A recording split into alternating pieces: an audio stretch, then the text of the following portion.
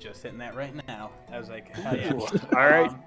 And in that moment, since Ludo just had that little quick catch up, I would actually throw it to you guys. What would you prefer? Want me to do a quick recap of it, or would you guys prefer it if I threw it to all of your characters to give a quick, like, your internal interpretation of recent events?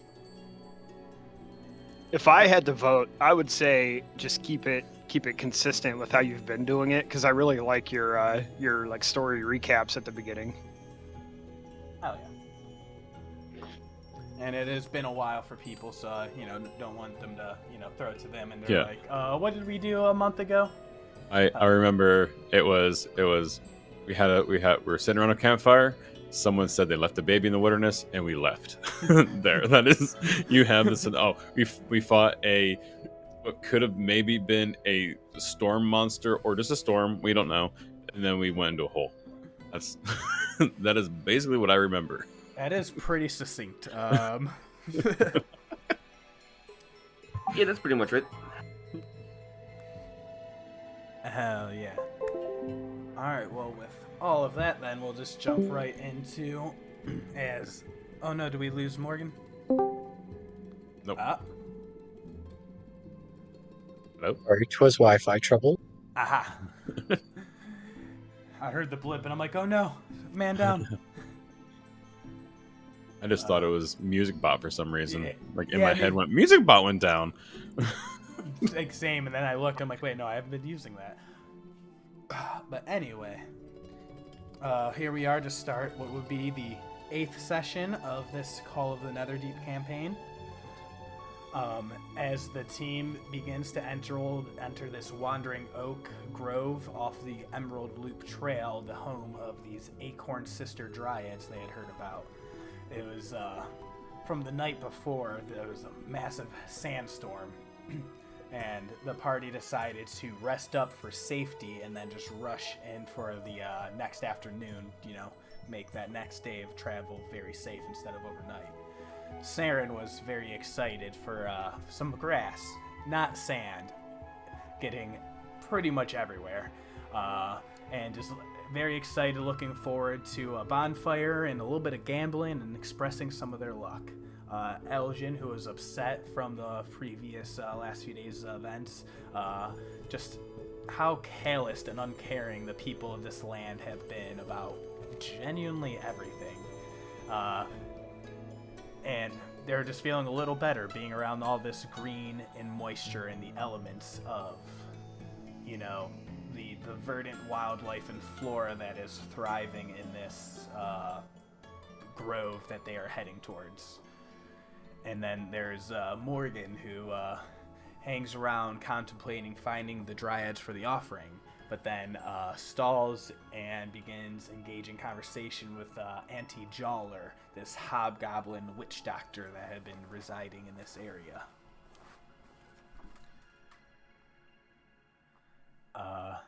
Her familiar is this super tough bro, big pecs, super strong, decides to follow Maggie on Morgan's direction while she stays around to do her witch gabs.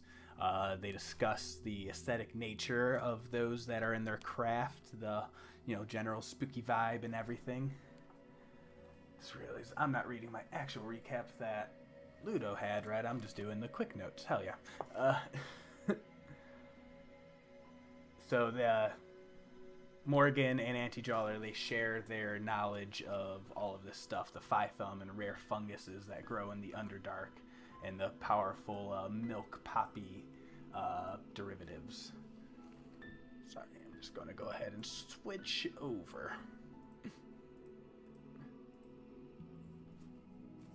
Apologies for that hiccup, y'all. No harm. No foul. Yeah, so she gets this recipe, Morgen gets this recipe for Phi-Thumb, this powerful fungus found in the Underdark, and Morgen showing how to brew an antidote for this crimson corruption that has been tainting the wildlife of the wastes. Auntie Jawler mentions her stores have been running dry of this pain relief substance, the Phi-Thumb, that she was using for the Elder Goblin that has been traveling with the group. She had sent out a tiefling scout named Justice with his moorbound or rice pudding to go and look for supplies, but he has been yet to return. Morgen informs her that the person that they found being attacked on the road before this, and they had not been able to save them in time, and conclude that it was most likely that scout Justice. They both have some stronger tea, this time splashed with a little bit of liquor, and Morgen goes to regroup with their party after a while. Meanwhile, around the campfire, the group had been talking with a band of Wastewalkers who had turned out to be the remnants of that dead Wastewalker clan that they had encountered on the first day of leaving the city of Jigao, well, with their large numbers slain by that large Udak beast. And then a day later, this tribe had been hit by an earthquake, losing even more of their members and pack animals and supplies before traveling through sandstorms and bad weather. They claimed the source of this bad luck was this Ruidus-born newborn infant that the Wastewalker wife had birthed during a flare of the red moon a few nights prior. The superstitions and ill omens surrounding that curse in this blight-cursed land, so the Wastewalkers had abandoned the newborn child before entering the Wandering Oak Grove, not wanting to bring the bad luck with them into that sanctuary. Saeryn and Finn were very uncomfortable with this news, horrified at the glib cavalier nature, and were completely distraught. So the satyr decides to make them pay for it, literally in the form of luck-adjusted dice rolls, using their portents to embarrass them in front of their peers, and hopefully getting a bead on the possible direction where the baby was left in the wild. Finn and Saeryn both ate some delicious food around the fire that the scout had made, both earning some temporary hit points in the process. I can't remember what you both rolled, but those probably got used up by the tornado later on anyway.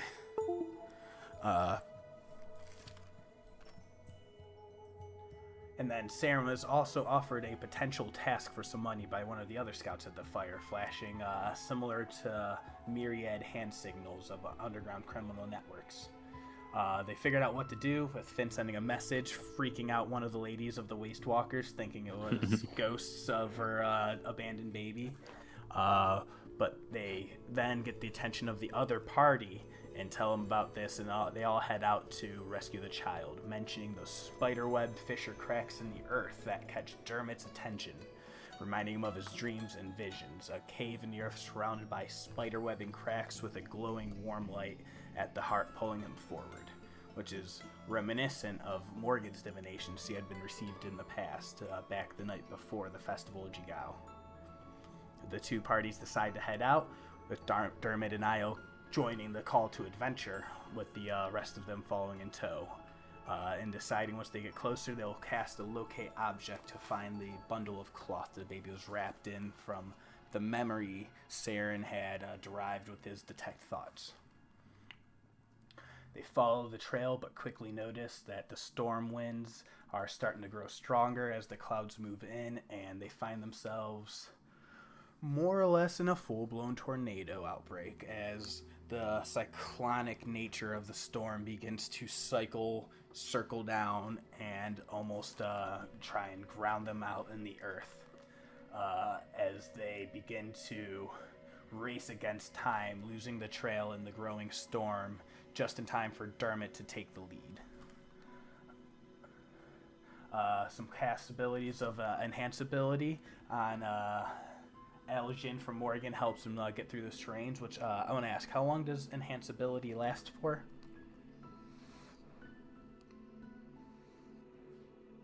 So I can't remember if it's a minute or an hour. I believe it's an hour concentration. Hell yeah. So I'll say going into this, that's definitely still up.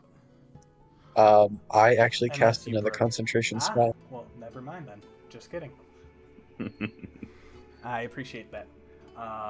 The funnel cloud of the tornado brings down upon them. Irvin whispers, when you see the dead man walking, it means you are about to die. That cast of locate creature gets a ping down below the earth in the middle of these two cracks and fissures that Saeryn sees ahead of them. Gelsariad takes a moment to cast a fortune favor on Saeryn, preventing them from doing their full dash, which leaves Gelsariad right in the path of the tornado as it barrels down, right towards them. The intense winds pick up all the rocks and boulders in the area, pelting everyone with the debris, becoming even more lethal with every second. Galsterian blasts himself away with a distort gravity, and then tries into gets that final dash as Morgen just uses her Shatter Kai abilities and teleports quickly into the left side of the cavern entrance as the other team, rivals, head towards the right side.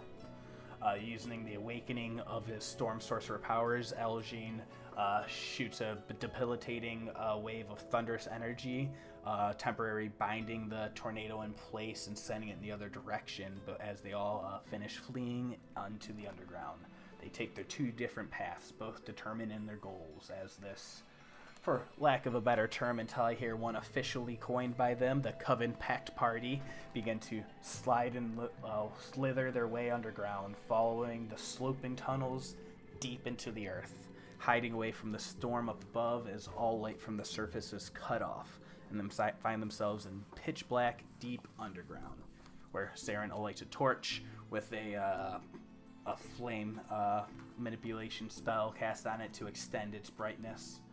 And there, up ahead in the distance, they see that bundle of cloth, discarded and stuck on a rock as they enter, suspecting the child has been moved in further by something else. And with that, first thing first, let's get a change of vibe. And I've been waiting for this one for a while. As you all find yourself in this dark underground. All with your light vision and stuff like that. But as all of this has been happening, this Russian, just constant chaos and tumultuous stuff, Ludo, you've been silent, pensive, and reflecting on everything that's been happening.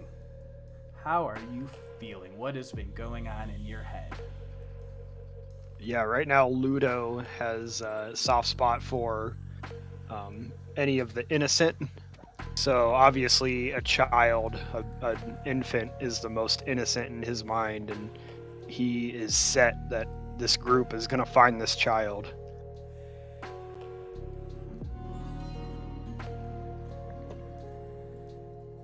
Hell yeah. And just, seeing all of the struggles that the party has been going through, the leaving behind of the person from the day prior. When the party came back and you were sitting at the campsite setting up the tent and everything alone in your moment, and they told you about this group that had done that deed. Oh yeah, hearing of that, Ludo wishes that he was there and he was able to make an attempt at saving a person's life. So he kind of regrets not being there. Or just, that whatever, momentary, but it's like, as you're grifting that haft of that spear, that silverlight spear, you still feel like glow warm in your hands, kind of, so you know that divine energy is still with you despite all of the troubles and hardships. While that is happening, boo. Oh no. Oh, lost someone again. I think Morgan's my 5 problems. You see the Shatter Kai of the death, or the grave cleric of the Shadow Queen, this that incorporeal energy that they use to temporarily hide themselves and teleport away during that tornado.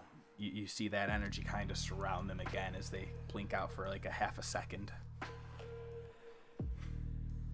But yeah,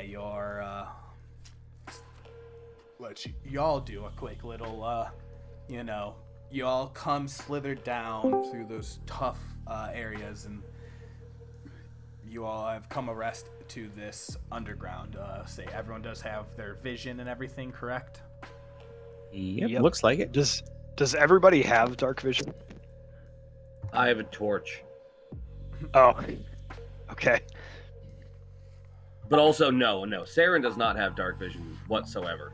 Yeah. So Okay. because you all have your dark vision, up to the so from that light that Saeryn has from the torch, you're able to see out like up to that 40 feet with decent color and vision, and then beyond that it kind of fades away into those shades of like gray tone that your dark vision usually has if you're in not light.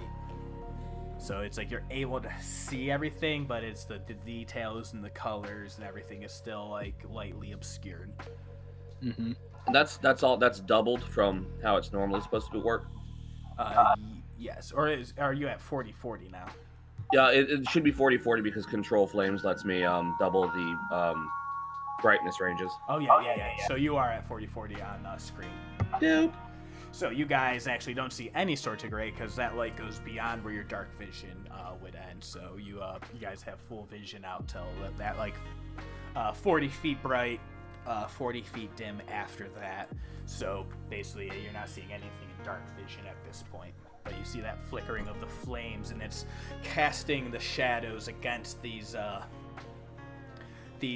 like solutional like type, like you're taking a look like some like limestone, sandstone, calcium runoff from the rains. Like it looks almost kind of natural, but as you're looking through these passages, this like dark, dense stone that's like just worn down over time, and the earth is like flat and packed with that layer of like dust and debris, and you see the occasional like skitter of like bones of small rodents and like rocks that are going throughout. Over off in the corner you see a large spider web strewn across between a few boulders, and everything is dark and dreary. You can even with all of your perceptions, you can just hear a slight rushing of water, like a stream off in the distance beyond your vision, and there's just like that occasional like clutter and shift of movement off in the darkness.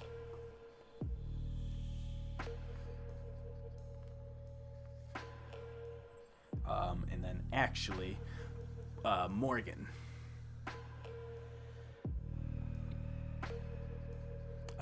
As you get down into here and do all of this, you see coming like burying like themselves out of like your armor underneath and like the padding. You see your little raven, Jacqueline. And they just kind of like pull themselves out, shake and bristle off with their feathers, and just like perch up on your shoulder. Ah, Jarkin. Good to see you again. Well, What's up? shall we go? Yeah, that was so fucked. Those winds were strong. Those winds were stronger than me. Quite strong. But you sent me to look after the big one, right? Yeah, what did you see? All right, yes, check it out. So like, yeah, and then he goes and begins recapping you of what he had seen when you sent him to company Maggie. He's like, yeah, the big one. She like strode so strongly into a clearing of these trees, but like they didn't even glow, like kind of weak sauce. But anyway, these totally leafy babes were just chilling in the center, surrounded by like a wreath of flowers. They smelled pretty good too, no lie. Anyway, Maggie, she totally paid her respects, bowing, offering the gifts, explaining who she was and traveling with. Although, like, she mentioned you guys last, but she said your name first of the group. Well, thank you, Jack. Yeah. She gave your gifts and everything, and I was totally ready to peck her if she tried stealing them. But she said it was really weird. She said when she bowed to the dryas, she said the wandering oak, respite of salvation in this blighted land. It sounded fucking weird. Huh. I may question her at some point about this, but For now, would you care to keep your eyes peeled in this cave? Oh yeah. Oh yeah. And then he goes to like peek down at his leg, and then you notice for the first time there's like a little like bit of parchment, like a rolled up like piece of like paper that's tied with this like little like small vine like twig, and it's attached to Jackie's leg like a messenger. Oh, what's this? And Oh, I'll take. and he like stretches his legs out. He's like, "Oh yeah, the dryads are like, oh my god, look how proper and like a fitting gift of art." And then like totally said we're gonna respond in kind. And then they like, just like, I like kind of let them grab me and put this on. It was so weird. I like didn't want to do it, but I did. But then as you go and you unroll the little scrap of paper, and it says that same thing, a fitting gift. Response in kind, written in this like flowery flowing script, and then underneath in this like small compact like poem form, it's and it says, "You now walk a path." The next line, "Head first toward the darkness." Next line, "Into ruined Snarl."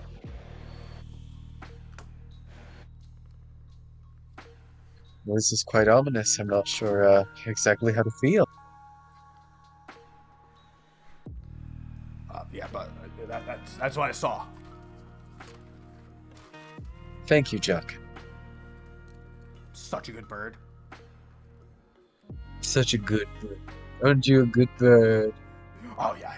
And he just like fucking totally flops into like little scritches and. Oh yeah.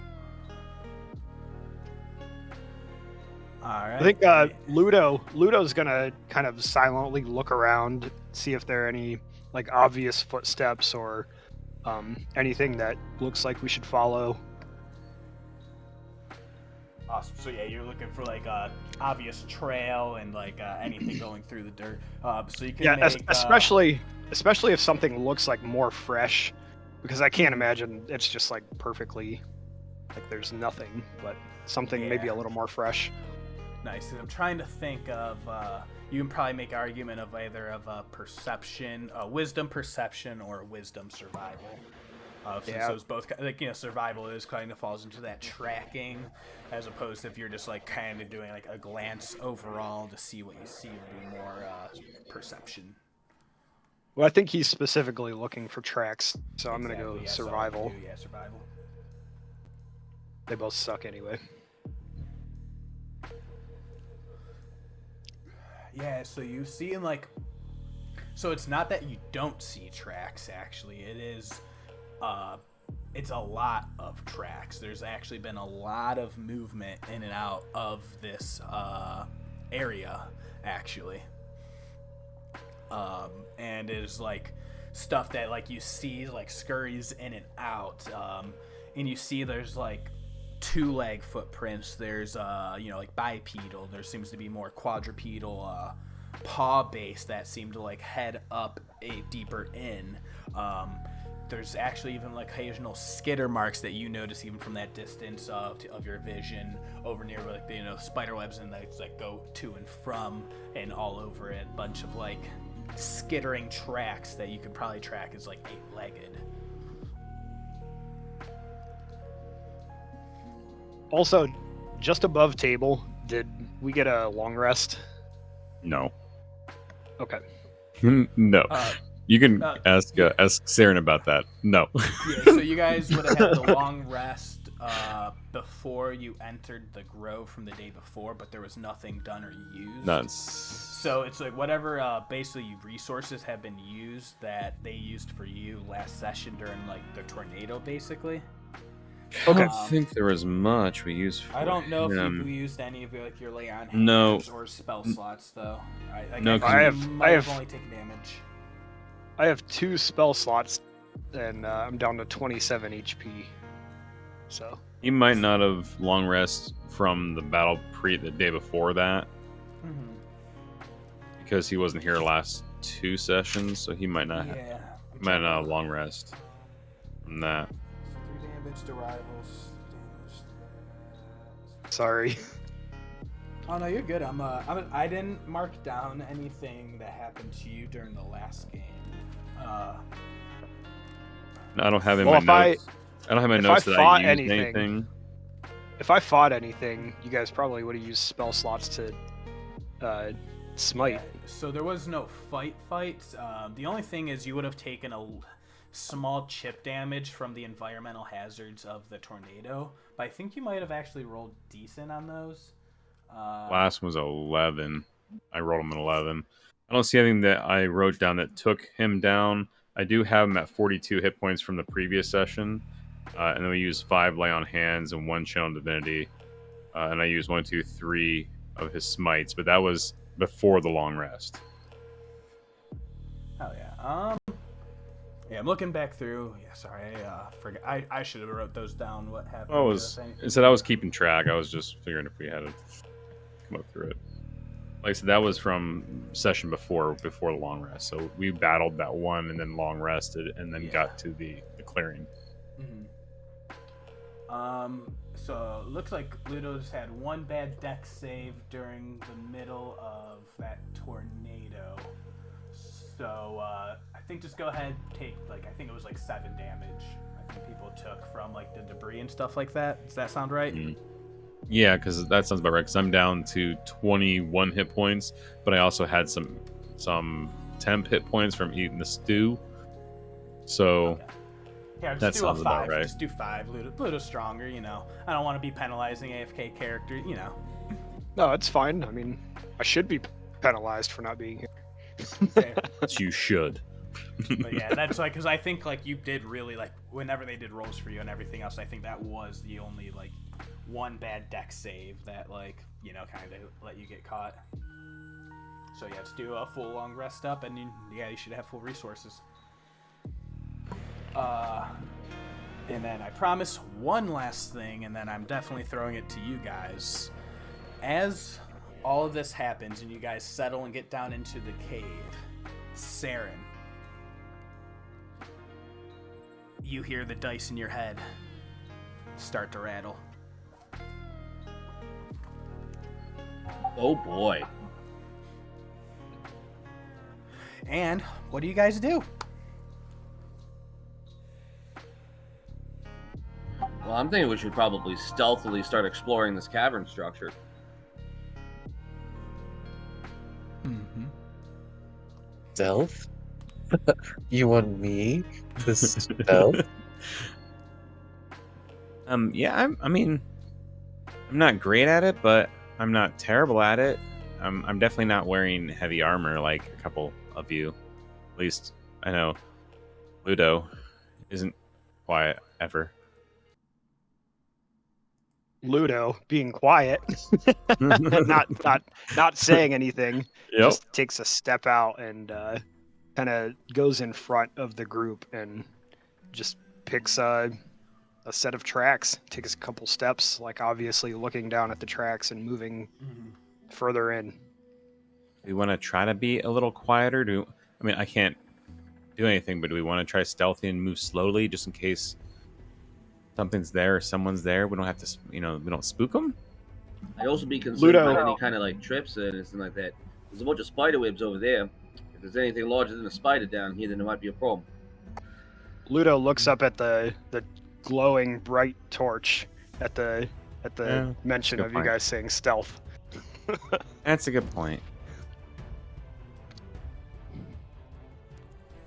Yeah, you're jealous of me, Torch?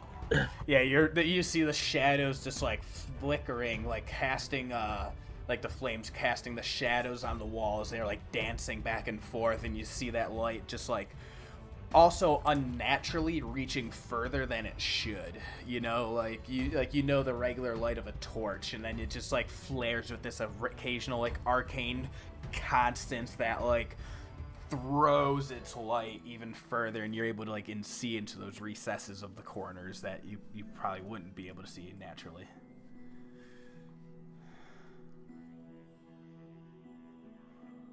All right, well, we should probably get moving. I don't know if the light's probably not helping if anything's nocturnal or hiding down here, so we'll just move forward.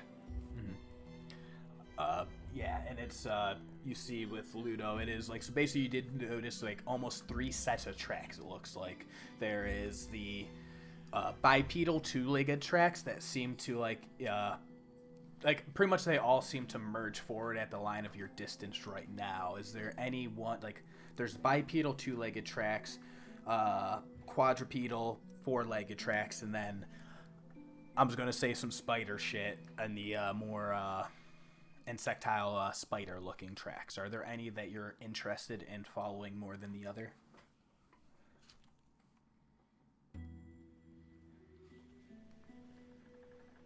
Are you specifically asking Ludo? Ludo, as you're like okay. following with that survival, but then also, if you guys, have discussion about it. I think in Ludo's mind, he would think, all right, the quadrupedal tracks are probably somebody riding a moorbounder. If they have the child, they're probably not going to kill it right away. The bipedal tracks are probably also human or humanoid, and they're probably not going to hurt the child right away. However, a spider may try to eat the child, so his natural instinct is to follow the spider.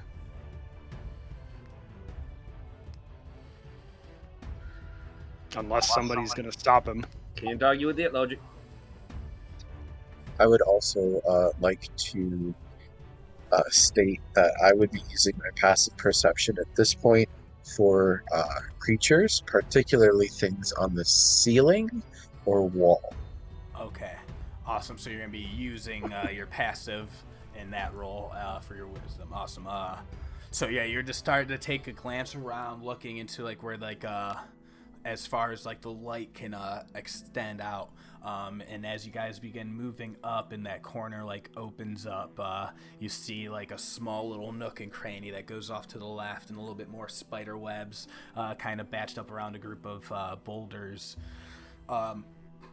And as you begin following those tracks, Ludo, you notice with that light extended that further, as they begin to split up, the arachnid tracks start to head off more to the your right. You hear the river getting closer now, although I don't think you guys can quite see it yet. Yeah, he's gonna continue on. And by the right, I mean like further up ahead, out past like your vision. Like there's these like random spider webs, off to your side, but with like quick looking in Morgen, your passive perception, very easily able to notice there's nothing immediately discernible. And as you guys are creeping forward, it comes just out of and like into that range of vision where the thing extends. There's that water rushing. You hear it. It's coming from your left up ahead, like elevated and like in a loud torrent, just like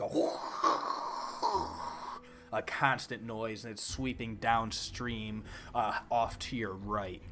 Let's see what you guys can see from there. Like pretty much right there, Finn, you're able to see like the edge of that. There's this like bit more spider webs, a bit of bones trapped in a spider web caught near the river. Indeterminable from this distance exactly what it could be. Well, the bones aren't the greatest of indicators of what's going on, but I think we knew this was an option that might happen. So, guess there. I don't see. Looking from here, I don't see anything like up north. There's obviously no. Looks like just a cave. So, from where you guys at the light is at, like the river, it's coming up off from like that north to the left, and you're all able to now clearly see, now that Ludo pointed them out, those 3 distinct tracks. So the 4-legged tracks seem to go split off to the left, the north up fighting against the river. There's some the 2-legged tracks seem to like track over, going like across the river, and then the spider web or the spiderish type one seem to head out, make that right turn going with the water into the, like it's a clear cut towards the right before they disappear off. Like basically it's like here, here and here. Does that make sense? Yeah. Yep. Well, I guess let's get closer. Right now, nothing's coming at us yet, so that's a good indicator. Let's get closer to the river and at least see how far it goes. Or down it, maybe? What do you think in there, Ludo, Mr. Cracker? Oh boy, there's a lot. Yeah, he's still Well, not saying anything, but you yeah. guys can tell he's like looking at the spider tracks and Yeah. still following them. Scouting hard and following those. And How? then, yeah, go ahead.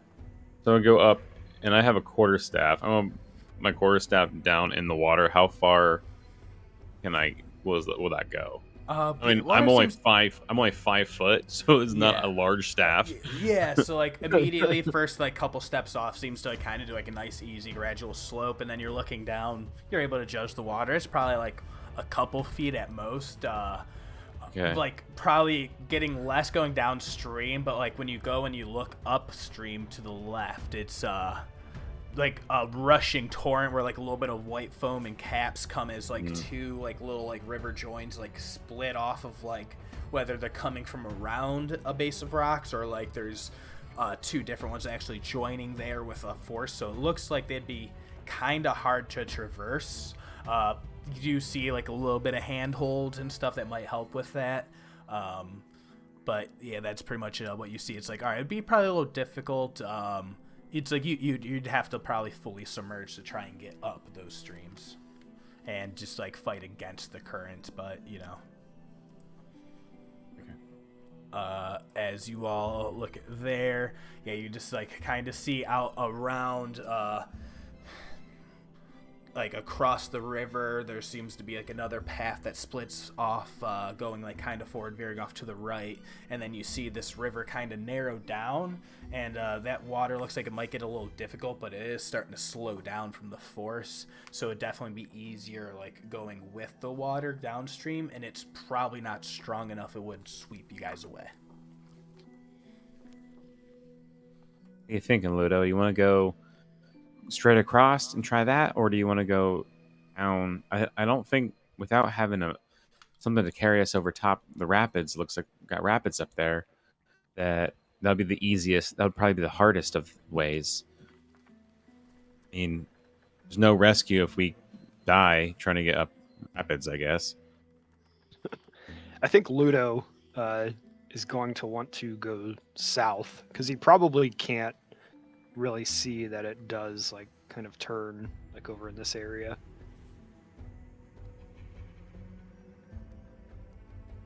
Awesome. Okay, so you start beginning to start diswarding, like you step in and it kind of comes up like a couple feet up, maybe not even quite to your waist. You're pretty tall, broad, person with your stride.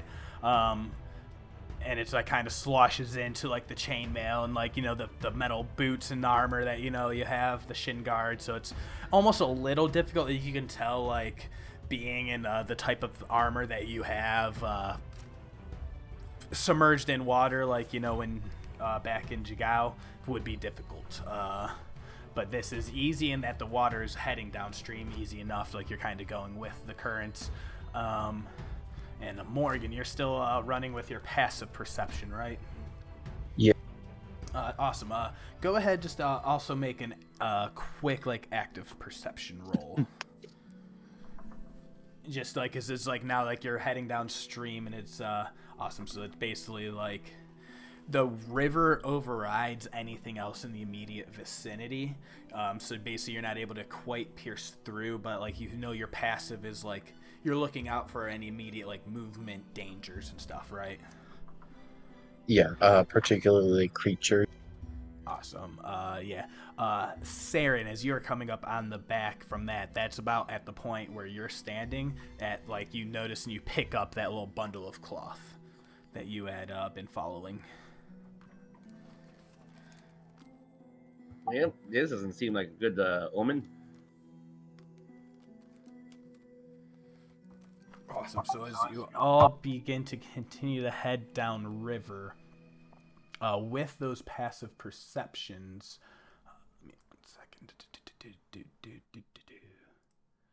I think Saeryn's gonna jump the river.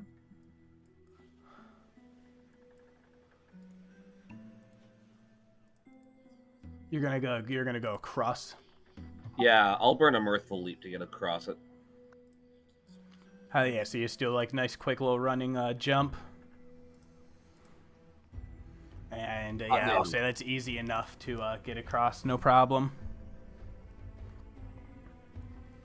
Is there anything in particular that you're looking for with that? As you see, it's like the rock path. It's the same dark gray rock, dusty, well-traveled, worn path. But now you see this is more like 2 feet tracks tracking back and forth, almost like in a very minor differences. But you notice like enough to determine that there's like it's a route pattern, you know.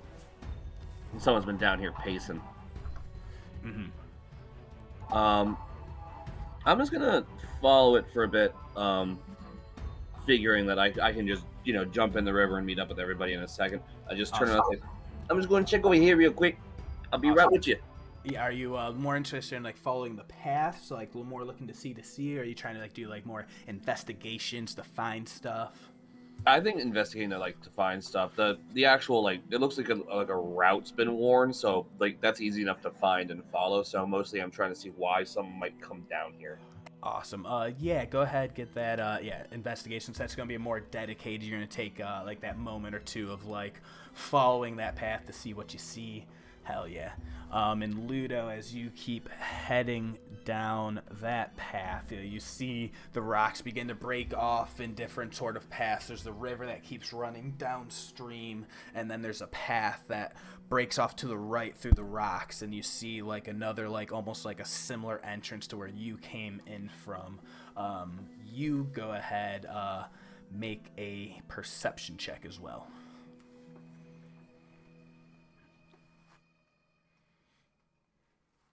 Awesome. With that 12 and Morgan's passive, at that point in moments, you all hear off in the distance, actually behind that tunnel, off to that right, Ludo, ahead of you, you kind of hear like the small clomp, clomp, clomp, and then a stop of motion, and like everyone's like, oh wait, and then you hear a voice, everyone quiet, we gotta be careful.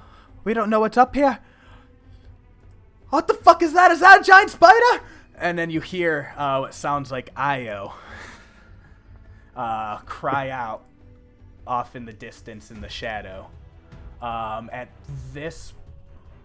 Alright, what's everyone doing?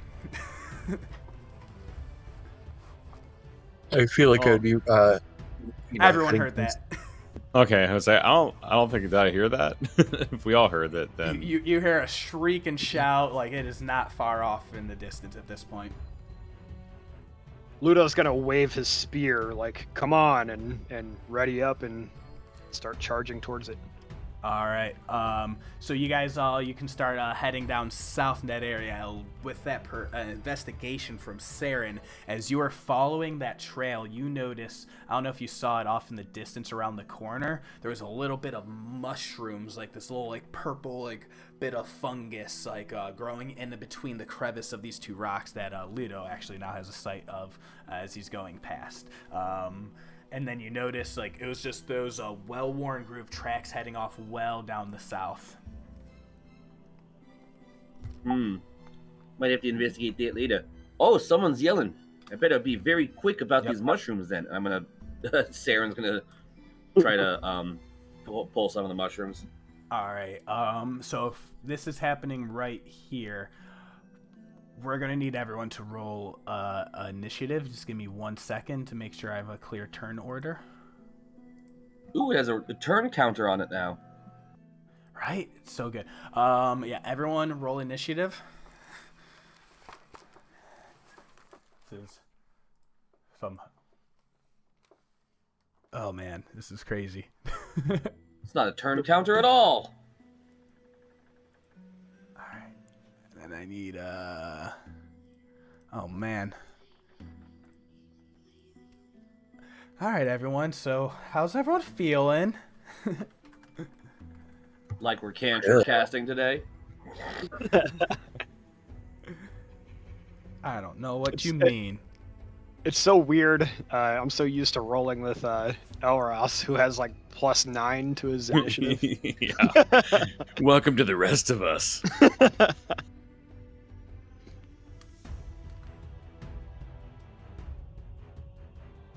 Awesome, and then let me do a thing.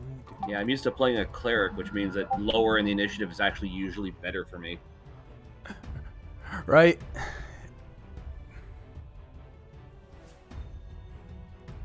It's like, all right, what does everyone do and how much trouble do they get in? Like, who do I need to save right now?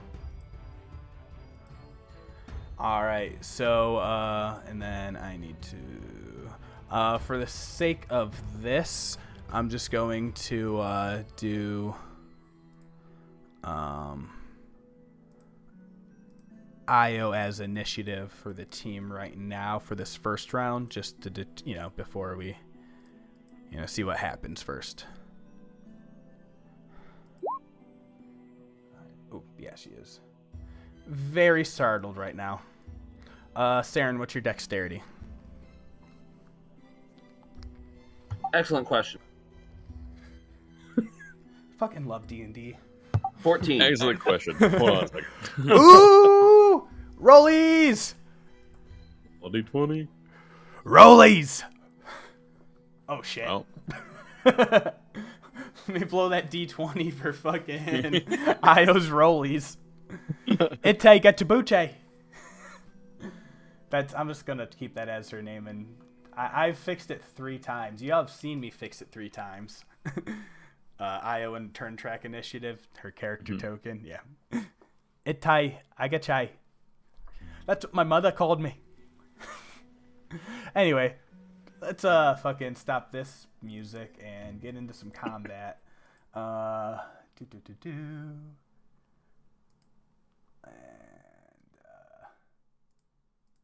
gotta love it. First round up, Giant Spider is going to rush up and attack Io. It is going to go ahead and use its web attack on her. That is going to be a 7 to hit. I am almost positive that misses completely. You see she shouts off, "Giant fucking spider!" And I think only like Ludo has a clear vision on this at this point. Yeah. I don't know if Finn, Morgen, you might be able to peek around the rocks. And you see she kind of like jumps off to the side and misses as it like shoots a bit of web out and misses her completely. And she looks over and sees y'all coming down the straight. She's like, "What are y'all doing here?" Morgen, you're up. I am going to move.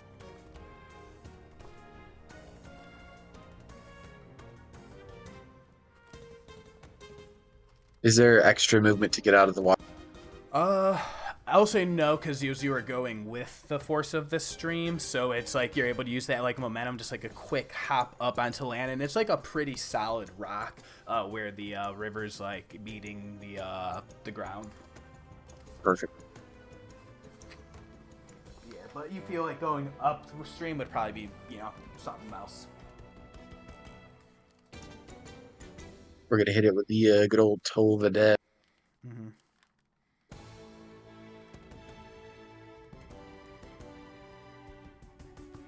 Awesome. It's a wisdom saving throw. Yeah. What is the DC? 14. 14. Ooh, it's a wise spider. You see as it's like that hard focus prey, it doesn't even like gauge or notice.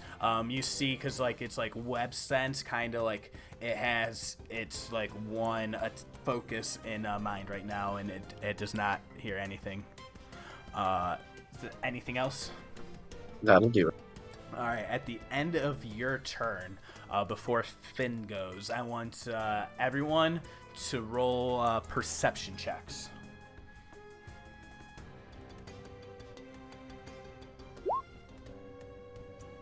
Since you're in active combat, no passives.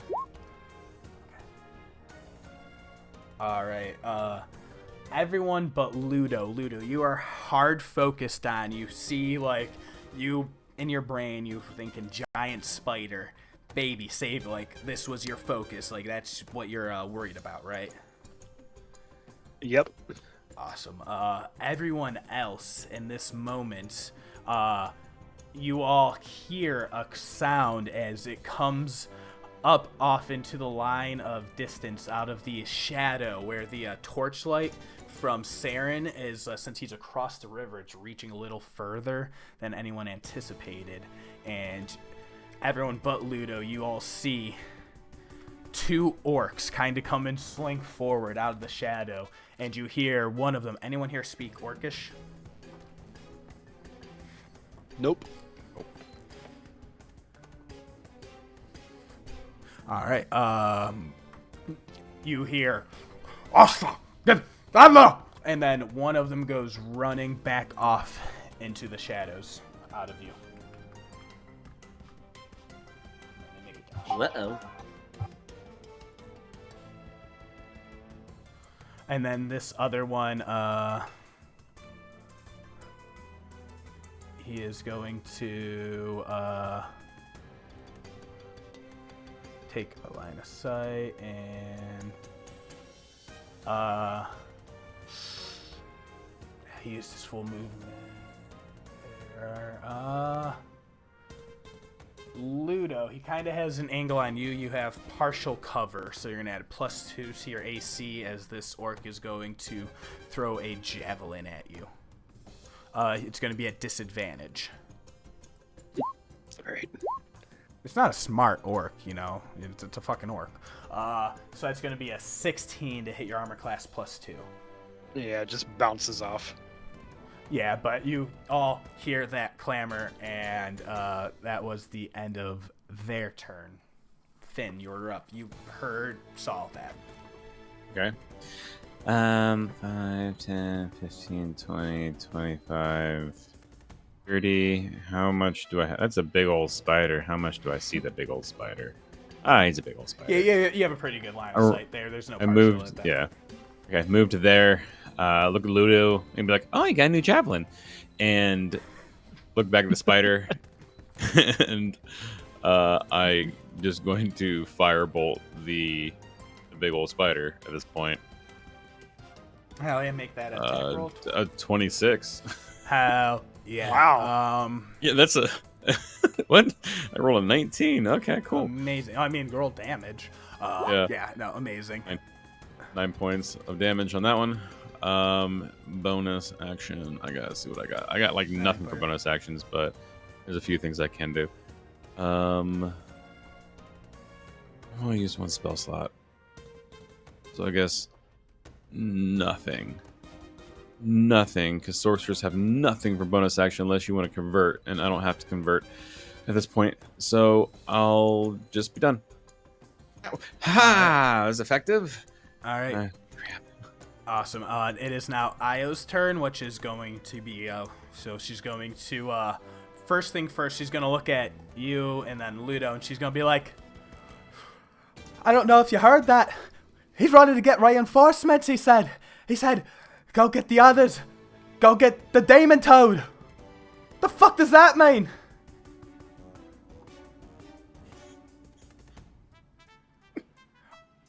And then she's going to look at the rest of you in stunned silence. Then she's going to look at this giant spider, and she's going to be like, all right, I think me and the gang can get this. Do you want to go handle that? You sounded pretty scared of it a few seconds ago. It jumped right out. Like, fuck, ah! That's going to be the end of her conversation. And she's going to take a harpoon at a... yeah, she's going to take a harpoon at it, since she is pretty panicked right now. Those might roll through, those might not. I hit the button. I'm going to roll a d20 in real life. No matter what comes through in roll 20, I'm going to use this one. All right, she rolled a crit fail 1. So... Yeah, she's kind of freaked out. Yeah, 11, that didn't hit. There's going to be like 3 more of those coming in a second. I apologize, y'all. That's actually hilarious. But yeah, so she says all of that, and she has a multi-attack. I'm gonna roll another dice. Second is a fucking natural 20. Alright, it's one of those nights. Let's go. Alright, so I'm gonna do 4d8 plus 2. Alright, my roll 20 is lagging, so I'm gonna refresh real fast. Alright, that was 14 damage. 16.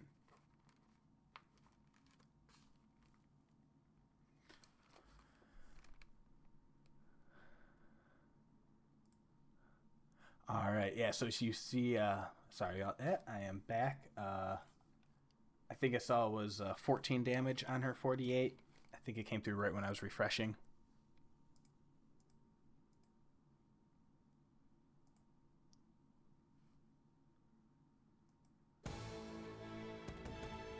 Oh, everyone able to hear me?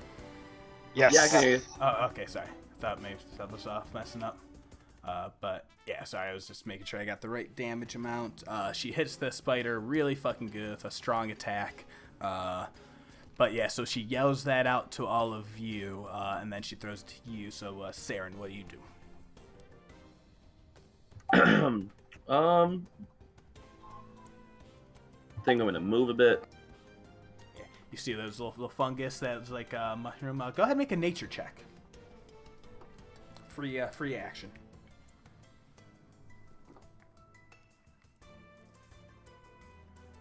18, hell yeah. You notice with that a little bit of fungus right there, that is, you are kind of familiar with it being known as grave dust. It's just a natural occurring dark tip mushroom with like a purple coloration and like these little white tips that almost look like skulls. But if it's harvested and cooked properly, it can brew a potion of necrotic resistance. Ew. And you feel like, a little difficult to like harvest, but like, depending, it might take a little bit of dedicated time, but that is a thing that you notice and are aware of with your backgrounds. Yeah, we're gonna come back to you, little gays. But first, some orcs.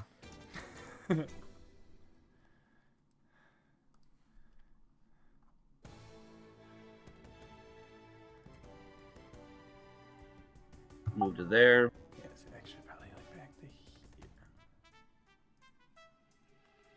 Awesome. And so you're the one with the torch, actually, so this is very beneficial. So you see one like straight ahead of you, and you can kind of almost hear, even with your perception, like that scurrying down further the hall from where you're at for the second one. Yeah, I don't think I'm gonna be able to hit that guy down there. However, this guy threw a javelin at my buddy. Not that I saw that, but I'm gonna go ahead and zap him with something. Ooh. Ask her. Let's do firebolt. Classic. Classic. Nice. Dirty 20. All right, definitely hit. You see their hide armor, no match, as it just like goes and like ignites. Woohoo! Max damage. Hell yeah. 10 fire damage to that orc. And you see that kind of fucks him up and almost like staggers him for a little bit. Like it almost took him out, and like he is looking fucking rough after that blast. Is like a little bit of his fur hide starts to smolder, and he starts to yell like, "Oh my gosh!" and starts to like have to pat it out in response, and that like kind of staggers, completely halts his movement. Oh no! When you use that terrible language, you get burnt. Fucking love Saeryn. All right. Anything else? I do not have any bonus actions to use, so no, I'm good. All right. Back to Ludo. Yeah. So Ludo was initially wanting to go after the spider, but yeah, he just got a javelin thrown at him, and his little smart aleck buddy making a comment to him. So his first move is to make a little like grimace face down to Finn, and then charge forward at this orc. Oh yeah. And I'll say for purposes this cave, diagonals on the table. All right. Oh, cool. It big. It is big. I don't know if you guys zoomed out yet. I'm at 40% right now, and it's not very small. So, like, let me zoom out. Yeah, this is we're gonna call this epic action modes, where diagonals have to work because. All right, so Ludo, you rush in, you get close. Yeah, you see this guy. 30. He's just kind of looking like a little rough and bloodied, and he's shouting curses at you in Orcish. Can't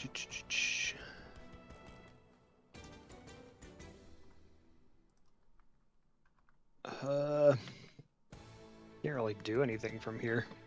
And you don't have a vision on him because of the rocks, but off in the distance there is you hear that scampering of the one around that bend.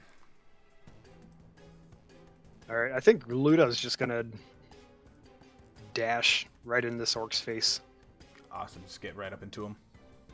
Yeah.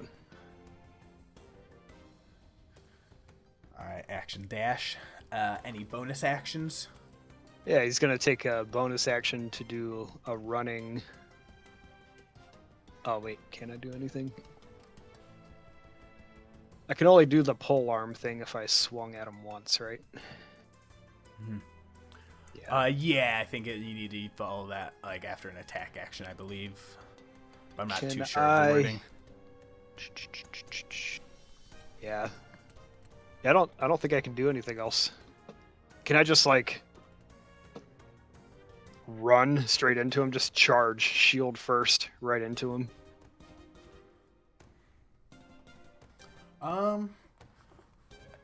Here, go ahead. Since you're gonna kind of what's the purpose for the charge up? What's the intent behind it? Just to knock him over, knock him prone. So it's as the attempt to make a shove. I'll say since there's not unfortunately not able to make because you are a shield master, right? Yeah. But yeah. How does that one work? So it says as a bonus action after I take the attack action, so I can't actually do that either. But just as since I'm using the dash action, and that's only 15. A trampling shield charge. Yeah, just running straight into him because he's just an orc. In Ludo's eyes, anyway. Hell yeah. Go ahead, roll me a d20. Just a straight d20. Just a linebacker.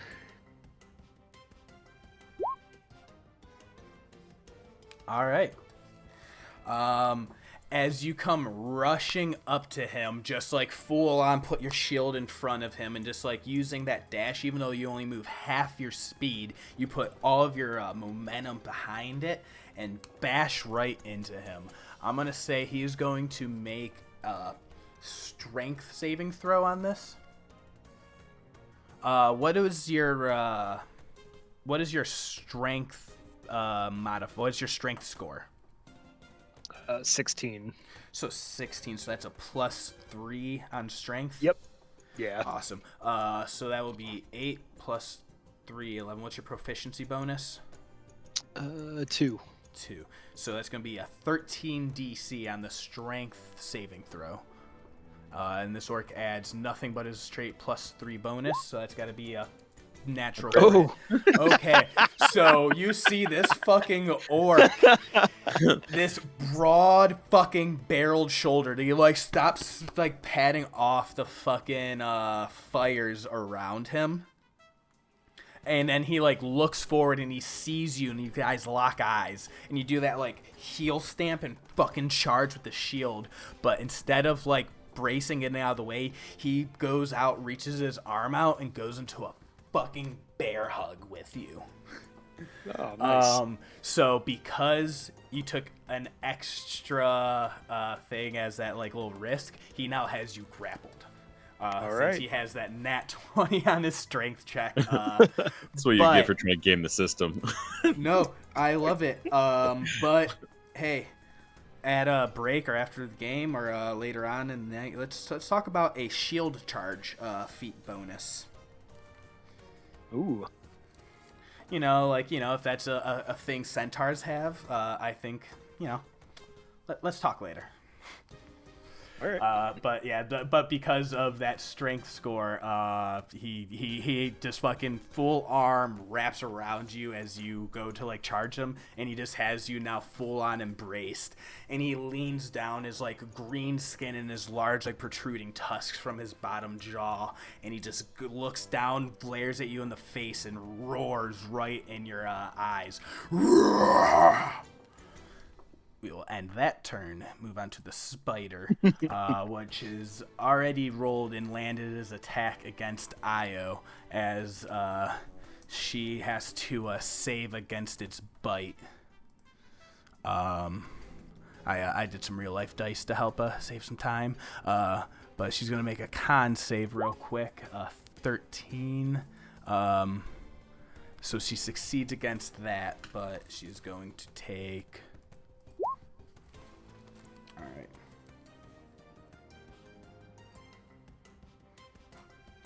All right, and you see this spider rear out and bite against her, and it's at this time that you see the rest of the team begin to like spring into action with like Maggie coming up, and like Galceriad begins like casting his spells. So you all feel like this spider's looking pretty fucked up, and the rest of that team is about to start moving in. Morgan, what do you want to do? Well, I think I will take this time then to cross the river. Would you say I have any difficulties going straight across? No, it's fine with this like little crook in the river. Since you guys aren't fighting against the river, it's not too difficult. Perfect. Yeah, as it like kind of crosses, switches back, so like a lot of that momentum dies in that little river bend as it like switches over. But it's not too deep here.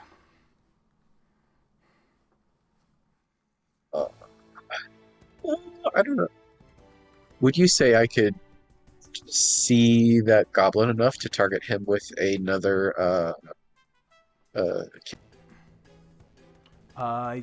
Yeah, so if it's line of sight, it might be a partial cover with the angles and rocks if you're trying to make an attack roll, but if it's if you just need to see for a save, you have vision. Yeah, it's the only attack cantrip I have is Toll the Dead. Yeah, and it's a nice big orc, like size of Ludo, so you see his body on the other side for sure. Wisdom save DC 14. Yeah.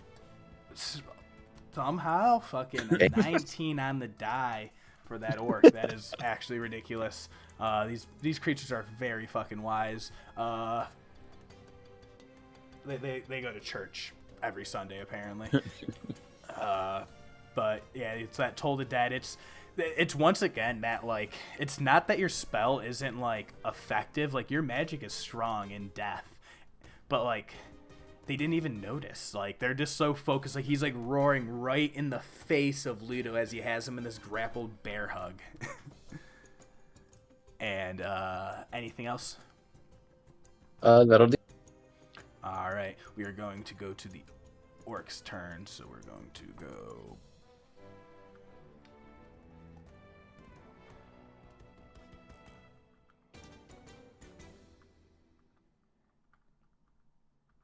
All right, this is going with that, and then this one right here in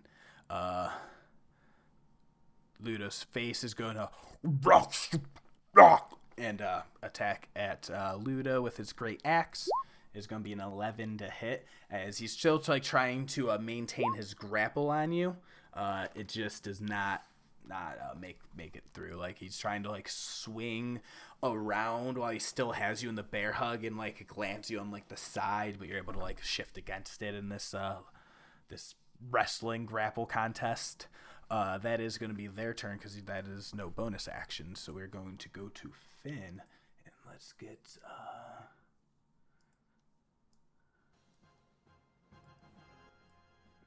not quite that. That's a bit much. Let's do this one. Alright.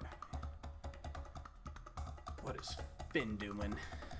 Takes a few steps, like 30 steps over or 30 feet over, and sees that Ludo's now grappled, bear hugged. He's going to.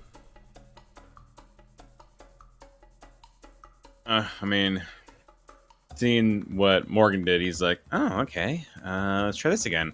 And cast Chill Touch at the thing. 9 misses, I'm sure. Just missed it. Yeah, it like hits that bit of like still smoldering hide armor on his like back as he like kind of turns into it, and it like blasts and puffs it out. Actually, I still gotta work on that one. It's not hitting. That's all I can really do. Sorry, Ludo. Can't save you right now. Mm-hmm. And then Io will just shout off to it's like, we'll follow you to backside. We'll cover the retreat. Get out of here before any more reinforcements show up.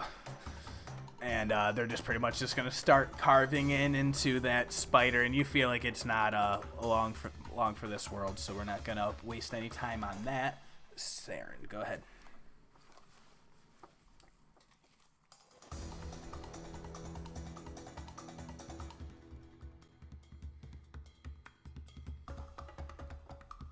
And then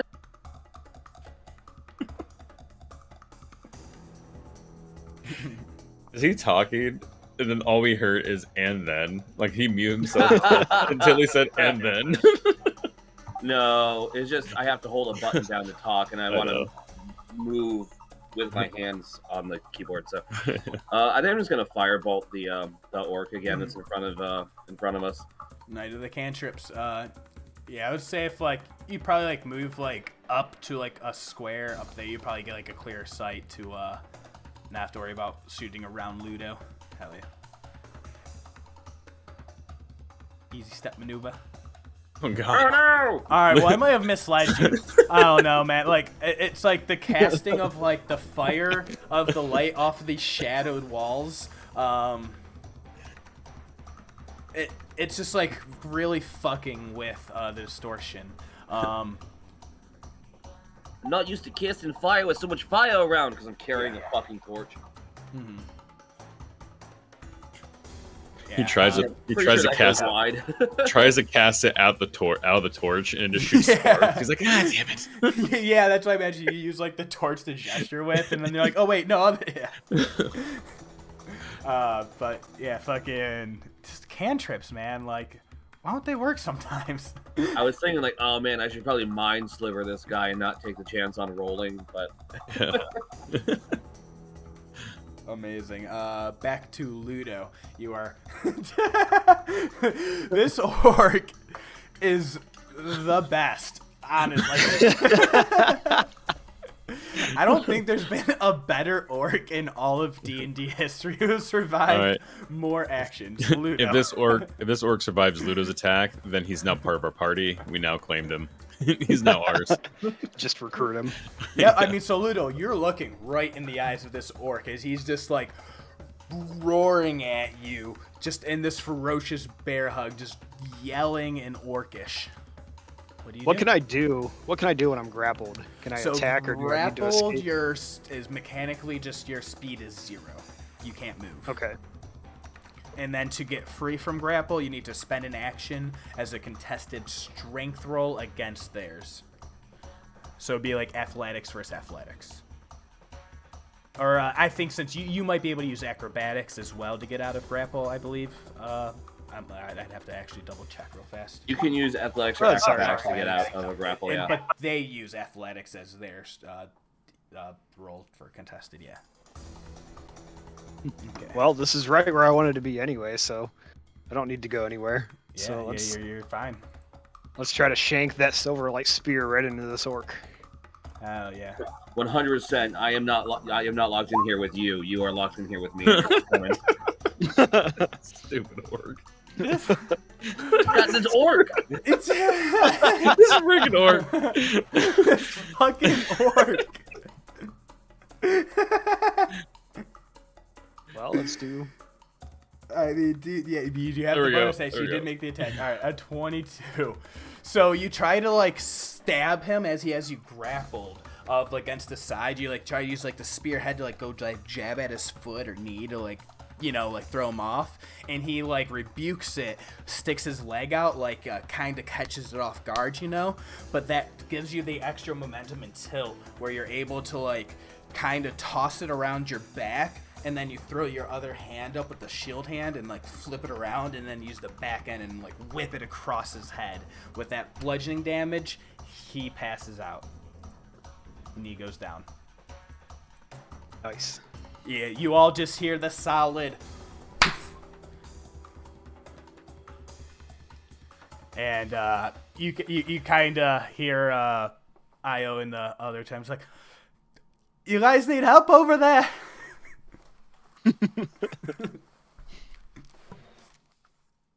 No, but this orc is amazing.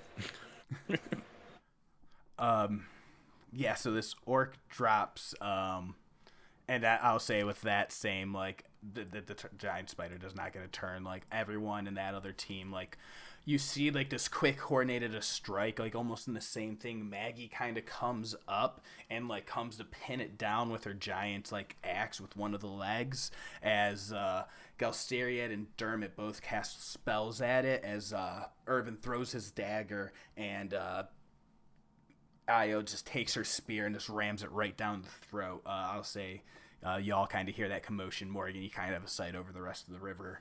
And there's that brief moment of now silence.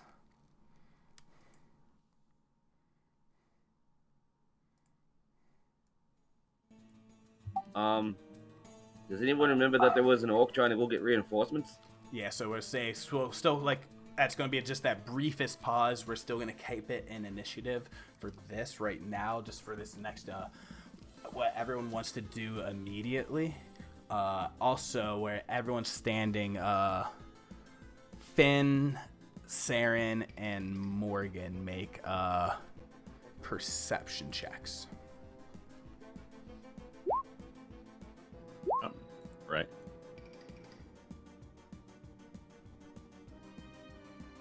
Six of 15. Rolling a lot of threes.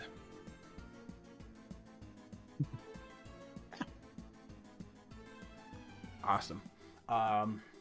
Saeryn, because going off that investigation in that area, as you if you like actually take a few steps up to where Finn's at, it kind of caught your eye as the battle popped off, but now you have a second to think about it. You know that there's that orc running down south, but there's this little bit of rock wall over here in this corner that once you point it out to everyone else, it like there's the natural rock wall coming in, and then that corner kind of juts in as like a sharp angle, and then that it's like a bunch of fallen boulders and rocks on that wall. Suspicious. No rocks would fall naturally this way. No human being would stack books like this. Saren's still trying to figure out whether or not he wants it. Whether we should go after that orc or maybe try to hide up in that little nook. Yeah, so it's you guys just kind of catch that all in that peripheral, but we'll say it's right now officially Morgan's turn. Look at that! Yeah, Saeryn says out loud. Okay, if he says that out loud, I will probably head that way. And as you like, take a closer look at it, you do know now, like, all right, this does look like whether it's naturally caved in or maybe artificially, it is like a wall of crumbled rock that maybe potentially could be broken through. It's just you notice this as you like look at it closer. So I think you guys now, you know, there's a bunch of stuff happening on the table. You see the other party starting to rally up and join, but like you have some options and choices right now that you guys can kind of quickly discuss if you wanted to, or make fast snap decisions. It's up to you, Morgen, to lead that discussion. Well, I think I am just going to just start cutting clearing rocks from the top as much as possible. Maybe see if we can try and squeeze through.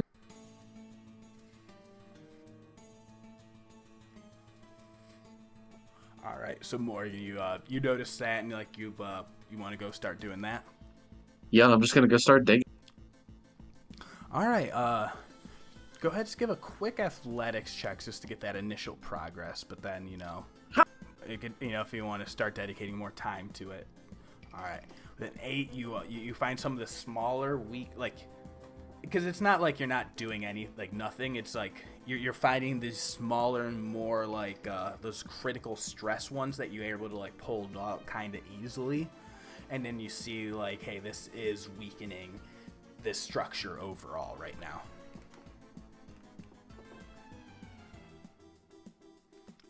This music is like an underground rave. I love it. Yeah, no, I put a sound. I'm like, oh, this is really fucking oh my god, decision. I'm sorry, I'm not relenting the pace, y'all. Finn, what do you do? Say, yeah, so we're kind of in initiative still, but you guys have time to make decisions, kind of discuss back and forth if you need. Seeing Morgan doing that, knowing I'm not the one to be, definitely not the one with a -1 strength, to be doing that, I think he's going to go down to where the other orc fled from, ran to. I think it was this direction, right? This-ish direction. So, I want to run down to if I have to do my dash, I can. And you said we're cool on angles? Yeah, we're cool on full angle, just angling. Yeah, corner is 5, angled square 5 feet all the way. I'm gonna go where he can see. It'd be in this area where he can sort of use the rock here for a little bit of cover and see across here. Mostly because if something's coming, he wants at least to be able to slow it down before he retreats, but he wants to sort of there and start looking around, keep an eye out for orcs coming toward him, and then hopefully don't die. Hell yeah. Yeah, that's. And then real quick, do we know how many rounds? I should have been counting about. That was probably 3 rounds of combat or so. Say everyone take about is it 2 or 3 actions? 2. Yeah, this was my third action. This is the third action here. So yeah. then, we're going because this is the third. Okay. Yeah, I've only cast 2 firebolts. Perfect.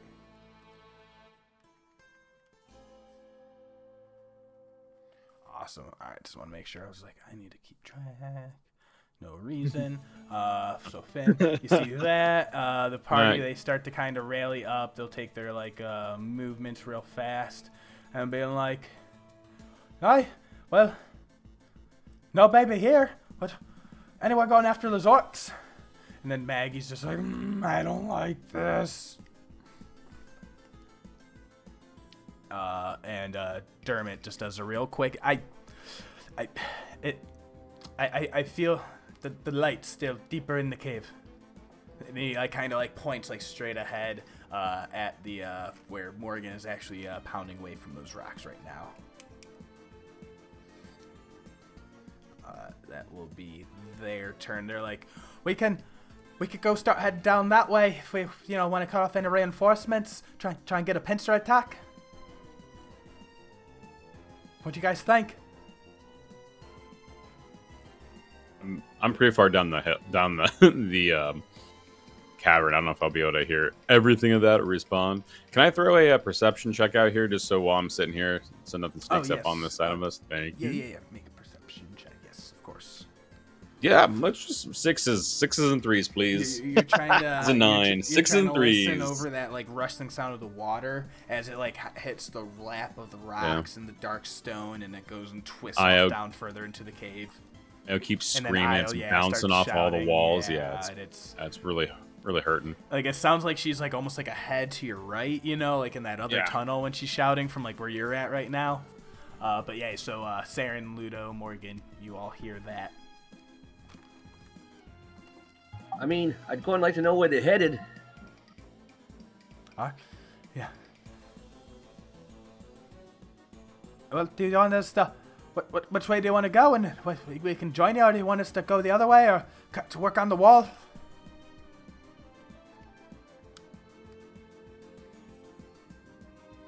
Yeah, what the... fuck are we even doing down here, man? You should probably follow us, and then if we need to, maybe Maggie can help with the wall. Okay. We trying to go that way? Yeah, I think so.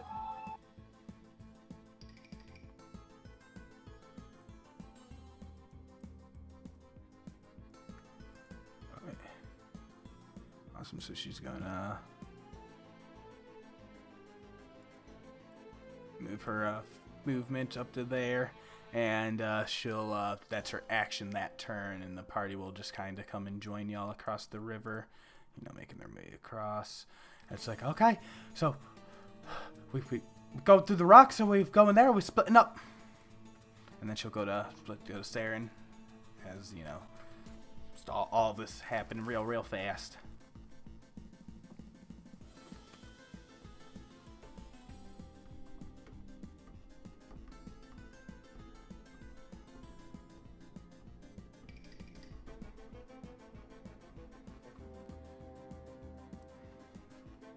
I was saying, Saeryn, the dice are rattling in your head.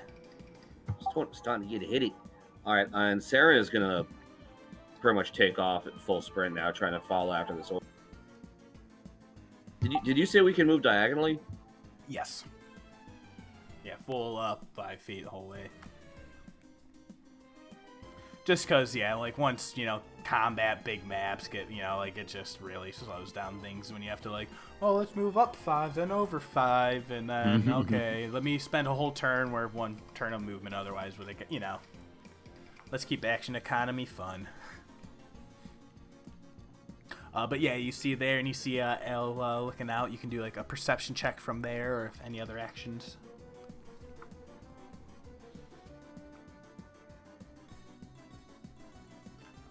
I think I'm gonna keep moving. Yeah, it is. You just see what you see, unfortunately. It's just you hear the splashing and running of water. I think I'll mirthful leap that again. Oh yeah, jump over. You all just see this fucking satyr just go, or Finn just sees this satyr just go mirthfully leaping over the river. Ludo might catch it a peek over the the bit of that rock that he's hiding behind.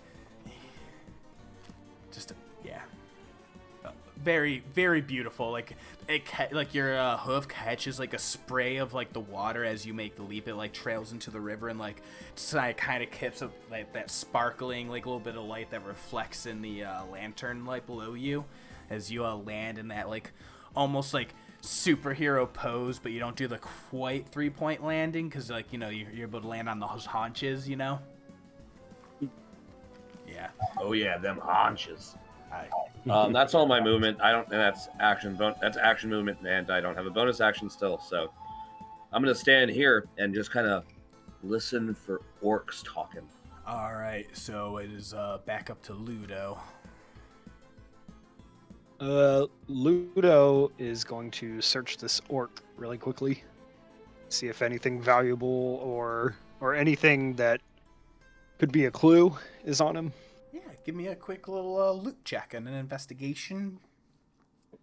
Sure. Quick little pat down, or if you're like trying to do a cursory glance perception, if you know, but investigation either. Anyway, both would probably be above 10. So with that quick pat down, you do.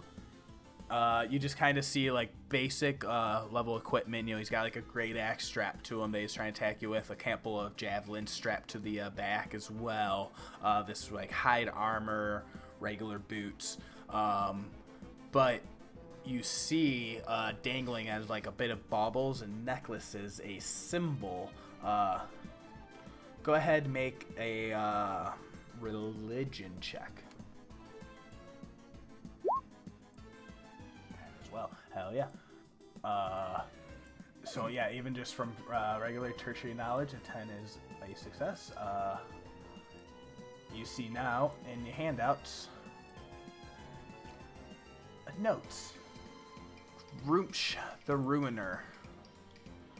a singular bleeding eye on a carved piece of like stone that's like sharpened to a point on a leather cord with like random bits of like teeth as baubles like adorning it. That is the symbol that you all know as Grumpsh the Ruiner, basically the orcish god of anger and fury for orcs. They are, whatever legend and lore has said, orcs are born of his blood. Pillage, slaughter for the joy of it, get caught up in the orcish fury that is an inherent trait to their species. His commandments: ruin, conquer, kill. The weak exist to be crushed by the strong. Be the strong. There are no emotions but fury and joy. The rest are weakness. You've known from your studies and whatever traditions, learnings, is fierce hatred for the Archheart, Corellon, who is, during the calamities, said to have shot out one of their eyes in the War of the Divergence. So that's now why he's depicted with that singular eye that resides in the center of his face, almost like a cyclops.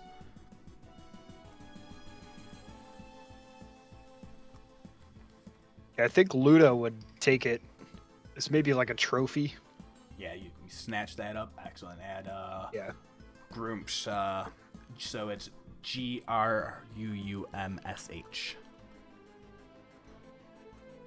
Grumsh.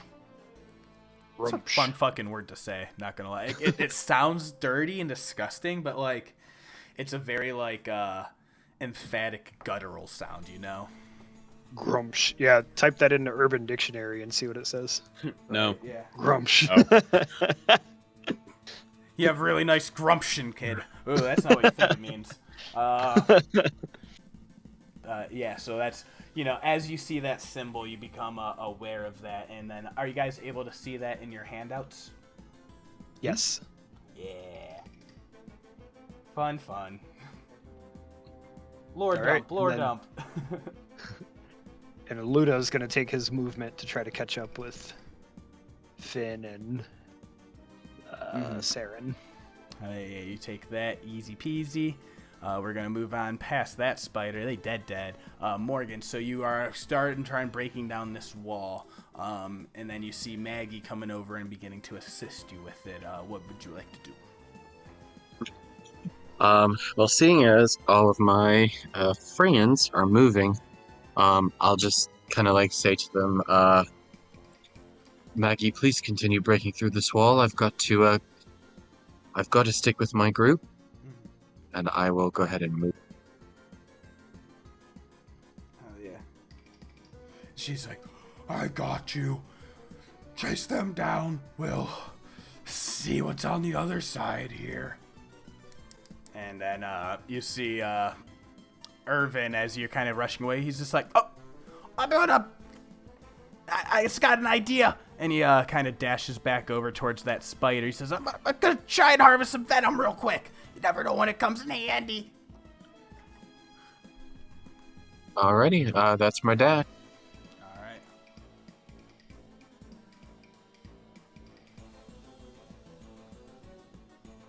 All right.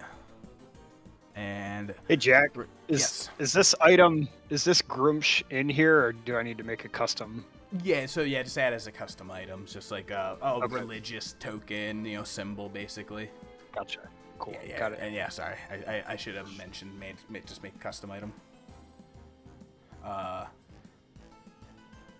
So we're gonna go back to Finn, and at this point, since it will be I'll let everyone just like do their movements and like declaration of intents. And at this point, for all intents and purposes, we can go out of initiative and then make it more into what it could be a chase sequence. So I'll give everyone that moment to catch base with Sarah, and then you guys basically tell me if your next plan of actions are just straight dashing movement, we're just going straight into chase, or if you're trying to take a moment to what are we doing? Okay, but like a quick conversation of plan of action or any other actions economies that you want to take. So let me know what you guys want to do. We're assuming it's going. we didn't hear splashing. Well, I don't know if anybody specifically looked for that. So we assume it's going. At this point, we're assuming it's going this way. In this direction, correct? Everyone give perception checks or survival. I can do survival. Oh, a lot of 9s, guys. 8s and 9s. Oh, there we go. There we go. There's the nat 20. Hell yeah. So you don't hear any splashing, Ludo and Aljin. As you're looking around, you don't see any tracks or any like extra fresh movement on this side. And then with that 19, you almost kind of hear the bit of a splashing out of the water all the way off to the right. And then Morgen, you definitely hear the pitter patter, the sound of off in the distance. All right. For worth what I was questioning, to go left or right. He's further downstream. We must go in the water. I can feel, I can hear the pitter-patter of his feet. Yeah, the vibrations of just like that stone-cold echo in the depths of the rock deeper within, as that rushing of the water, you're kind of able to like pierce through it with your elven ears. All right, Elven, you just hear the water. It's just water. I'm just enjoying the water sound. Being in the desert for so long, it's like, it's so nice. It's so refreshing. And Ludo has to pee. Already gone. Already gone. What do you think I did when I waded through the first batch of water? I just let it go. Just wade through. And then you guys walked over. The only smart one was Saeryn jumping over.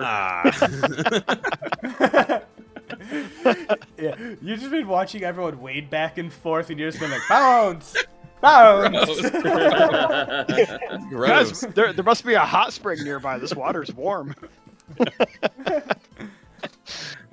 Hell yeah. So for these purposes, you are all heading into what is now a chase, which, let me refresh on my chase rules in 5th edition. All I remember is on initiative 20, you get to roll for complications. Oh no, everybody, or is it at everybody's beginning of everybody's turn? Yeah. Did it once. I don't remember now. Hey, while Ludo is crossing this stream here, he is going to do like a quick reach down and just grab like a small stone and whisper into it and cast light and just chuck it into the darkness as far as he can. Hell yeah. Well, just give me a strength check to see how well you can skip it. I love that. I have actual real life books I can look at. This is gonna let me strength. There we go. My headset. Lots of 10s. The thing is, like, I 100% knew, like, dude, a chase is gonna happen. Yeah. And, like, I'm like, I'll figure that out then. Like, I know it's just, like, basically, if we want to have everyone, we can do, if you guys want to do a team initiative versus a different one, we can just do this as a straight rollies. For right now, just because that's fun.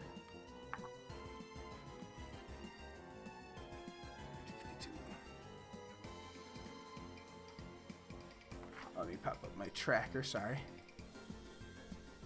And clear this out. All turns, hell yeah. Let's have someone roll a straight 20.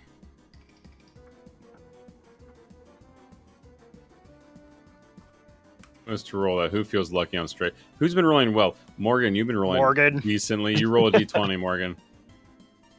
Right. This is your one, by the way. 14. Yeah. Yes. No, I've already rolled a 1. If we all die, it's Morgan's fault. Yeah. You guys have the first jump on this. So you guys are able to use your dash action up to a number of times of 3 plus your Constitution modifier. So however many times that is, and then each additional dash will take a DC 10 Constitution check, or you gain exhaustion as you keep exerting and pushing yourself past that. And then, yes, complications may begin to unfold if that begins to happen. Awesome. So yeah, let's let you guys go ahead and take your movements, and then let me know if you're all deciding to take your dash actions, and then keep track of it from there. Oh yeah, I'm gonna be dashing. Saeryn will also be dashing, and he has a 35 move speed. Ooh. Nice. And it is, you are still following down with the river, so it is not fast enough to give you extra movement, but you're not fighting against, and it is pretty much just like not deep enough that it's impeding you, so regular movement. I think I'll also go using my dash, which would get me right about there.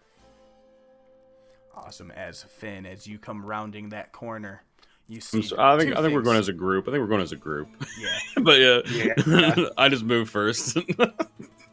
Yeah, using the things. Wait As till you Lugo all- gets in front of me, and then you can tell me what we see.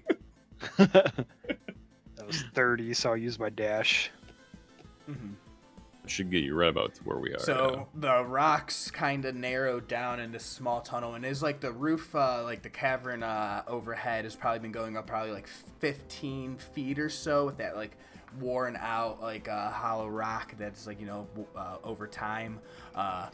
And as that river begins to kind of wind down and lose a lot of its strength, it kind of starts to trickle off to the south to your right and bury itself down into the rocks itself. You see like the couple feet deep, and it seems to continue off in that direction.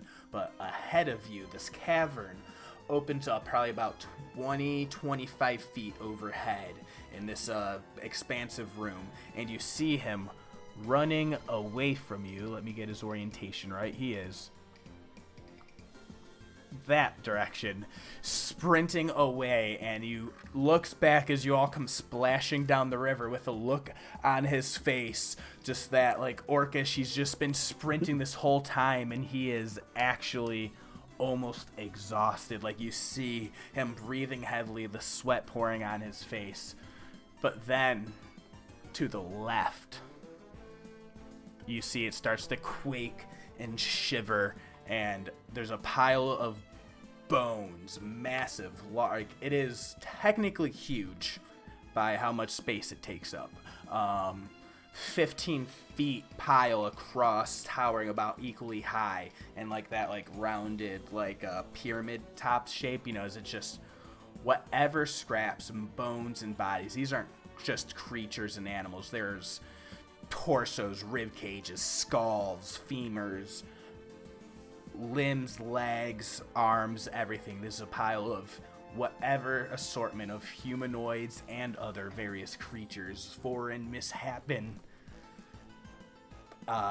strange skull and bone shapes, equally spread throughout all of this.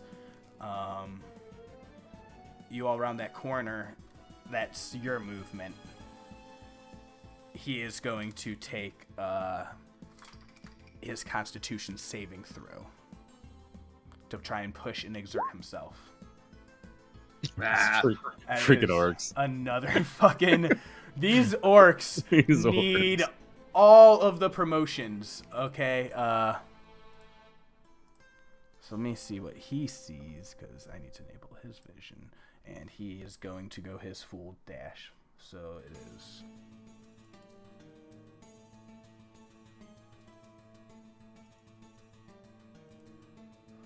Oh wait, it's right there. Oh wait, no, this is the rock he's going for. And then he's going to go 5, 10, 15, 20, 25, 30 again.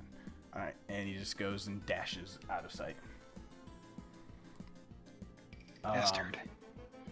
And you all begin to see now the bone pile begin to shake and quiver. What are you all doing? Okay. I'm gonna try and catch this guy real quick on this. So, I'm going to take a 30-foot move toward.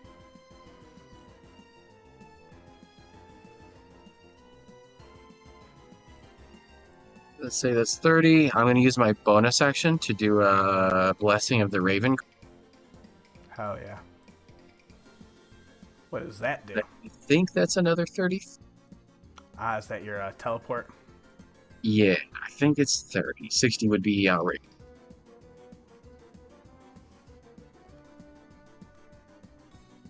Yeah, another 30.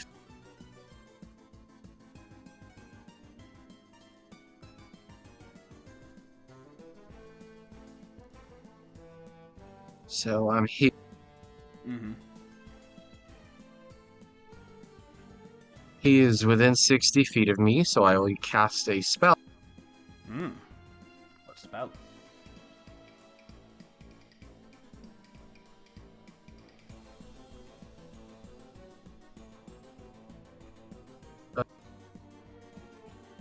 We're getting a hold person in on that.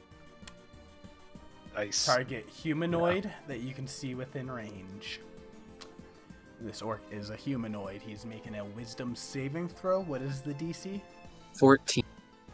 All right. Let's see how good this orc is at the end of the day. Jesus Pretty good. fucking Christ. Good lord. That, I think every single one of these minions have rolled nothing but 19s and nat 20s. I mean, they make them different in the fucking Jorhashian waste, y'all. I don't know what to say. You cast out with that fucking, the strongest spell at your clutch with the Raven Queen, a command to halt him in place and hold and bind him. And it goes to it begins to shroud him as those black feathers go to wrap around and hold him, but then that symbol token, those baubles of those eyed medallions around him just glow with a fierce red aura, and it shatters your spell before it can fully take hold. Everyone else has their action and movement.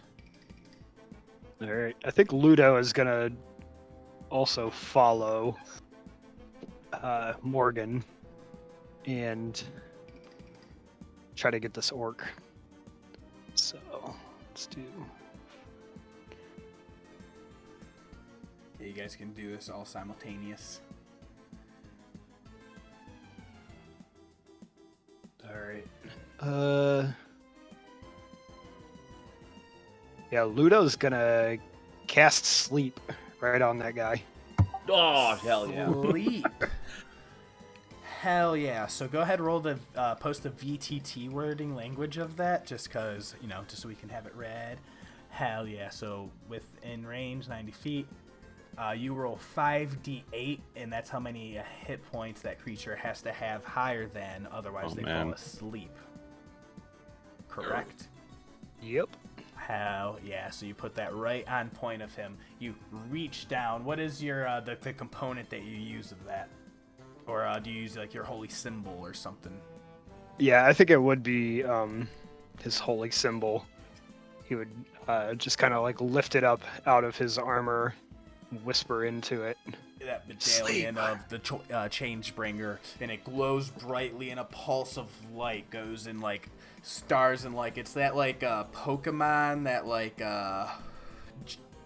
that star dazzle confused effect, on the Game Boy games that try and swirl around them. Roll that 5d8.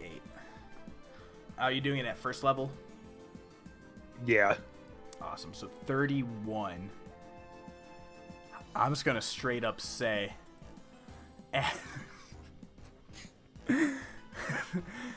more than doubling his hit points with that sleep. It's as he's reaching up and he's looking behind and doing that tumble to try and scurry up. He goes to reach out with his hand, almost sprinting on all fours as that spell hits him, and it's right at that angle where his hand bounces off and it teeters him backwards, and he begins to tumble back down the stairs 10 feet, and he just kind of falls flat right there, and he's just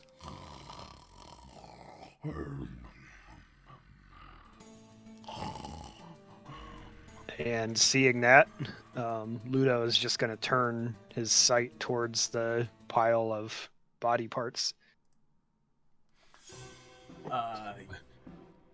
Yes, as the body parts begin to shake and quiver as you all rush up, what was everyone else doing as Ludo shot out that sleep spell? I was gonna do something, but now that he slept, I'm gonna sleep. Maybe we should get going, or drag this fellow and throw him in that bottle, the bone pile.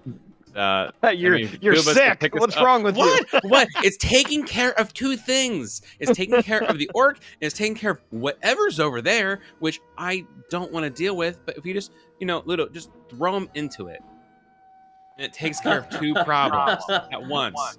Saeryn loves this plan, by the way. He's not going to say anything, but he loves it. We need to get moving because he's going that way. If nothing else, get a jump on whatever's that way, but get rid of this thing. So, Saeryn and Finn, you two have the action still to do in this moment. Damn it. I'm not liking where I am. I'm just running 30 feet this way because I don't want to be next to Bone Pile. Mm-hmm. That was my movement in action. My movement to get there. All right. So what are you guys' plan? What do you what's the ideal from here, real fast? How long is he asleep for? He's only asleep for a minute. Yeah. Crap. So yeah, Saren's like points at the sleeping orc, points at you, Finian, and then points over at the shifting bone pile, and then makes kind of like a swinging motion with his arms, and then pretends to release. And then shrugs and looks at you. I agree, completely agree. I think that's the best idea. That, or we're going to sit around. Hey, Ludo, what's better, doing that or sitting around an orc and killing him while he's asleep? Both equally as brutal. Let's go. And we're still sort of like in mild initiative. I'm going to Okay. Yeah, so Finn, you begin to start moving in. Anyone else helping? I'm gonna help. Awesome. So yeah, Ludo's still holding on to his holy amulet and looking up like, please forgive me. Hey, it's a change bringer. We're about to bring some change to that bone pile in the form of this orc. I mean, yeah, you know the groups, yeah, you know the stuff, but yeah. So you guys begin to start more. Morgen, what is your thoughts, ideas, actions? Well, I'm glad that the goblin is at least incapacitated for the moment. So I am going to I'm definitely not getting close to the bones, but I'm going to be ready for that. So I'm probably gonna move here and begin casting a cantrip. And just hold it. And if something comes out of the bone pile, it's getting told of the Hell yeah. So as they begin pulling that orc over, you guys can definitely start making that movement, and I'll say for all of your assistance. As you give closer to that bone pile, you notice what starts to pop out of, like, as it's shaking and quivering and moving and rustling quickly. You see reaching out of it, almost like a limb begins to like that was sticking out, like a hand that was outreaching, and then you just see the knuckles one by one all close into a fist and reach out onto the ground and start to drag itself out of the pile. And then in the back, at the very end, where there was like a foot sticking out, it kind of the same thing, the crack as the bones begin to move and shift, and a body pulls itself out of that pile. And it's at this moment that you guys are starting to bring the sleeping orc over. I mean, So yeah, you definitely, it's like, I would say, loose. like 5, 10, 15, motions. 20, 25, Yeah, 30. it's There- dedicated movements. If we see, I think Saeryn, if you can agree with me, if we're carrying this orc over and we see this, at this point, it's just sort of place and run. Like, and down goes the orc and head back over. It's definitely one of those things where we're pulling the orc over there. We see the things crawling out of the bone pile. We look at each other, very gently put the orc on the ground and start going back to the river. So I'll say leave this like right here, the sleeping and body. Just leave right there. And probably up the steps because he was heading up the steps, so I'm assuming might be good where to check that out. That's where their base is. So then, like, place orc and go 5, 10, 15. Okay. I need. What do I need here? That's only been about 12 seconds. Maybe Ludo. maybe 18 at tops. God save us. Yeah, no, like that's there's no fucking rolls required. Some zombies begin crawling out of a pile, some skeletons. You leave a fresh sleeping corpse next to the rocks by it. And then you start to scurry up the fucking ramp. No, that's fine. That works. You guys start moving up the stone steps. I have to stop. Ludo's gonna kneel slightly over the orc and just say a prayer. Oh, I thought you were gonna search him. No, he's already. I don't know if it's crueler to leave him there sleeping or wake him up. I think he'll be woken up in a minute. I mean, pretty quickly he'll wake up. Hey, minute or less, or guaranteed, or your money back. I think. So what I'm going to need is from every single one of you, real fast. Just do me a D20 roll straight.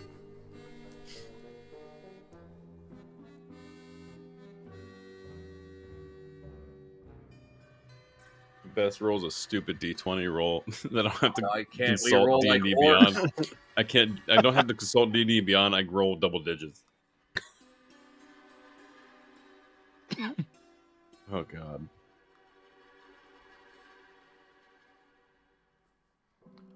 Okay, so 14, 15, 4, 6. All right. It's at that point you all hear off in the distance a quick like a landslide, a massive shift of rock and boulders, and like almost like a muffled scream underneath it from way back in the tunnel where you had come from. And you can assume that the rivals had gotten through the stone wall at some point.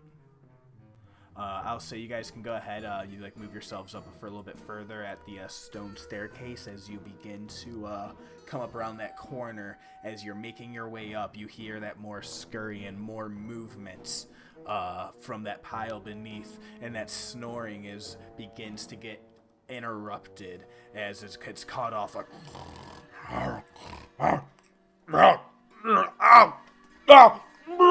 And it gets kind of cut and muffled and pulled and kind of dragged away from you, and you just hear the skittering and clattering and tip-tapping of bones on rock and flesh and pain and anguish and yells that get cut off.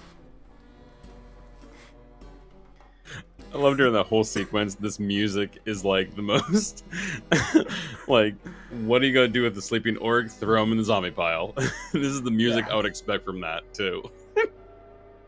And yeah, it's an effective diversion. And you all begin to come up those steps. Is there any thoughts in your guys' head? Any preparations or moments before you head any further? The only thought I might have is, that was dark even for me. I mean, pretty sure it's not- Saeryn's just thinking, it's so lucky. it wasn't. I mean, it was that or killing it. I mean, I guess we killed it either way, but did we kill it that time? We just put it to sleep, really. He was going this way, so you assume the orc settlement or camp is this way. So should we try to put this light out and be sneaky, or just go guns ablaze or spells ablaze in here on this? No, the light goes out. It's a problem for some people, but what do you guys I mean, think? the light goes out. It's only really a problem for me. And Ludo. No, Ludo is light as a cantrip, so Yes. Oh, which that stone. I forgot to mention that in the narrative, but yeah, that helped definitely give that like solid, steady light, and you're able to like repick it up if you wanted or do whatever with. Thanks about. I think you would leave it. Awesome. Hell yeah. So with that flittering of the torchlight from Saeryn, casting those shadows off in the, around that corner of the bend, these well-worn, man-made groove steps into this otherwise naturally formation cave. That orc was running here for something. You heard a bunch of shouting in Orcish, and Io give very rough, almost nonsensical translations. I think we'll need to take a quick break real fast. All right. Perfect. Yeah. So everybody can recover from what we just did. I spent hours planning, prepping, thinking so much. Feeding Orc Scout to pile of skeletons. Never fucking crossed it. Right when you said the orc's asleep, my first thought was, well, he said sleep. I'm like, okay, then we can throw it toward whatever that pile of bones is. I didn't know if it was going to be a giant worm coming out of that. I didn't know. But here's a sleeping food. You should eat a sleeping food and not worry about the 4 foods that are running around. So that was the very first thing that Aaron thought of. So logical. Aaron thought of. But I think this party, he never would have thought about that like a week ago. Like a complete week ago, he's like, you never would have had that idea. Finn wouldn't have. Or Aljin wouldn't have. But this party is doing some interesting things. Ideas that we have as players that were like, okay, they wouldn't do that. But then there's also like, yeah, they would do that right now. He's a little goofy. I mean, he saw problem. He saw solution to problem. Solution to problem was feed sleeping orc to whatever monster was. I mean, I frequently have that problem during my Sunday campaign because I'm playing a goody two shoes cleric of Ilmater. So Matt, like me, I have an idea for something that would be an effective solution to a problem. The thought would not cross my character's mind, and if it did, he would need to go cleanse himself. yeah. So, I mean, sometimes playing chaotic neutral is just the way to go, Aljin's god is a little mischievous, so, I mean, I don't know. He's also sort of like an elven teenager, so he's going to do something stupid all the time, I think. And that was dumb. I love that even the hag was like, that's dark, y'all. What? That was pretty good. All right, I'll be back. Yep.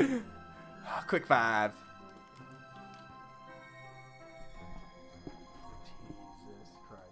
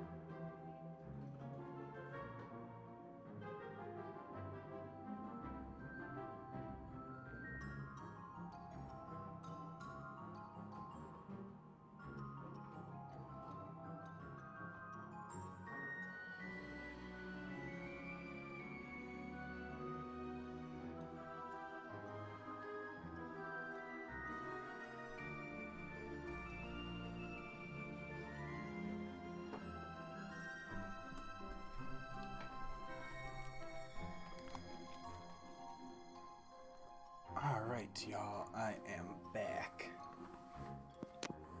I'm But- back also. Hell yeah. Just give everyone a few moments, regather, do a quick little fuck around for a second. I will say, I think I have just figured out the scariest words a DM can say. So it started off as I bought myself a Red Bull because I I'm didn't back. get a lot of sleep last night. So I had a Red Bull in my fridge. I'm like, all right, I might need it for the game. Then I saw I had a bottle of vodka. So I just poured myself a tall-ass vodka Red Bull. I am not Nice. responsible for what happens later tonight.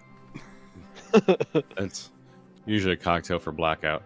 Yeah, I'm like, those are Active- probably the scariest words a active DM can blackouts. actually say is, I am drinking vodka Red Bulls tonight. That or, I finished that bottle of whiskey. With Both the valid. assumption there's another bottle somewhere. Yeah. But yeah, hell yeah. I love this session so far. This has been amazing. Yeah. Walking up the steps, you just hear everybody goes, Finnish looks goes, everybody says, well, maybe we shouldn't talk about that. Maybe we should just not talk about what just happened. How I've come in with the other group. How'd it go? It was fine. Hell yeah. So what I actually wanted to do was I'm going to give you guys a quick moment or two. It's going to be you all sitting here in this brief few seconds. Whatever plans, ideas, as you're sitting there stationary just before you move forward, you get a moment to sit there and chat for a second. I won't be listening. I will be deafened for a second because I have to go do a thing for a few minutes real quick. All right. Starting now. So I will be right back starting now. So, unbeknownst to the players, at the beginning of the session, back when they first started at this point, the rivals had come in under here, and they moved their way up. They had cautiously crept forward, debating, uncertain about what they wanted to do. Gelsiriad and Ervin hanging back, questioning the whole point as Dermot and Io move forward with a determined passion. As they've got to this point here, this little bit of spider webs, that is when Io had first noticed the spider and shouted out as it began to attack them. That is when the team rounded. Since they have split, the party of rivals had been working away at this wall.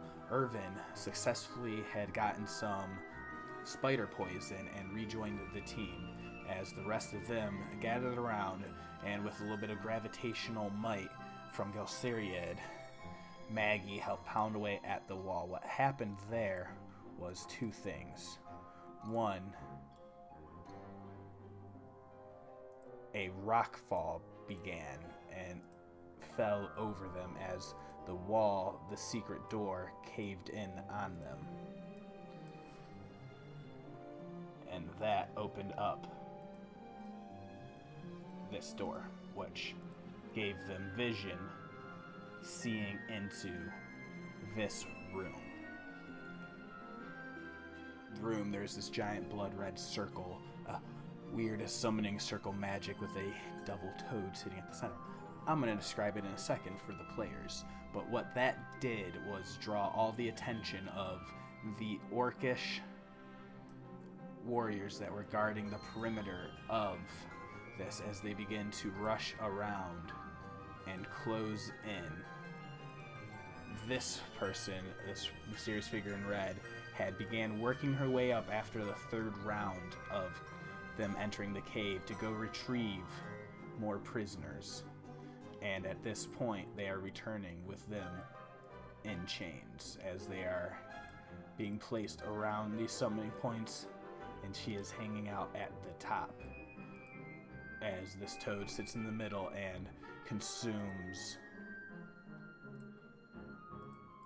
It had first done 1 soul, 2 soul, resoul. And now it has a few fresh more to be placed around in chains, as they are.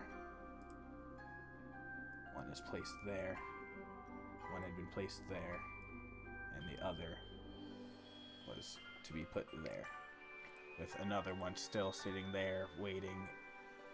We get rid of these chains as they are now gone. And that is what happened, as these two also came running over, who had been guarding this one secret room full of loot. Secrets that the players will eventually soon find out about, as initiative is going to begin shortly. Back to them. Baby. Okay. And they left the baby. Gotcha. So that's why we're going after baby. We're sort of going over why the baby is important. Mm. And I told him Root is born, and it really just pissed us off that they left it, more or less. Yeah, I totally get that. That's totally Ludo. Yeah. Rescue the innocent. I literally said, I'm like, if he was there at the campfire as a player, he probably would have attacked them. I think you were helping them, the other team, set up camp, like off to the side while this all happened. So. Hell yeah. So. We did so much planning. Hell yeah. Crazy. Love it.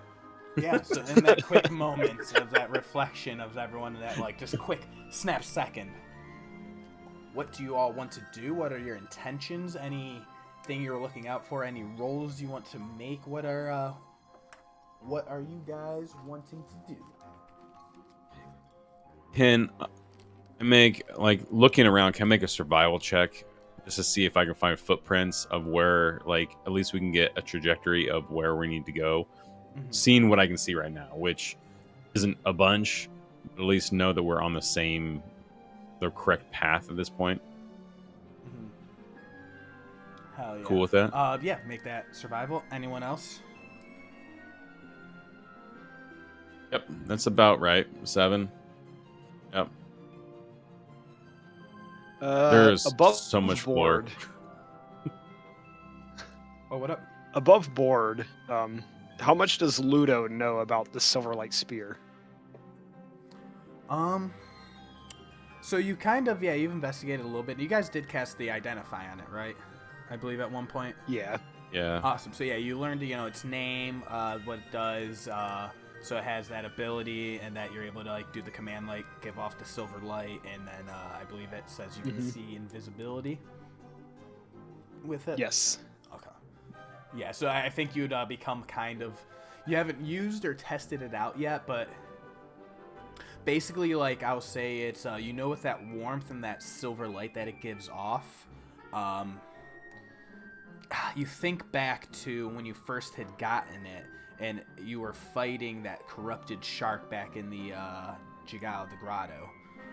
And there was that invisible imp that had become revealed when it became within a certain perimeter of you and or the spear. So you have some decent feelings with that.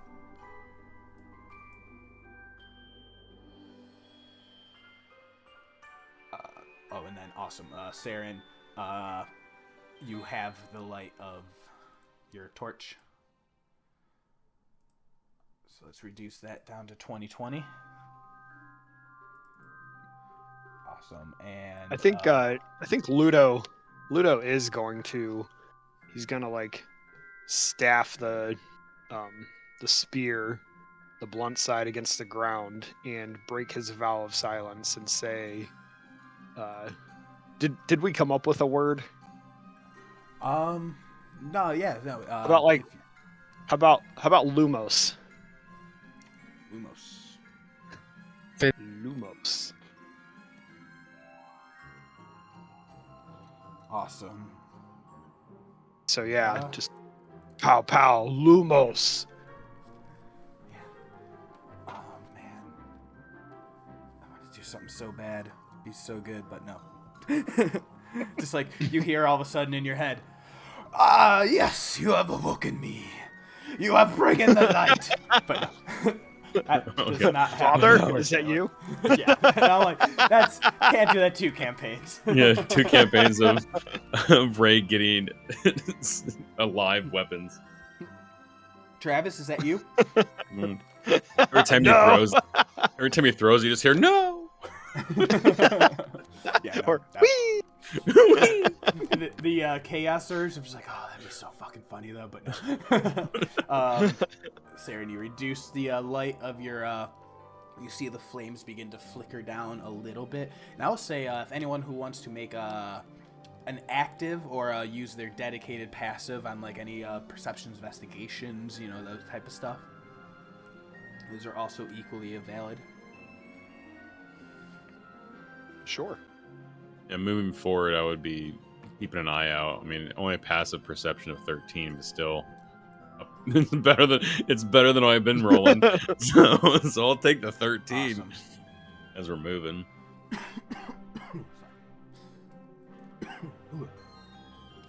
So, you'll actually hear as that bit of rocks off in the distance like crumbles, and you hear as you're coming up around the bend, you almost hear a little bit of noise, a clamor, low pitched, a different language. What are the language everyone speaks? Dwarvish, Common, and Primordial. Okay. Celestial, Common, Dalekier, and Undercommon. Dalekier, what's that one? Acolyte. So that one is actually technically I think that's an Eberron plane thing, a different D&D world. That's like one of their extraplanar realm creatures. That will not come up ever in this campaign.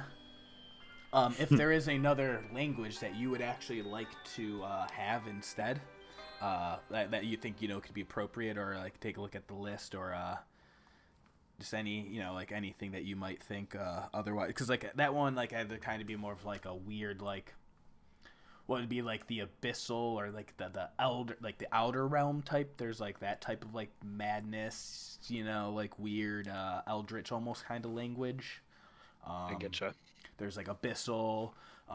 That one's for like more like difference between demons and devils, right? Devils are the lawful evil, like Asmodeus, that type of stuff, and demons are just like pure madness, chaos, abyssal, whatever, blah blah. And then there's of course all sorts of like different, there's like the Xhorhasian, the like language. There's for more in world to the west there was the Dwendalian Empire that has its own like almost Germanic,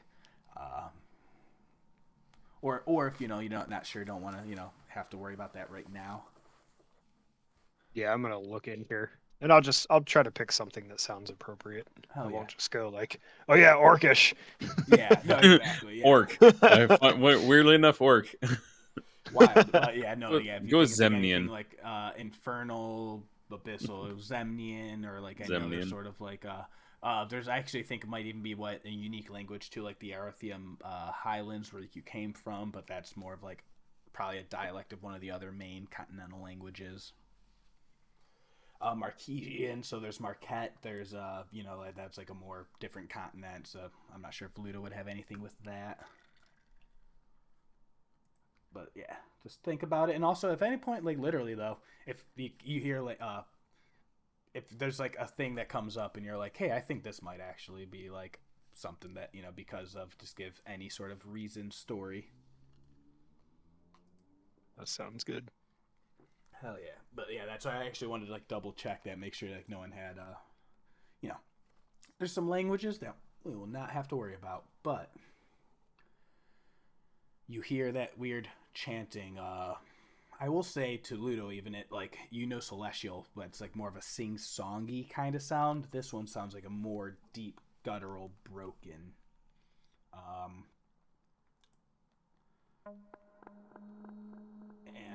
And in that moment of that sound kind of almost gets cut off or staggers for a bit in that silence, and then you all hearing a bunch of shouting and clamoring in that orcish other deep sound that you kind of recognize that the other minions were speaking. And then you hear Maggie roar, just like, get them! And she just like charges like you've never actually heard her in that like deep, more primal. And you hear Io and all the other team call out, and action begins over there.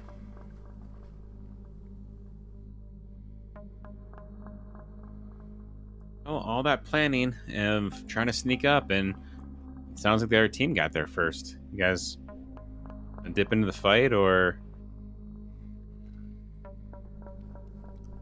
follow me here. From We're vantage point, yeah.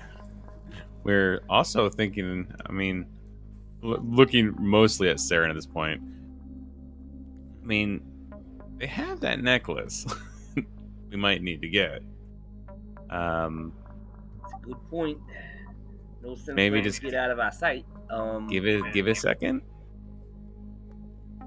Well, if there's a bunch of orcs over there, then most assuredly the child we're looking for isn't there. So let's maybe go the other direction and see if there's a child over that way.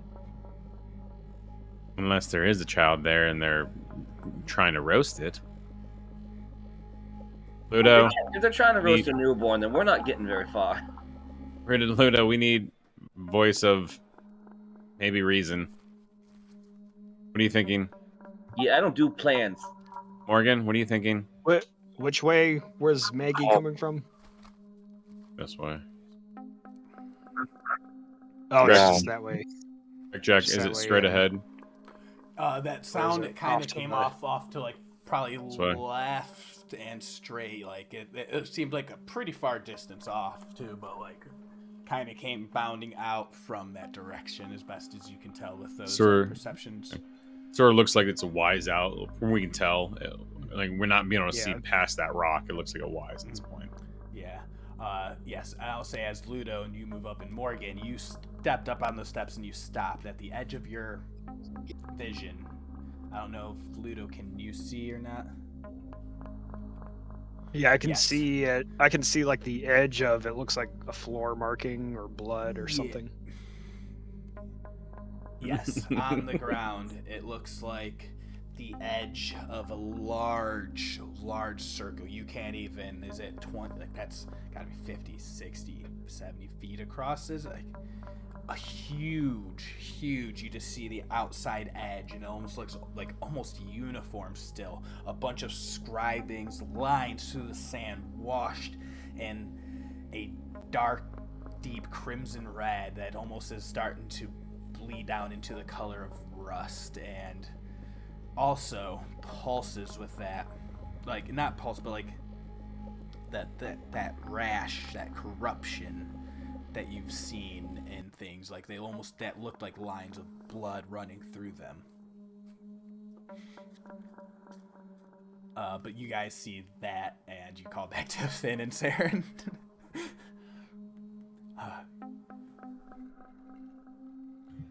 Yeah, can I pick up another rock and cast light on it and chuck it in further? Right, yes, give me a second.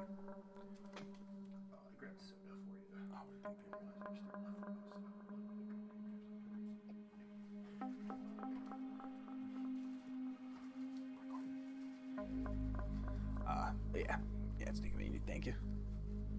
Sorry, my brother stopped in real fast. But yeah, so you take a rock, and you cast light on it. It's like a little tiny pebble. Mm-hmm. And you throw it. How far are you intending to throw it? I guess just as far as I can. So, go ahead, give me a nice strength check on that. Like, give me strength plus proficiency throwing, because you know you're fucking strong, and you can throw a rock if you can throw a spear. Come on. So it's this +2. If you can dodge a firebolt, you can dodge a 19. yeah, can't even Glowing finish it. rock. Yeah. Okay, let me find a quick little So rock 19. token. Do I have any tokens for rocks? No. Okay. Let me just do. I'm just trying to like find a thing I can make a token of that I can put an aura on, but I think I can just draw something with that. It's been a while, y'all. Also, this music's like starting to make me panic, and it's not okay. A little bit. Just use. Oh, I can't drag it over. So what's the like? What would probably be Search like a rock. 60-foot range? Like, which direction are you trying to throw it?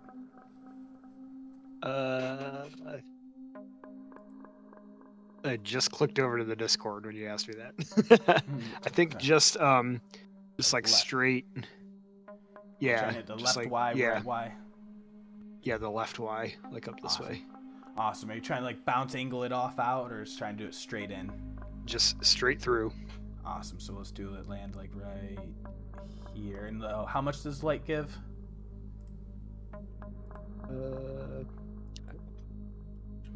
It's the same as a torch, right? 2020.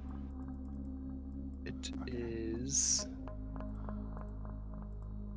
Yeah, 2020. Yeah, 20. Yep, 2020. Awesome. So you have. It's so weird. It looks like it's like a beholder shaped rock. Like right there. Like it has like weird like little stalks on it and everything. You said 2020? Yeah. Yeah, it's like my drawing didn't let me do the thing, so we're gonna do that. So that gives off a lot of light, and it just kind of goes and skips and skitters into the room. So anything that can see that's pretty big. Okay. You definitely notice you hear some like movement and notice and a bit of like ah! And then you hear like an almost like a like weird deep croaky Saeryn. Do you remember it was like a handful of nights ago? Yes, you woke with a startled dream. And it was just like some like don't eat me giant frog. Yeah. It sounded really fucking close to that. Not liking that noise, eh? Did somebody say something about a demon toad earlier?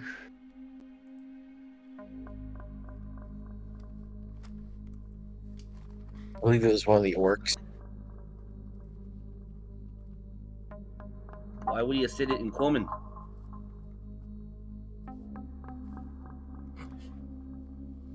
No, it was Io said something about it. I think Io was she was doing her translating. translation. Yeah, I would like said what they had mentioned.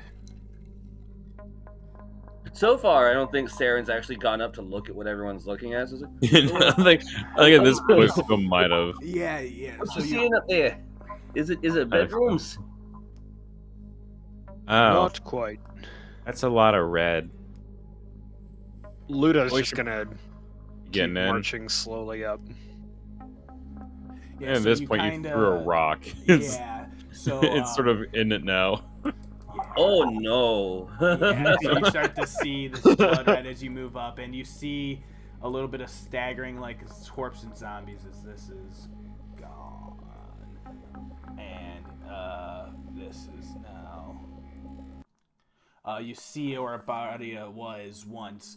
There was this like a flash of red coming from the center of the room that consumes that person like a drow figure, and then it just collapses into a body of bag like a pile of bones in corpse, and then it rises back up and begins to lurch on its feet and move in towards the thing. So this is what you see from that vantage.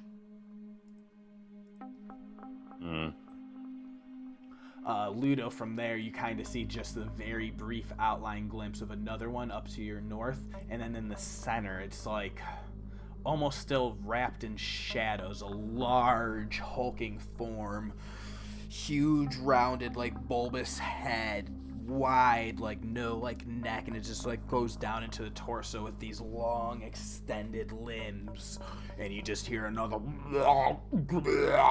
and then a large tongue like lashes out and grabs this rock, this light that's emitting beacon, and then just goes and sucks it up into its gullet, and then you see it illuminated as the light flies back into it. A form of for more purposes, a demon toad. Like I don't know. I can't use better words than that. I'm sorry.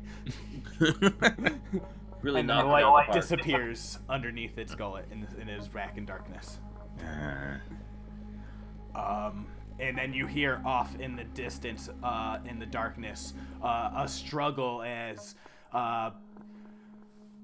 Dermot. You hear him cry out, I feel it. It's there ahead. And Galsariad, I'll back you up.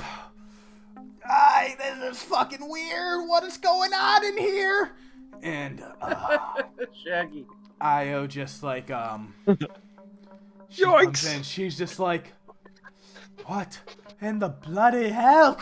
And then just clashing of fucking like spears and bows and stuff on armor, and just like the clash of stuff. Yeah, just the clashing of people.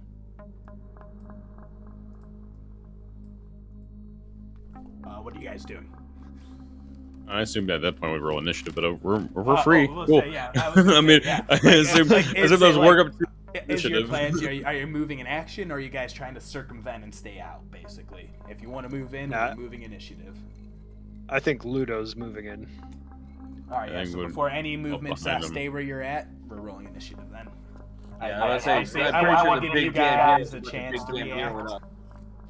But yeah, basically it was like in reactions and stuff like that. But hell yeah, turn order is up. We're gonna have to roll the real fucking deal here. I'm sorry, all this is gonna get crunchy. Oh god, 6, 1, 12. We're going. Okay. Oh, man. Real good. Oh no, guys, come on. Oh boy. All right. This is gonna take a second. I like how from this angle, Good thing I'm two- tanky. yeah, I like how from this angle, my angle at least, the two white skeleton guys, this note thing here and this here looks like a skull. If anybody else sees that, see if I can. Oh screen yeah, cap I it. do see it now that you say that. See Oh it? yeah, that's good. I don't know if it was meant to be like that, but I'm gonna try to screen cap that. I actually screen capped one earlier. It looked like a bird. Hell yeah. Oh really? I got arc. Alright. So that initiative. Let's roll. Oh boy, y'all. Sorry, this is gonna get a lot. Let's get rid of that one. Let's get rid of that one.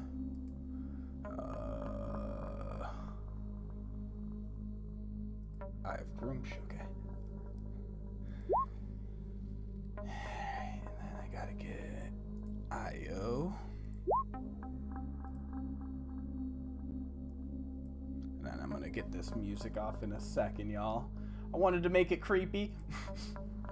Why this Oh, it music? is. I like it. Music's bringing up a little bit of panic in everybody. I think. Yeah, no. So, shout outs to. So this is all from these last couple ones been like YouTube free audio, but they. I learned of this one from the channel I watch, Scary Interesting, which is like all of the worst horrible like. This person went underwater diving and got trapped in a cave and silted out and died alone, panicking. Here's the story. That kind of stuff. In like mountain climb. Yeah, so like they have the best awful mood music. And I definitely like was very excited to implement them into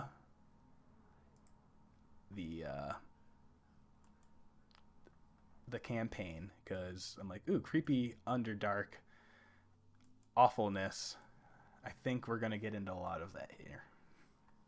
Yeah, pretty great. I'm probably gonna close my room here in a second, so you guys aren't hearing my brother. And then I think Elsariad. Okay. As you look at everything real fast. Fuck. Okay. I need to do one more thing, and I need to double check one thing that I do it right.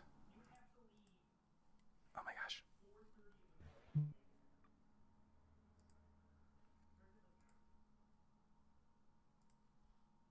This is the session we get to watch the DM play with his toys as we I'm really sit in the trying corner. not to do that. No. Yeah, that's why I'm like, oh no, things happen. This is difficult. Jack invited us all over to watch him play D&D.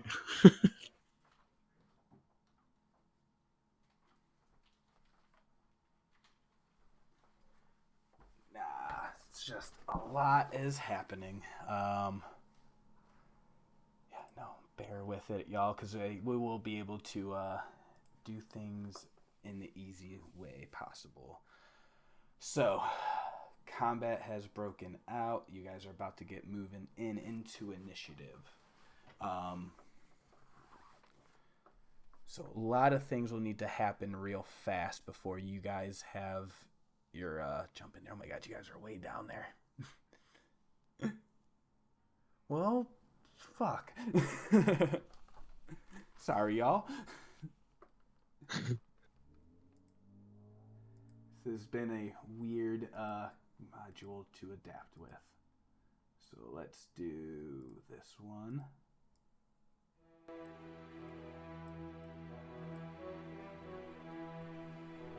As you all move way in, and this is all happening in the shadows really fast. You just hear a bunch of cries and guttural sounds, and what happens here is we're going to make quick rolls.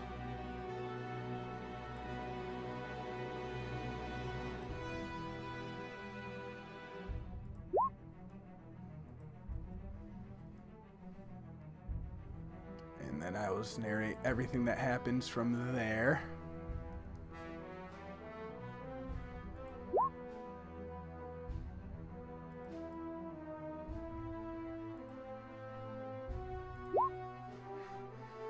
This is so fucking silly, y'all. I'm so sorry.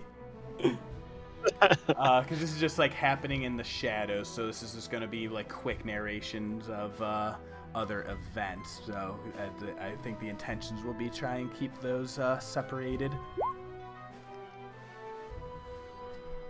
All right.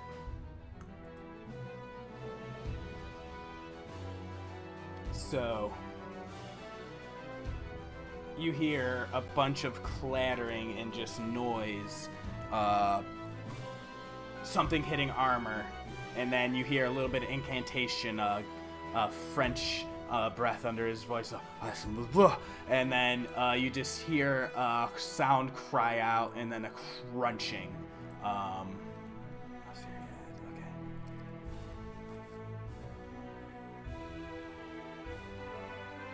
And then you hear a couple stabs, and one of them land, and you hear Io just say,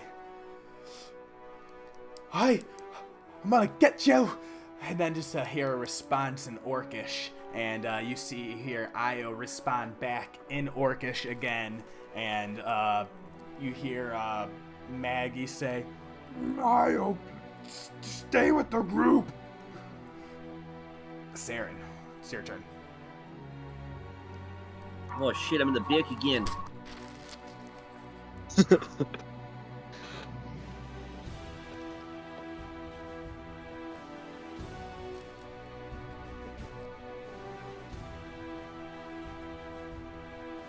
Run up there, get some cover behind this rock.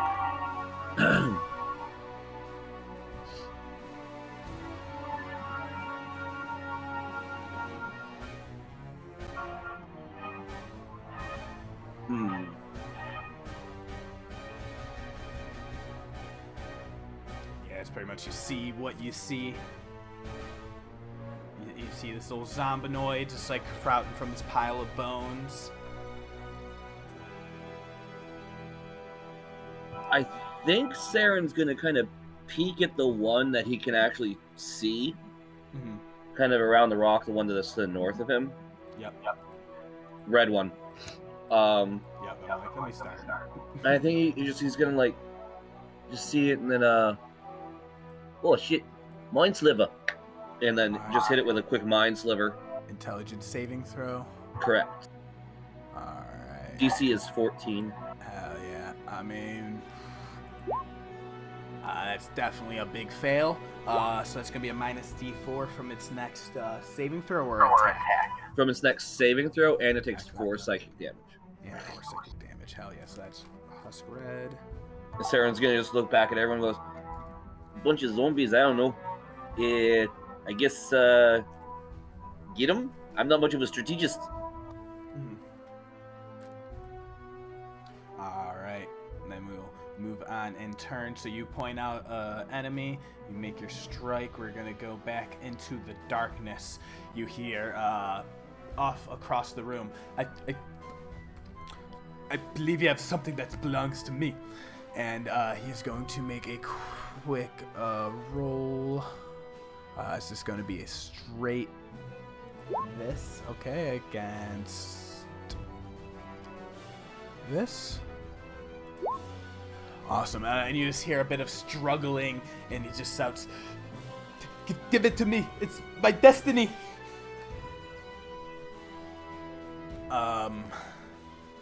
That's gonna be that. And now this begins to move in. 25, 30. Saeryn, you got a good look at that now? Is that something? Oh, yeah, I don't like looking at it, though. Yeah. You've had a lot of bad dreams Saren's for a while. upset now. And you see it moves up, and there's this, like, out past this zombie, and you see it kind of reaches out towards this chained up humanoid, and it reaches out its hand, and a red bit of energy goes and siphons from it, and it is going to just kill and wither that person. And as they drop and die, you see another body rise up in its place. Another zombie husk. As this looks at you now, and it looks over at you, and it goes, and it points a finger, and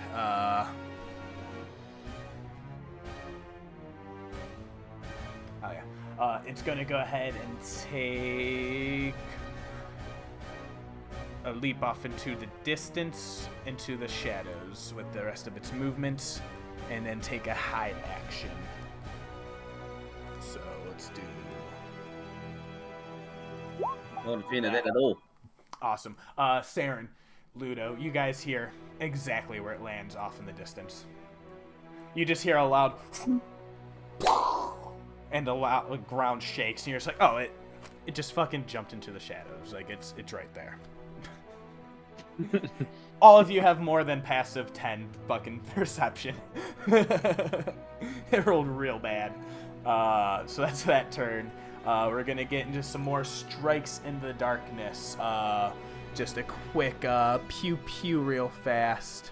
It's gonna be pew pew for bam, and that is going to be that one as he moves up. Yeah, okay. No. Hell yeah. That's that turn, and then back to Finn. Alright. So we'll start by moving 30 feet. Well, 25 at this point. That way. I see a little bit of something. To see people or things. Yeah, you see the stuff? See the stuffs. Shit. So the one that's right closest to me, this thing here is a zombie. I can obviously see that. Yeah. Okay. Clearly undead. It's clearly undead. Look back at Ludo and go, I think we need more sleeping orcs. And then he's going to throw an ice knife. Inspiration. You get inspiration for that. I'll take it. Ludo face palms. And I'm going to ice knife the red zombie right there. No, it's not. Nothing's around it to AoE it, but at least a nice knife. Damn it, a 10. 10. Let me just double check. I mean, it's a zombie. It's not, No. strong or agile. No. At hits. Oh, 10 damn. hits. That's why I'm like, let me just double check, because this is... Okay, well, cool. It's going to take 9 piercing damage. Does it have to? Let me see. It takes... Yeah, I'm looking on a hit. It takes 9 piercing damage. On a hit or miss, it explodes. Target. Yeah, it has to do a dex save also.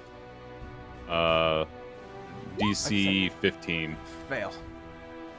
It also so it takes 13, the 9 piercing and the 4 cold damage. So as my bonus action, I'm going to use temporous magic. Temporous magic?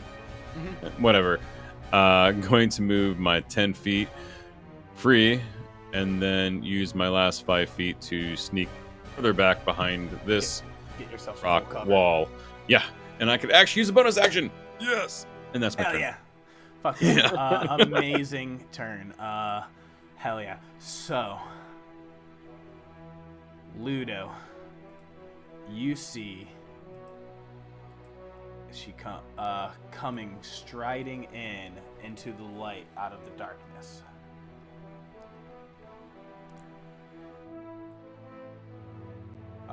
Actually, she's gonna move here.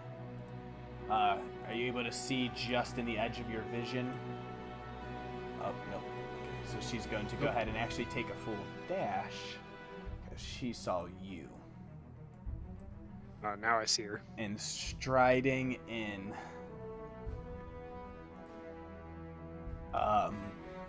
Red cloak, dark skin, drow elf, female form. Whatever does remain, a little bit of scalp of hair that is almost buzzed down now, does come into that little distinct widow's peak. And at this range, even through the darkness and that shimmering light of the torch, you see a little crescent moon scar. You. And she is carrying with her a baby. That seems to be somehow sound asleep in the middle of this chaos. And she looks over and sees you actually in this. And she says, "Huh? So, you are back again? From the dead to be put down another time, eh? I see your god has not let you suffer enough. That seems to be a common theme." You will not hurt another. Yeah, no roll required. It is her from that night. That is her action and turn. It is now the zombies. They are gonna move in.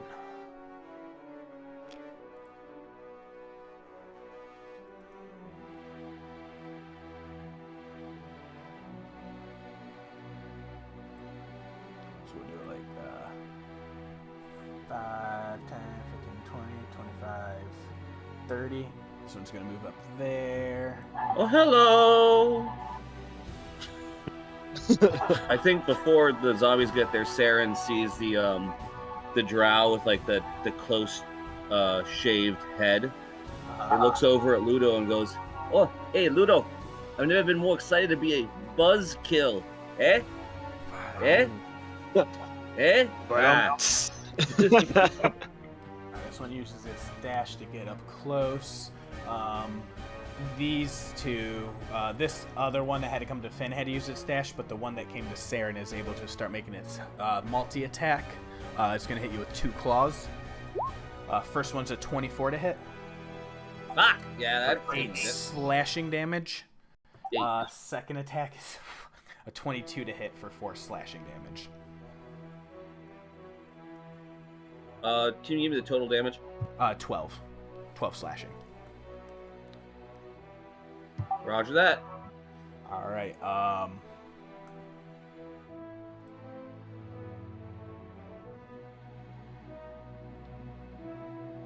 And then we're gonna get. All right. Yep.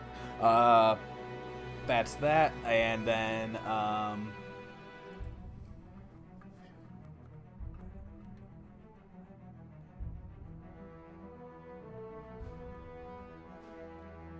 you see another one come running out of the darkness past the lady in red from the Nurglid. Actually, yeah. Ludo, your turn. All right.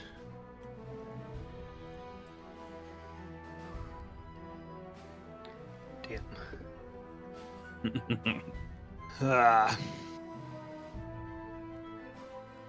Let's see. How far does that put me? I love when players have awesome backstory. Yeah. Poor Ray. All of his backstory is so far nice. Both of his he gives us good backstories to use. In our other campaign, pretty much his backstory was like the driving factor of a whole bunch of bad guys. And in this game, he has a whole bunch of bad guys. I think that that zombie gets an opportunity attack against me. Blue. It will take that opportunity attack. It's multi-attack. 18 to hit. Misses. Misses, hell yeah. So it goes and swipes as you just in a blind fury just start running past and move up in closing the gap.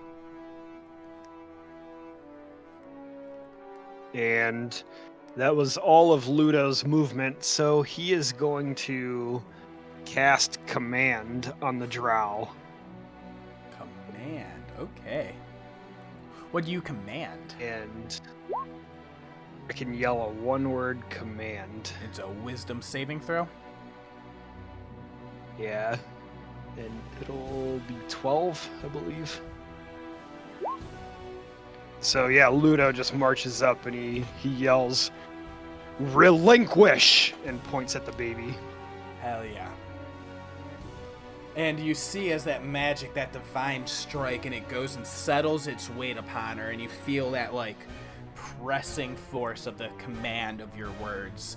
And you see it, like, the hand, like, raises up, like, falteringly, like, almost fighting against. And then she just looks at you and gives you a smirk. And she says, "I will relinquish this child. The magic of a Rudaspawn.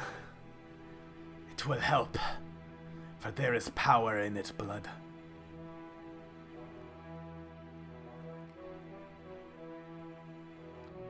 Anything else? It seems to have failed. I think that's all I got. All right.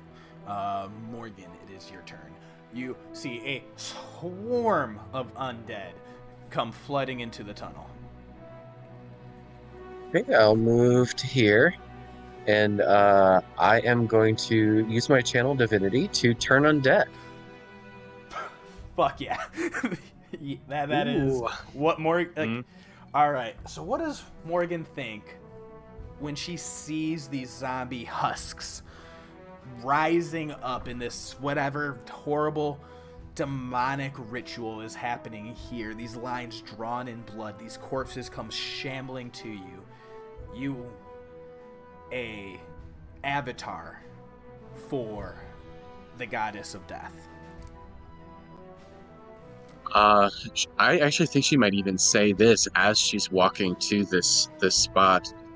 This is a perversion of death. These souls need rest. I banish thee. And, of course, turn undead. It's all undead within 30 feet that can see or hear me. Need a wisdom saving throw, DC 14, or become turned. Wisdom DC 14 as a natural 0 on their 5. So we are going to do That hits the one there as well. Amazing. So we'll start with orange right there next to Ludo. That is going to be a 4 that fails. We're going to do red. That is a 9 that fails. Where's blue? 12 that fails. And then there is purple next to Finn. That is a natural 1 that fails. So, Nice. you don't have Destroy Undead yet, right? Correct, I do not. So they are just turned. So they have to. Unless they are harmed, they have to flee away from me at their maximum speed every turn for a minute. Away from you, so straight line from your direction from them. Okay, perfect. Cannot take actions, cannot take reactions. Yeah, you all see this divine light just, and it's not like a golden energy. It's like what happens is Jacquin, he comes and hops up on your shoulders, and he starts flapping his wings on you, like on top of you, and that just spreads out in like a maelstrom whirlwind of that, like whatever energy, the color of it, of your undeath, you know, whatever style the Raven Queen gets you, that just comes out in a whirlwind, builds up, and then whoosh, in a ring all around you. All of these zombies are, 100% turned. Do you have a bonus action? I have no meaningful bonus actions at this time. Still, pretty good fucking turn. Yeah, it's great. Amazing. Get a good turn. So, Sorry, off in the distance, more chaos begins to keep happening. You hear just more attacks. Okay. Then we get against IO. Sorry, I need to do some math. Jesus fuck Christ. All right. That is going to be.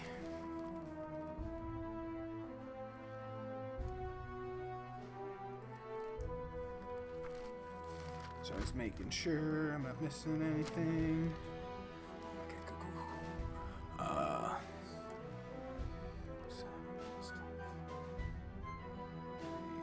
You just hear Io cry out, just like, I'm gonna fucking.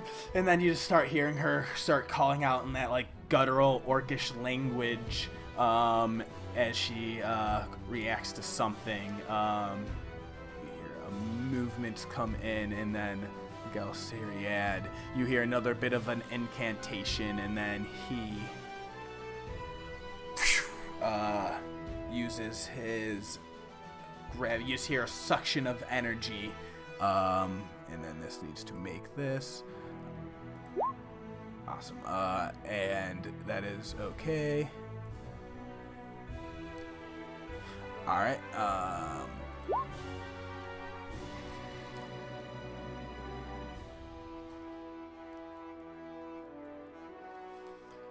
And that is that. Another attack. Sorry, y'all.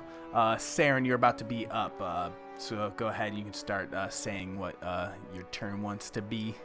Sure. I'm so sorry.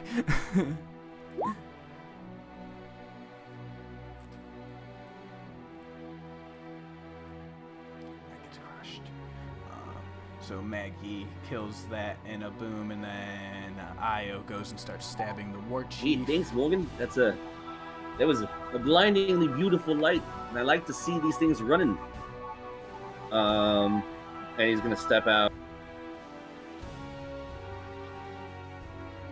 and I think we're gonna firebolt the demon toad. Ooh, a Nice. firebolt. Hell yeah. Make that attack roll. Only a 10. 75.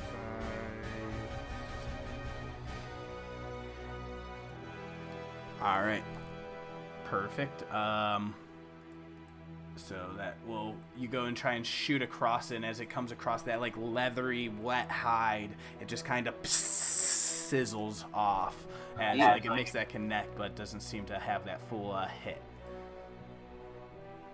All right. Well, I'll try to, I guess, help everyone's luck. Yeah. Not an evocation wizard. I love that. Like, do you want Saeryn to make a performance check? Yes, just putting up that vibe for everyone. It's not very good. Yeah, I would say basically just based off your words. I think however y'all want to interpret. So what's going to happen there is going to be a contested, and this is going to be that versus that. And you hear off in the darkness, and he just says, "I said this is mine," and Dermot yells out, and in his hands, erupting in light,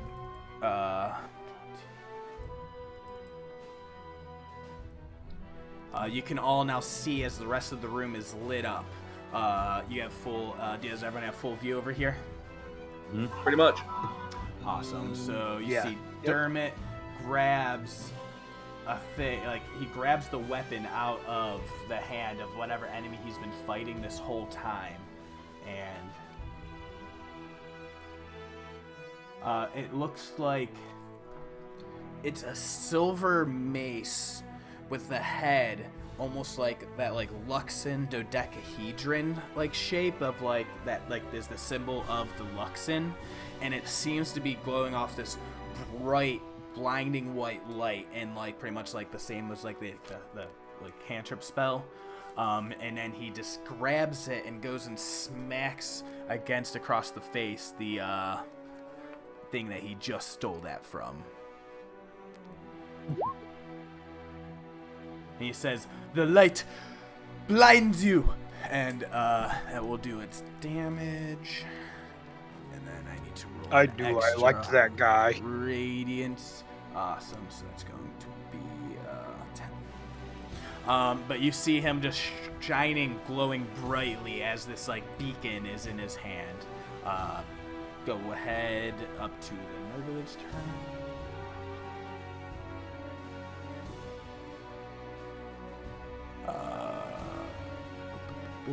Yep. It's gonna roll a recharge. Does not get that. So it's going to try and lash a tongue out at Ludo. Is a 10 going to hit? Nope. Oh yeah. So it tries to like get around you, so it's gonna definitely be partial cover with the one zombie in the way, and you just rebuke it with your shield. We're gonna just do a dagger, and then Finn, you are up. All right, shit. I don't like any of these guys. Yeah, I know. I'm like trying to skirt around the zombies as much as I can. It's 5, 10, 15, 20, 25, 30. And get to there, but like, excuse me. Pardon me, coming through. Pardon me, coming through. And then, I mean, the only bestest thing to do. None of my spells are on point for this. How big is this? He asks himself, and should have planned this out a little more. If I went to like, I forgot about the cones. I love it. Yeah. Went to like that. I can angle it so it makes sure I don't hit anybody, and this frog thing sucks. Yeah, it does. So, I'm it's gonna need to give me a con save, DC 15, as you see him pull out binding ice. And I think it'll be ice, so he's not gonna change it at this point. Awesome. Hopefully this frog 19. can... Yeah, it needs to make a DC 15 con save. Yeah, it fails. That is going to be full 19 damage, and it is frozen. It's frozen in place. Its movement is 0. Make sure. I feel it takes 3d8 cold damage and hindered by ice for 1 minute or until another creature uses its action to break the ice away. The hindered creature's speed is reduced to 0. And then I'm going to use the bonus action to make go 5, 10, just try to get a little bit of cover against this wall/zombie. That's it. Awesome. All right. That is that turn. Amazing.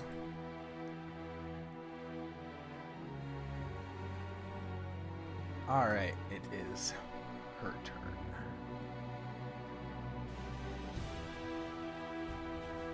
She sees that happens. I'm going to tell you right now, y'all know that zombie is way too dumb. It does not know about... It's not going to spend its turn, because it's turn, first of all. She sees that, and that right now she is the only enemy, like the only person, like almost about to get this full brunt. So... Did it... Oh, I guess we'll know if it failed its command. Ludo commanded it last turn. Yeah, you guys. I guess You we'll definitely see nothing figure that happen, out. And then it goes and it's like, relinquish, I shall. And it goes and spends its action awakening that thing. Being still the other hand, so just 10 feet of movement. Action spent. And then it's going to almost like a panicked look in the eye and start to like fly up over here behind it.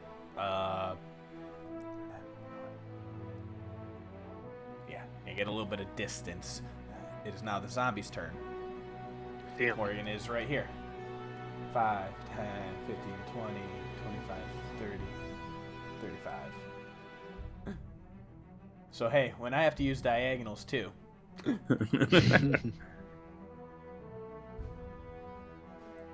Yeah, you see these things full on sprint, straight line away.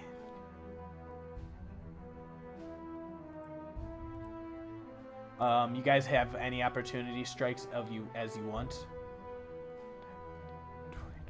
Oh.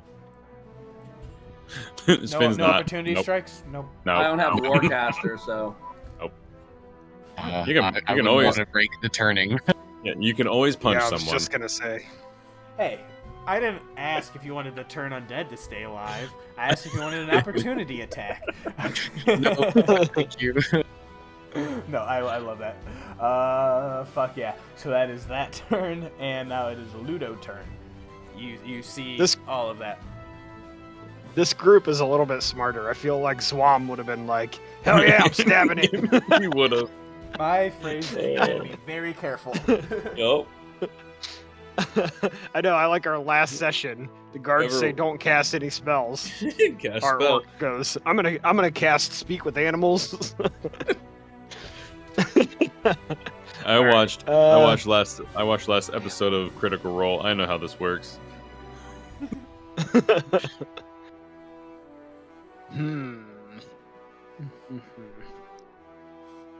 What does Ludo do?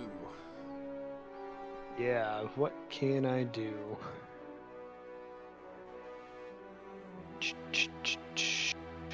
I think Ludo is going to...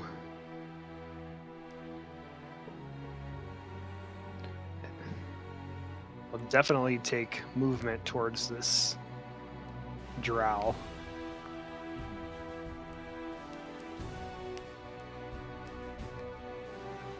Oh, I was able to get to him.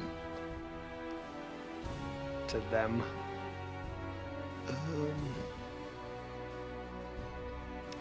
Am I able to swing at this drow without hitting the baby?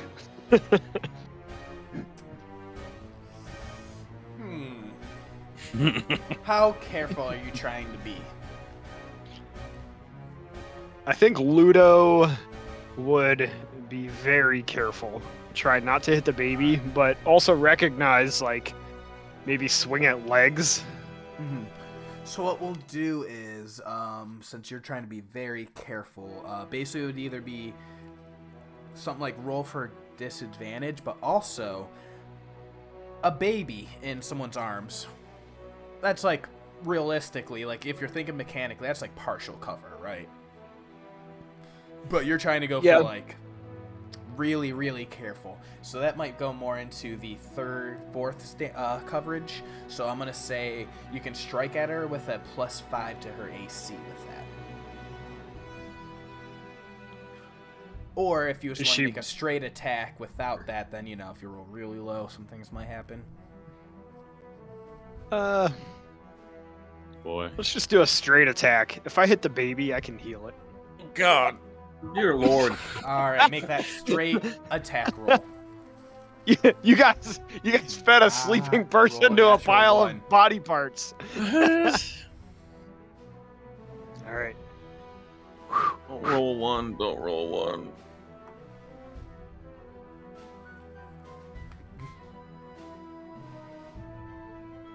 All right. So an 11 misses. But because you're still consciously being careful of not hitting the baby, it's not a bad enough, like, it's, you know, to make the strike wide enough once you see you're not hitting in a, like, vital spot, and, like, because you see he's, like, locked eyes with you, and no, like, it is a full intent on her end right now. Like, doing that purposefully. And you, like, lock eyes with her, and she just says, "The gods have long made the champions suffer. These ill-fated, cursed, red moon-born children. We will recreate the same substance. We will find another way." As she is just, like, dodging out everything. Any bonus actions? Yeah, I'm taking that polearm master bonus attack. Woo! Oh! Love it. Nice. Yeah, but crappy Point of damage. Point of order. That is a melee attack roll that you made. I will be the DM that does remind you you are able to use smites if you have spell slots available. Mhm. I am definitely going to use a smite. Awesome. What level? Just first. I only have first. Oh. All right. Reread the language of smite for me again, real quick. And if you can post in VTT even, if possible. Sure. Give me just a second. D&D Beyond's being slow. It's the Divine worst smite. servers.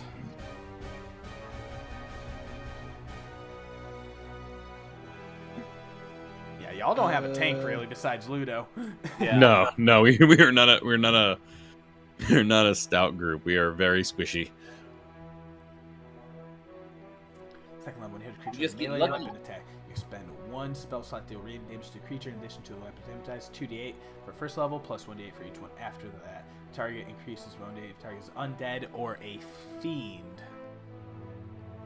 So, you're going to roll 2d8 for the first level spell slot, and then you're going to add in a 1d8 extra onto that. So with the crit, roll 6d8. Oof. Ooh. And I think when Ludo when you notice that extra damage come in, you realize she meets one of those criteria.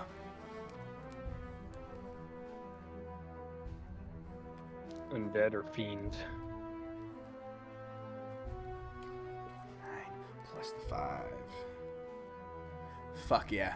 And you see that damage just smacking as she, like, dodges the strike with the baby and then, like, kind of grins triumphantly. And then it's that same move where you just, with the backhand, just bring the butt of the fucking Silverlight Spear. It leaves a trail, a ribbon of Silverlight in the air as it just glows with that radiant energy and just smashes her upside the head.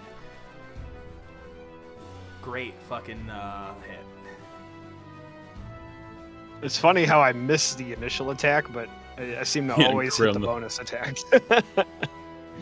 Hey, he's a polearm master, you know? It's that first Guess attack so. they're dodging that opens up the second attack. They're not Exactly. expecting the second attack. Yeah. Never see it coming. All right, that's all I got. Awesome. Morgan, you are up. That's all I got. 34 points of damage is all I got. That's all I can do. Level At level 4. Sorry, guys, that's all I can do. And then Morgan just comes strolling up. Straight in.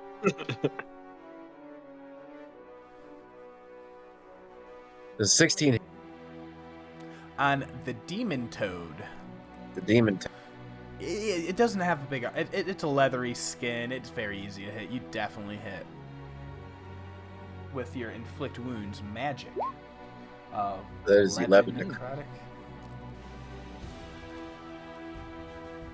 Kind of shitty damage, but that's all. It's also the first damage we've done to it, so I'm just pleased that anyone's hit it. Awesome. You see that damage hits into it, and from the roll, no, because it took that thing, Took so it my- got shaken awake after it got hit with that frigid ice blast from Finn. Sure. And then Morgan just walks up and just reaches out with her hand. That necrotic energy suffuses through it. Interesting.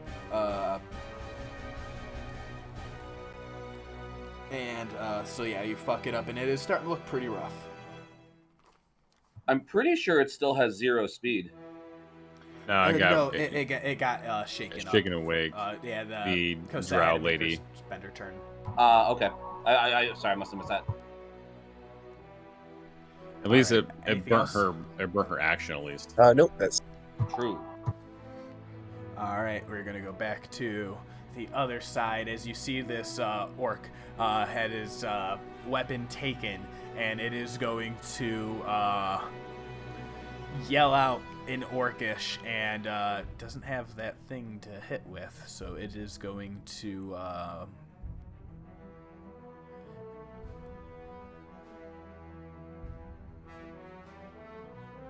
It's gonna disengage and run away. Love it. Start running that way. It just like looked at him like, oh, you don't have any weapons. You don't have your. It does have a spell. It's going to that is, what is it? Spell DC +3. Okay, so we're going to make an attack roll.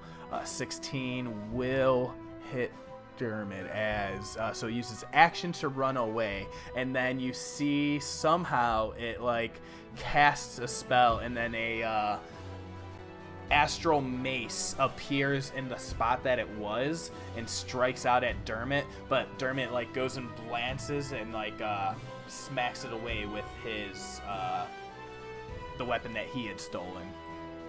So you see this like blood red mace just sitting right there next to Dermot. Look how pretty it is. That's his full Beautiful. turn. Galsariad is going to be back up. He is going to make an attack roll at the zombie right in front of him. That's definitely going to hit it.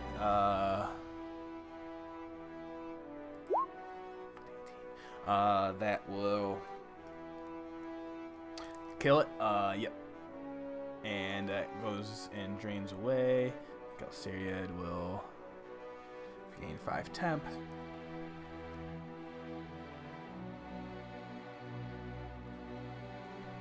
Alright, and then it is Maggie's turn. She's just going to walk up and try and smack the thing down. That is a miss. So now it is Io's turn with the War Chief. I'm so sorry that like all of them just like fell in a row. This is awful. I feel so bad about this. No, don't. It's cool. But she's gonna keep stabbing away with her maul against this guy, which I think both of them miss. You see, she is both like just in a reckless like fury on this turn. Maggie calls out like, "Ayo, we need to," and she says, "Don't bother me, I'm busy." It just keeps stabbing away and like moves and like pushes it forward to like kind of like driving it into the corner, and just like everyone make an insight check.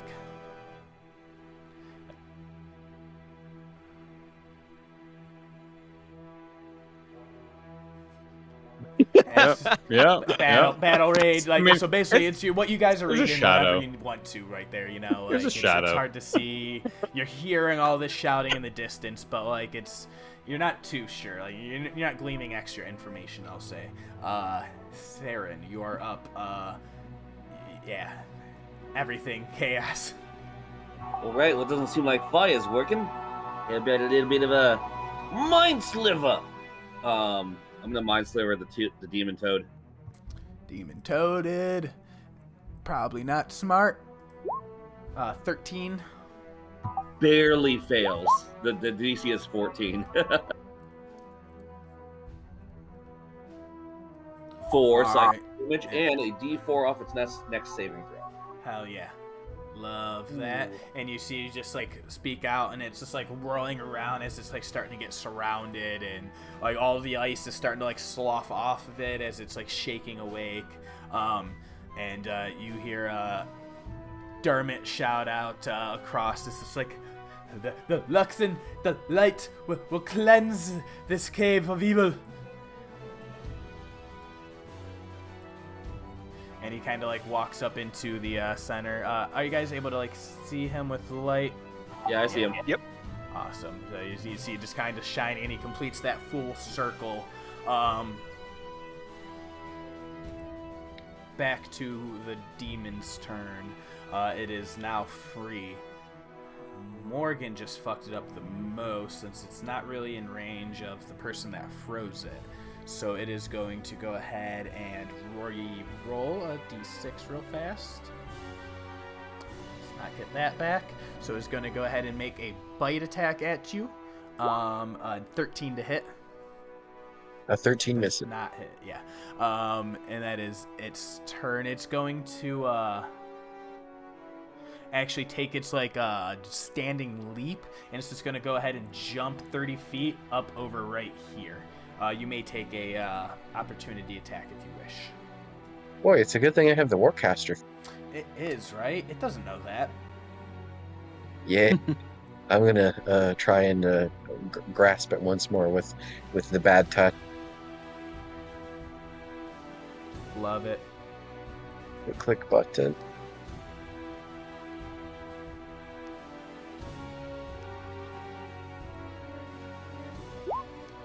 Oh, and I probably miss it. It will miss as it just like slaps off its wet, scaly, slimy hide as it goes and hops away.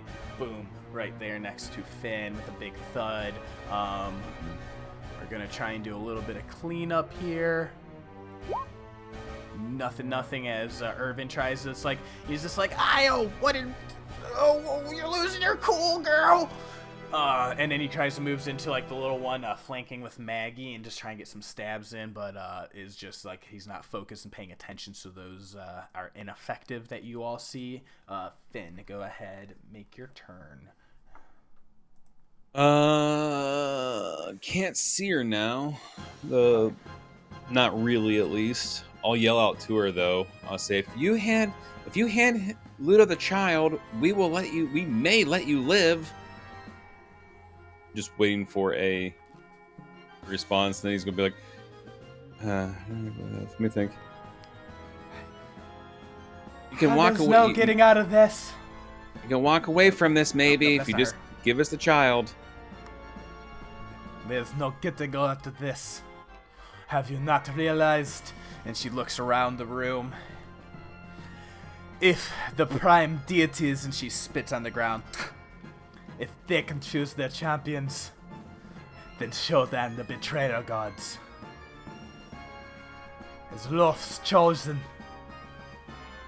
today is not my day of failure. Alright. Okay, well that didn't work out the way I hoped it would. I was just hoping for them to be like, alright, cool, bye. And so then I'm going to cast Thunderclap, and I will do it carefully. So, Saeryn, you pass. Or you pass your con save. The Demon Toad has to give me a Constitution saving throw. DC 15. Con save DC 15. As going to be passed with a 16. It takes nothing because it's a cantrip. As a thunderous, you just big thunder crack hit out from Finn and crap. And it cuts out and punctuates. Yeah. All right. Anything else?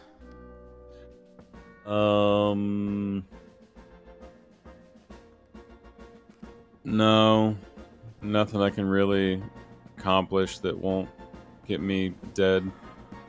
So I'll just stand there.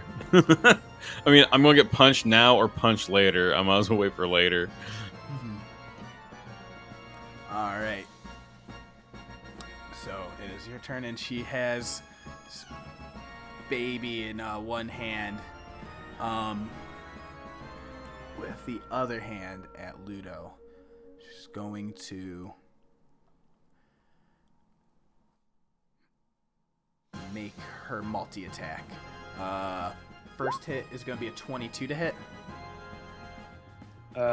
Reaction shield. Wait, do I have that on this character? Let me make sure I have that first. I don't think I do. So never mind. 22 does hit. All right, you're going to take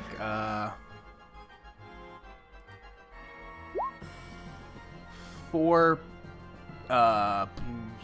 piercing damage as she just like rakes out with like these like razor sharp claws that hit you with a ton of bricks, and as it scrapes into you, you feel a bit of like necrotic, like some poison leak into the wounds from that. So you take 4 piercing and 17 poison. I am resistant to necrotic. It's poison damage. Sorry.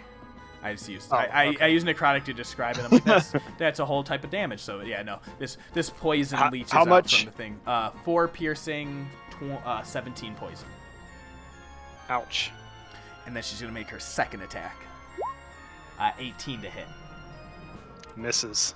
All right. So she's just like with one hand lightning quick with a bit of like more force and power than her body and form belies. Like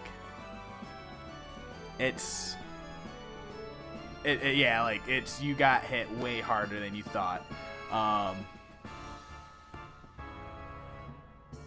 And then she's going to go ahead and use runaway. 5, 10, 15, 20. Ooh, a quick thing real quick. 30. Yes. That thunder attack from Finian to the monster, that was a save based? Yes. Oh, he yeah. has a Subtract D4, a right? D4. Yeah. That Thank you. happened? I just thought of that. I was like, wait a minute. It rolled a 1, so it took it from a 16 to a 15 for its save. Means it But beats good it. call. Good call. Okay, cool. Thank you. No, that could have been definitely very nice. Yeah, a 2 would have been perfect. Right? Hell yeah. On Jack. But that runs away. Ludo, you may take an opportunity attack.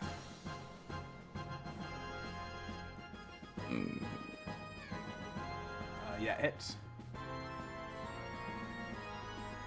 Why did that not roll damage? It's weird. Yeah. Are you just Polearm Master, or do you have Sentinel as well?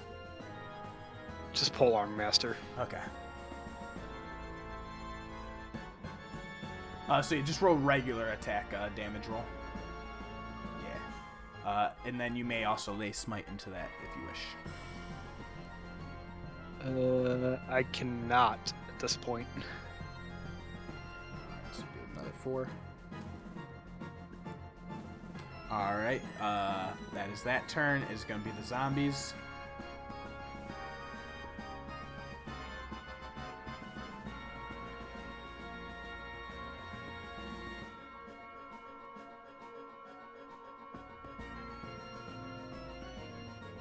Running and running and running and running. They are gone, baby, gone. All right, Ludo. All right. Ludo is going to... Let's do a bonus action harness divine power. He touches his holy symbol, utters like a quick prayer. Avandra, grant me power. and regains an expended spell slot. Fuck yeah. And then movement.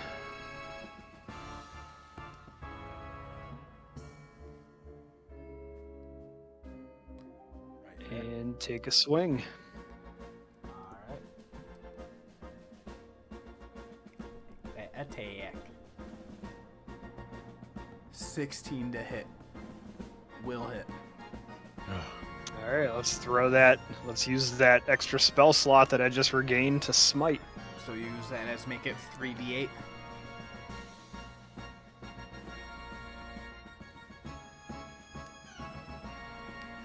Yep. 17 total.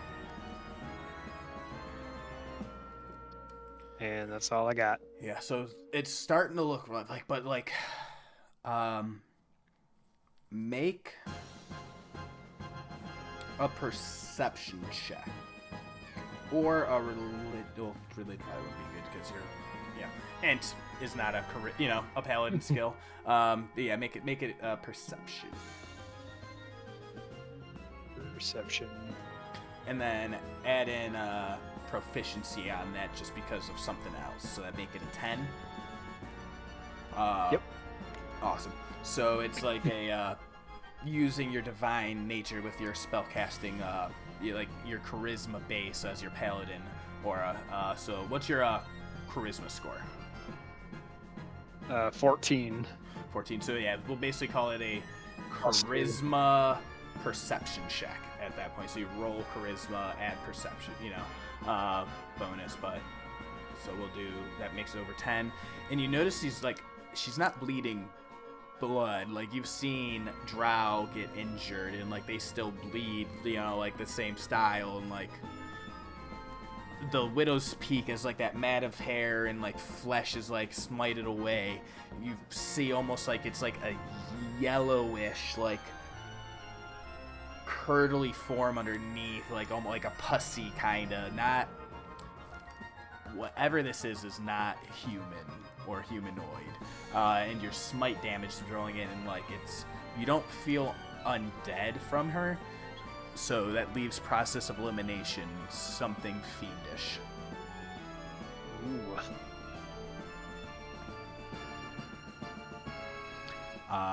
Anything else? Nope, that's it. All right, Morgen, you are up. You have repelled the dead. You have been laying in inflict wounds.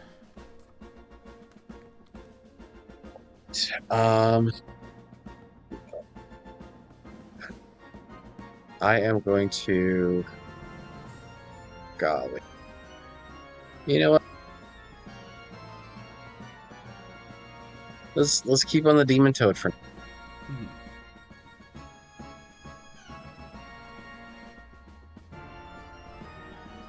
18 to. That will hit. That's 14 to cross.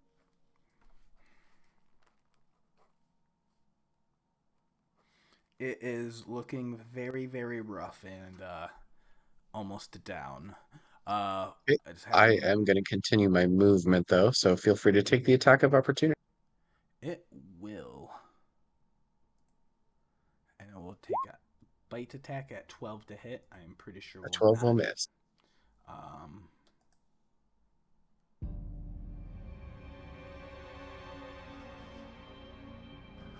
back to this, and then you move your way out, and then we move on in initiative as this eye is now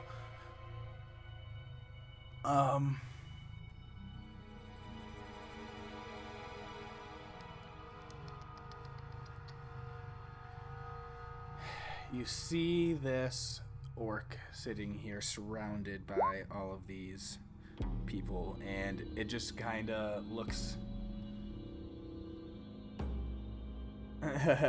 love that. It just bows down to the ground and kneels and prostrates itself and starts muttering and praying in orc. And then it points a finger at Io, and she says, responds something in orcish. They seem to have like a brief conversation, and then you see the green shrouded little priest, the one right here kneeling in front of this team, they pull off some teeth from their necklace that's around their neck with that like groom's medallion you've been seeing on all of them, and they go to cast them like die, and then it looks on the ground, and they just start to laugh and laugh and laugh, looking up to the sky, lost in madness.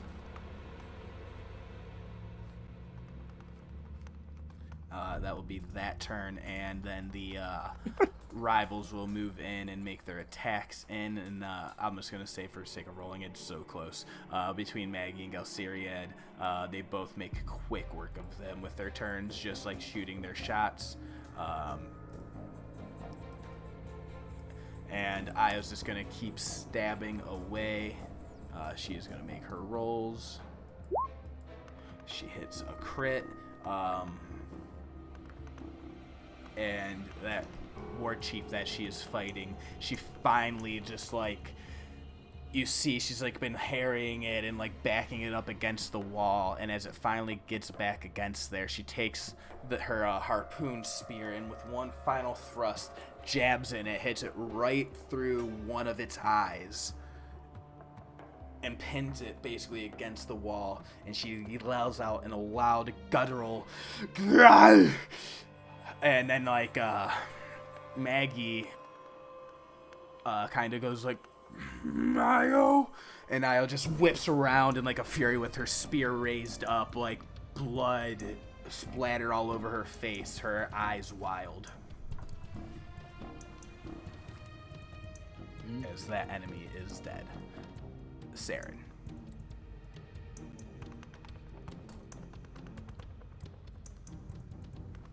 Sounds like a right miss over there. Anyway, firebolt the demon toad. There's not a. It's in front of me. So anyway, I just started blasting. There's not much we can do with this demon toad in front of us. Firebolt the hurricane. Make that attack roll. 23 definitely hits.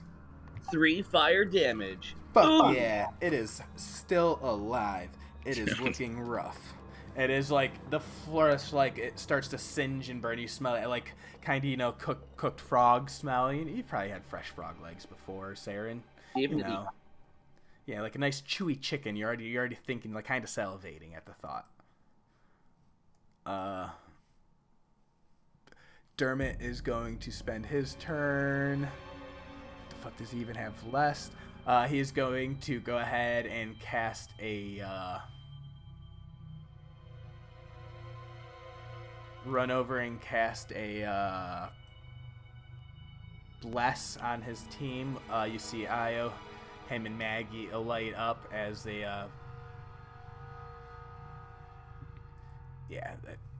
he's kind of like just like looking around for like more enemies. He's also like kind of in that like war days. It's gonna be the demon toad's turn.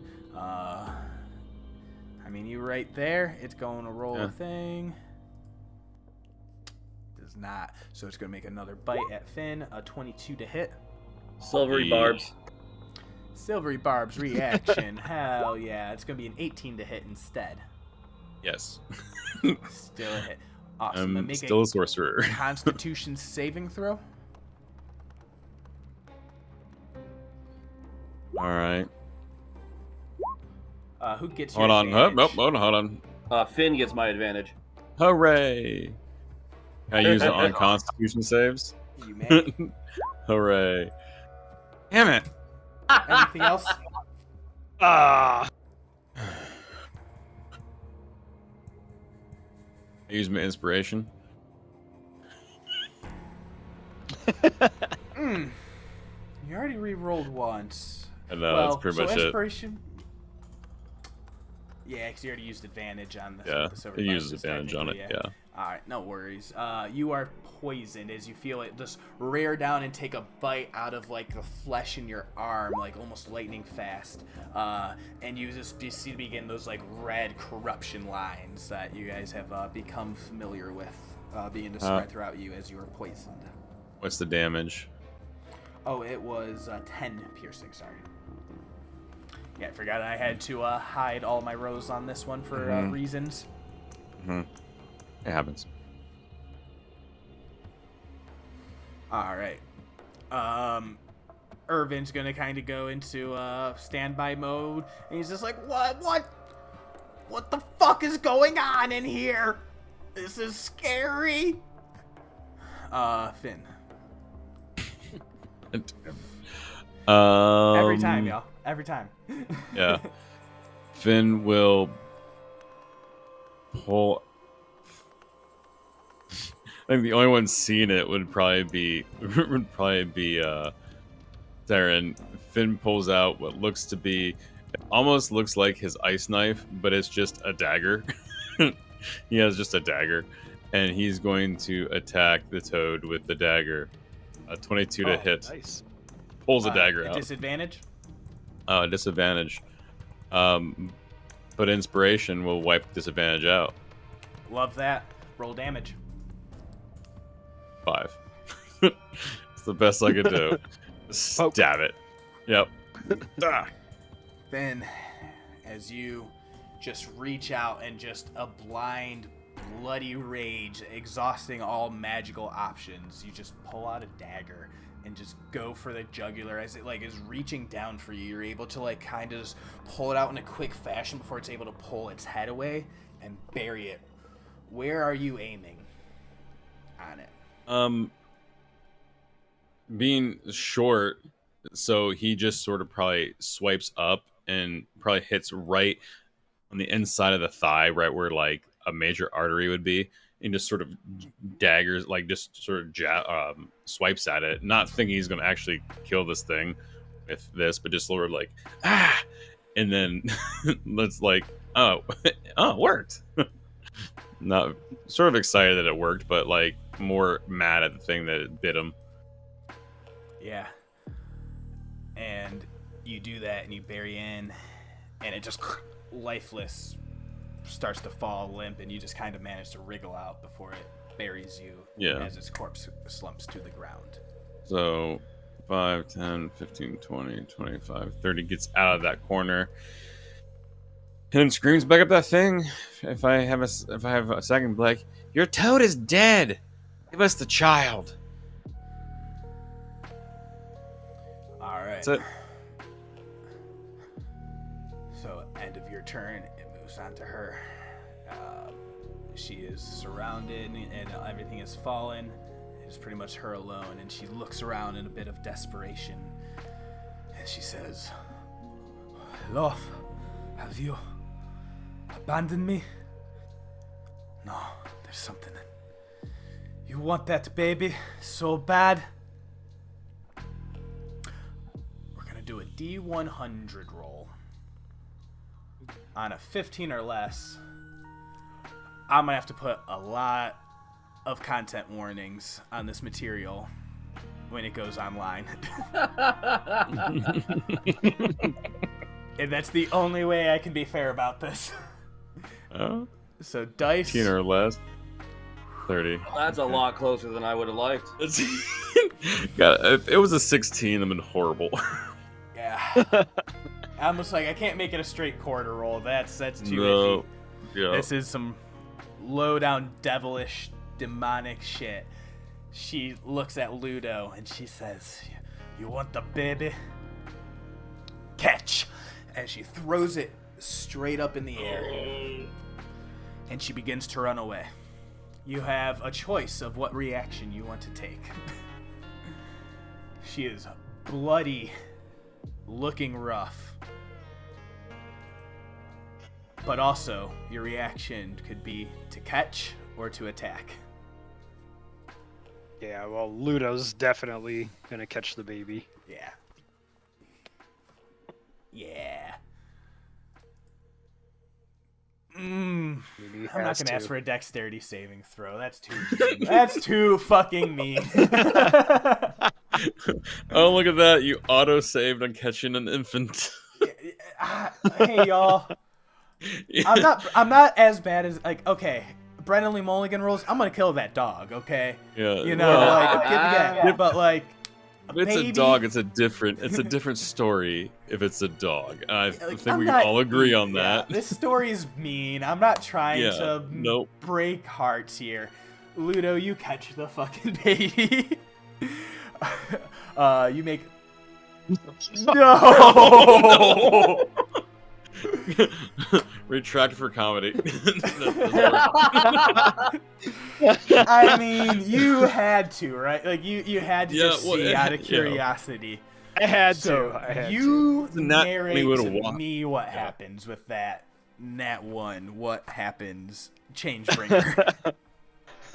So what's gonna happen is Ludo goes to try to catch the baby, but realizes he has this giant fucking shield and spear in his hands, and as the baby's coming down, he's trying to juggle, like getting the shield off of his arm, throwing down the spear, catching the baby, and it's almost like juggling the baby, and right before it hits the ground, Yeah. I'm gonna say he catches it. And Saeryn, the dice, you feel them be tossed up in your head at the same time as the drow lady goes to flee. And you also have that choice with that happening. There is a rock that you see right in front of her path that is be so unlucky to fall onto. But you also see Ludo struggling with that catch.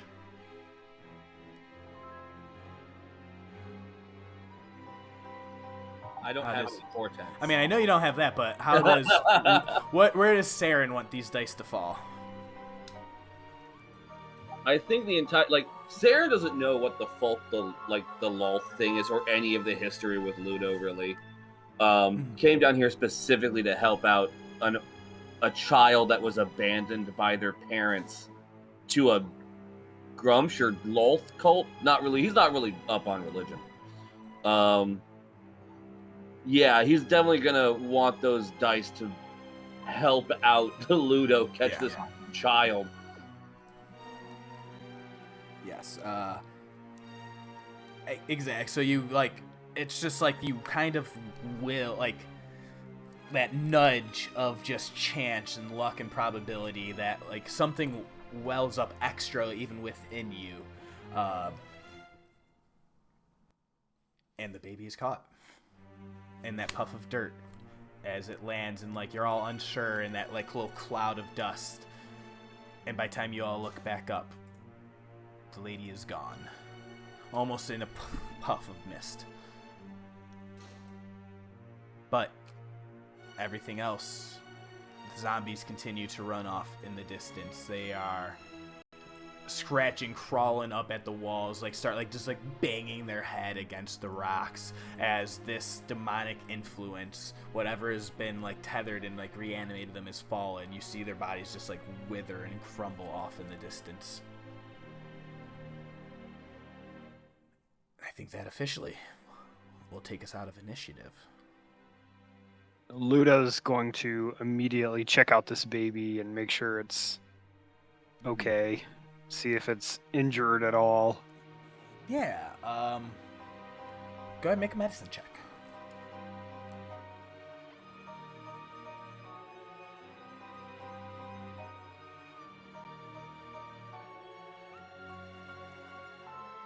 $10. Looking it over, it somehow it's weirdly almost it's asleep, it's just not stirring even in all this chaos. It seems perfectly fine, breathing, no bandages or bruises. You do notice there is a large red birthmark, it's almost like a full proper circle, almost as a full moon of Ruidus that covers that eye. It's top left of the skull, and it the circle kind of almost kind of covers half the eyelid, where it the eye kind of cuts off the circle, Mm-hmm. Ludo is going to use a divine sense, so detecting good and evil within 60 feet, kind of targeted on the baby. How many but kind of channel divinities also around. do you have per thing? Well, that's not a channel divinity. Oh yeah, it's just another Separate. different thing. Hell yeah, perfect. Yeah. How far is it reach? 60 feet. Awesome. Anything that's not behind total cover that's a celestial fiend or undead, I can know the location. Hell yeah.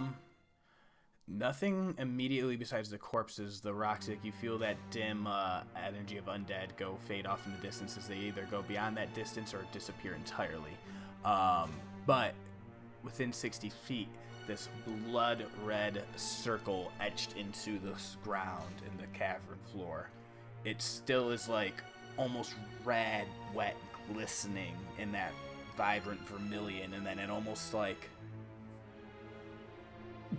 a heartbeat, a wiggle, and then like the ground almost like not like a slight tremor in that same like sense that you feel it. Finn, make it would be basically the same stat as a charisma saving throw.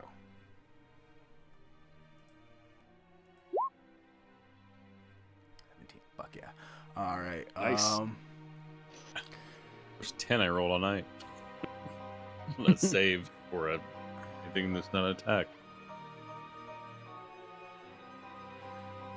Yeah, you're looking at this with Ludo. You see this line. It bleeds from here. The same corruption that has been festering this land, peeling away at the scab over the wounded earth, the bright red oozing forth like an infection, its veins running deeper than you can see from the surface, deeper below. And instantly, all of you know, no roll required, that this may not be the sole origin point of this taint, corruption in the land, but it is being actively exploited in here. There is no telling the terror that will be unleashed if this ritual has been stopped, but it has begun a process. As Finn, Aljin, you are looking at this, almost a memory bubbles to the surface of your mind. Back when you're like recalling a lecture back at Investra from your grandmother, as she's just sermonizing to you. The prime material plane sits on a precarious balance, woven of the ley lines and magics of the elemental planes and forces. Like a bird in the sky or a fish in the sea, we are not alone even when we are at home within the elements. There are other forces, other planes of existence, beyond even the Feywild and the Shadowfell. I speak of the Nine Hells, the Abyss, realms of chaos and pandemonium. And these planes must also sit comfortably in the equation, balancing out in equilibrium.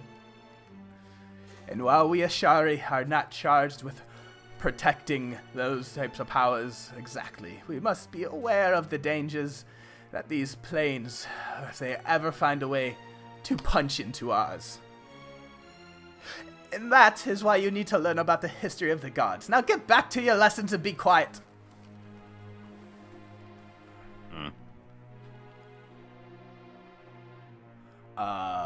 And you see with that there is a wound, a open hole that has been attempted to be punched through from this realm into something else, something darker. And you see these lines, these different bits that all come together.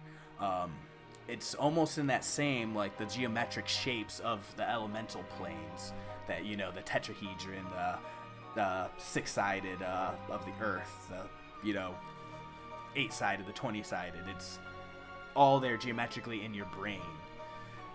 And you feel pulsing in your pocket with, like, a glowing warmth, that rock that you found that has that dispel abjurative magic.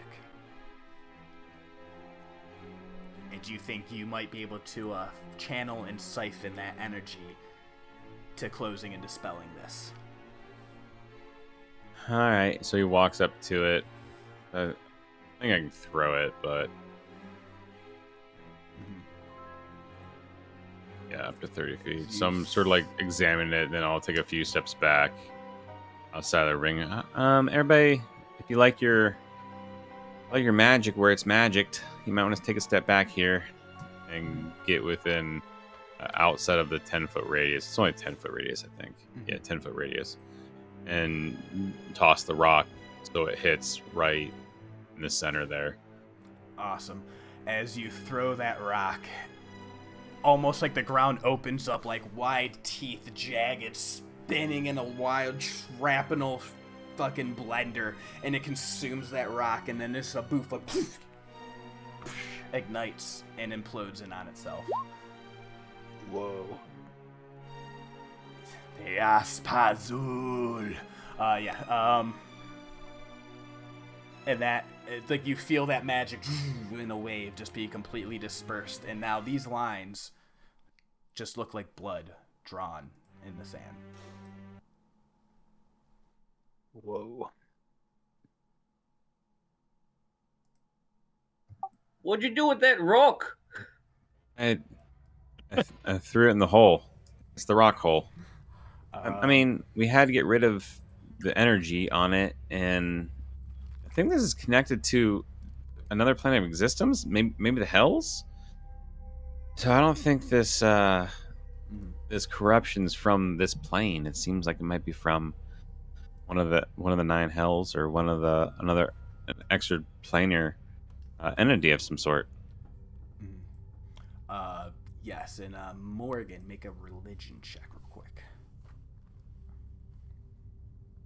Hell yeah. I was going to say with advantage anyway because of everything that's been happening here. And it's just been the book, the tone, that Corellon Archheart magic that you've been infused and embellished in. So you know the history of Groomsh, the orc god. His eye was blinded by Corellon the Archheart. And you, whatever means of gods and champions and blessings and curses, it's all like this like tingling that sense, but you know at least your duty here as far as the Raven Queen is considered, you have stopped a perversion of death, like you said. And you just feel like a glowing, like cooing warmth coming from your familiar as she is very pleased. Well, yeah. All right. And with that, the rivals look over at you guys and it's just like, what in the fuck is going on? As like Io just kind of finally like comes and snaps to, just like covered in blood, just like dripping all over her.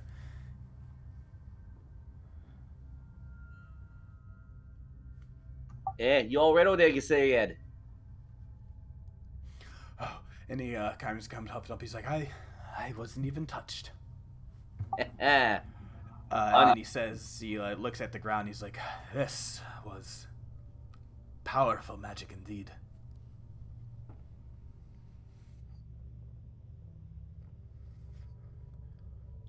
Do you know what happened here? It was like bitch. No. And bad shit it seems like. And something from not around here. Dead things, really? And a demon toad of some sort. Yeah, man, like, what was the fuck up with that? I had the spookiest dream, and that thing was in it the other day. I love that voice.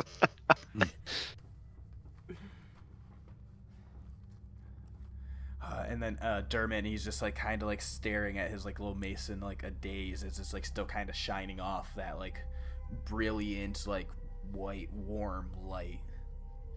And Maggie, Dermot, my friend, I could feel the light of the Luxon blessing upon you as you vanquished your enemies. Yes. This is what was calling to me. I'm sure of it. Well done, my friends. And then Maggie just like kind of takes a look around as you guys go and do the shake. Yeah, Dermot comes up to you in like a daze, like looking around all the blood and just like all the corpses of bodies on your guys' end of everything. And Maggie's just like, oh, thank God you got the child. Yes, Ludo holds the child proudly. Mm-hmm. Yeah, like basically it's like I'll say, yeah, Maggie's like basically the only one so far asked, and she comes calling up, like, oh, Gucci goo.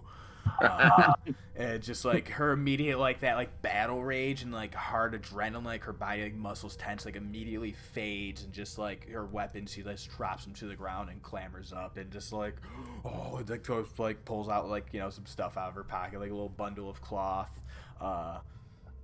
Saeryn, you taking a loot check? You know it, boss. Hell yeah. So you see on the far side, so like all these corpses, zombies, zombie toad, nothing there really to speak of. But on the far side of the room, you see while everyone's in this conversation, there's this little bit of downward steps that go off into a little cove somewhere. And I think that will probably pique your curiosity first. Stairs that go down. Nice.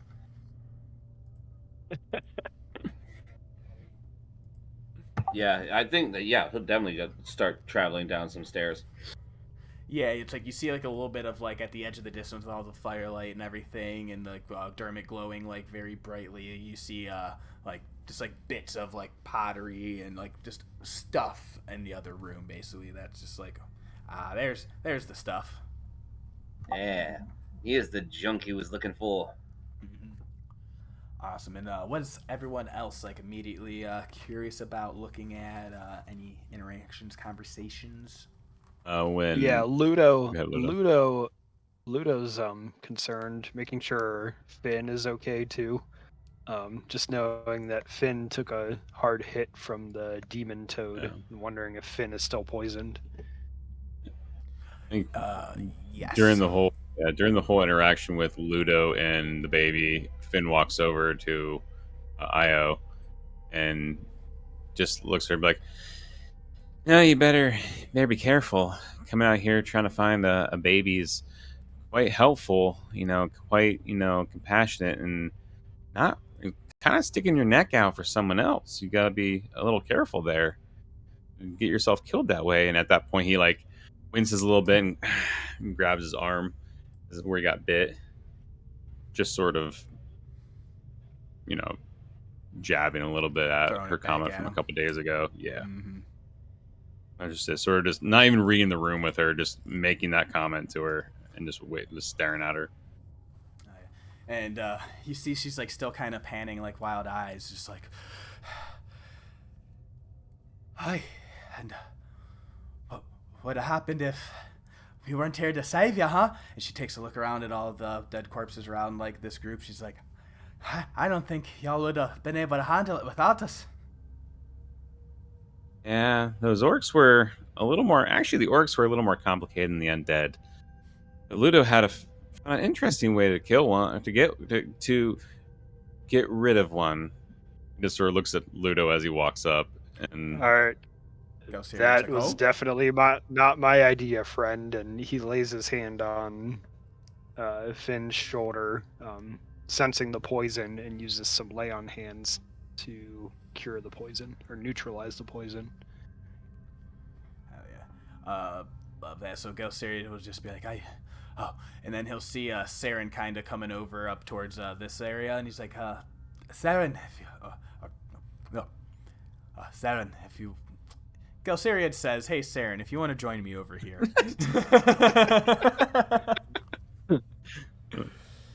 If you want to join me over here, I believe there is some things to be found. We might find answers to what was happening here. Sounds good to me. Sorry, I'm getting distracted. One of the cats in here is, I think, attacking something that's in the house and not having a good time with it. It's. Oh no! Do you need to go take care of that? No. She'll get it. I'm not Fair. concerned. Gotcha. No worries. But I'll say Galsariad will actually just be able to help you assist you with the loot check, so you can roll another one. No. We're doing advantage.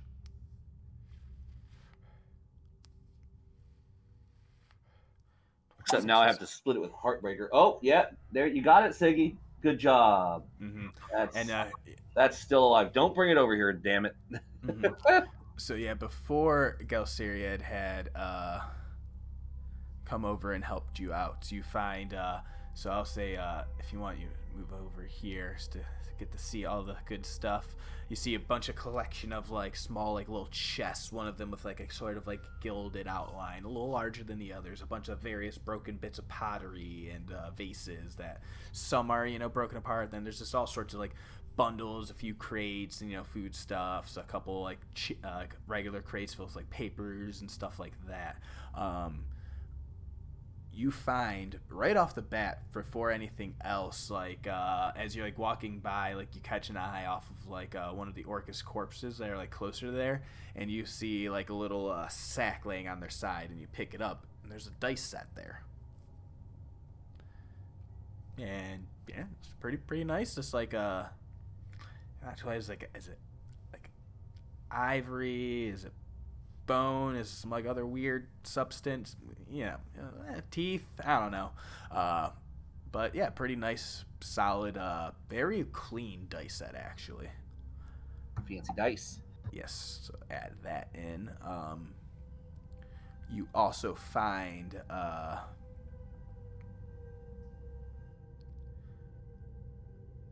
collection of notes, like ancient, just like scrolls and text, and it's it actually kind of catches your brain because like sort of them, like a half assortment of them are like one of them in common, and it's like depicting, it's like from a battle of long ago, of like a war path through the Zorhashian wastes up to the gates of the Betrayer's Rise, before it had fallen from the control of the gods back in the War of the Divergence.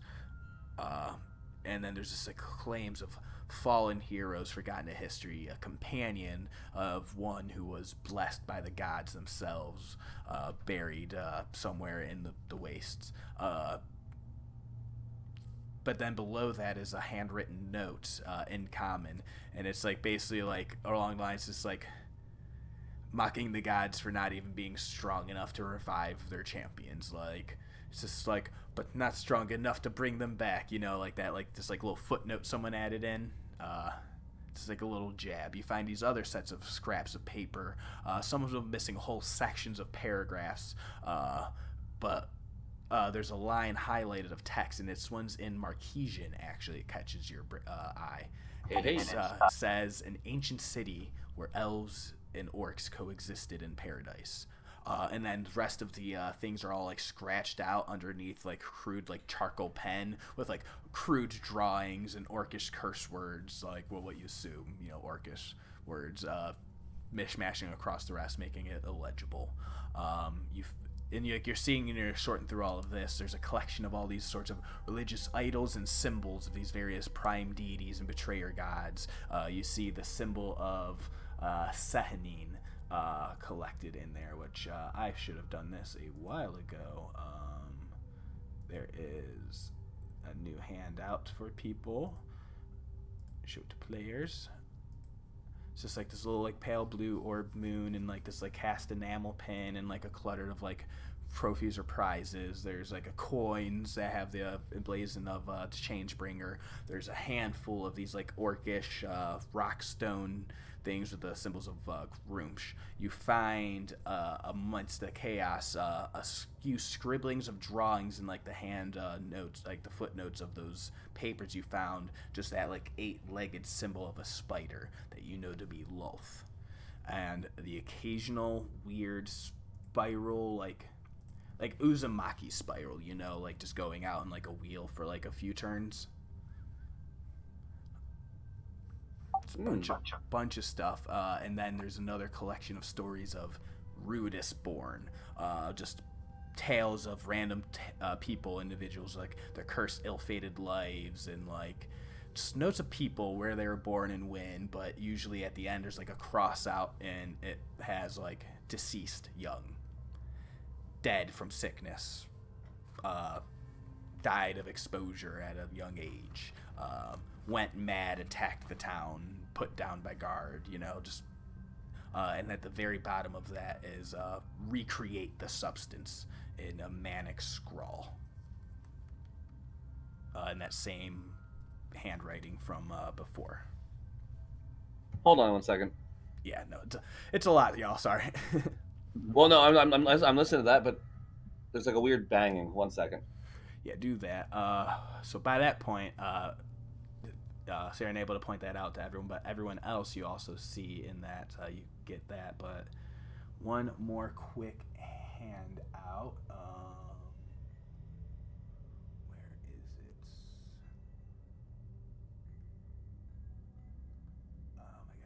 Where is it? Oh my god, I prepared all this. Where did I hide it? Aha. Mysterious poem shown to players. I'll read it real fast. No, I'm not going to sing it. O Ruidus, grant humble chorus leave to sing the song which hails the zenith of your cursed, thrice blessed Apotheon, remembered best by deeds in war, and yet whose acts were driven oft by fate most foul. His kindly brow bore gifts from the gods of change, and art, and moon, yet in his soul was pain. The suffering of your vermilion light drove the paragon to a desert realm, bestrewn with blades and drenched in crimson blood. So hear, O moon of cursed deeds and fates, the song of he who rose above your great and mighty power to save Exandria from flames of war fanned by Ruiner's blade. And that is in handouts now, officially.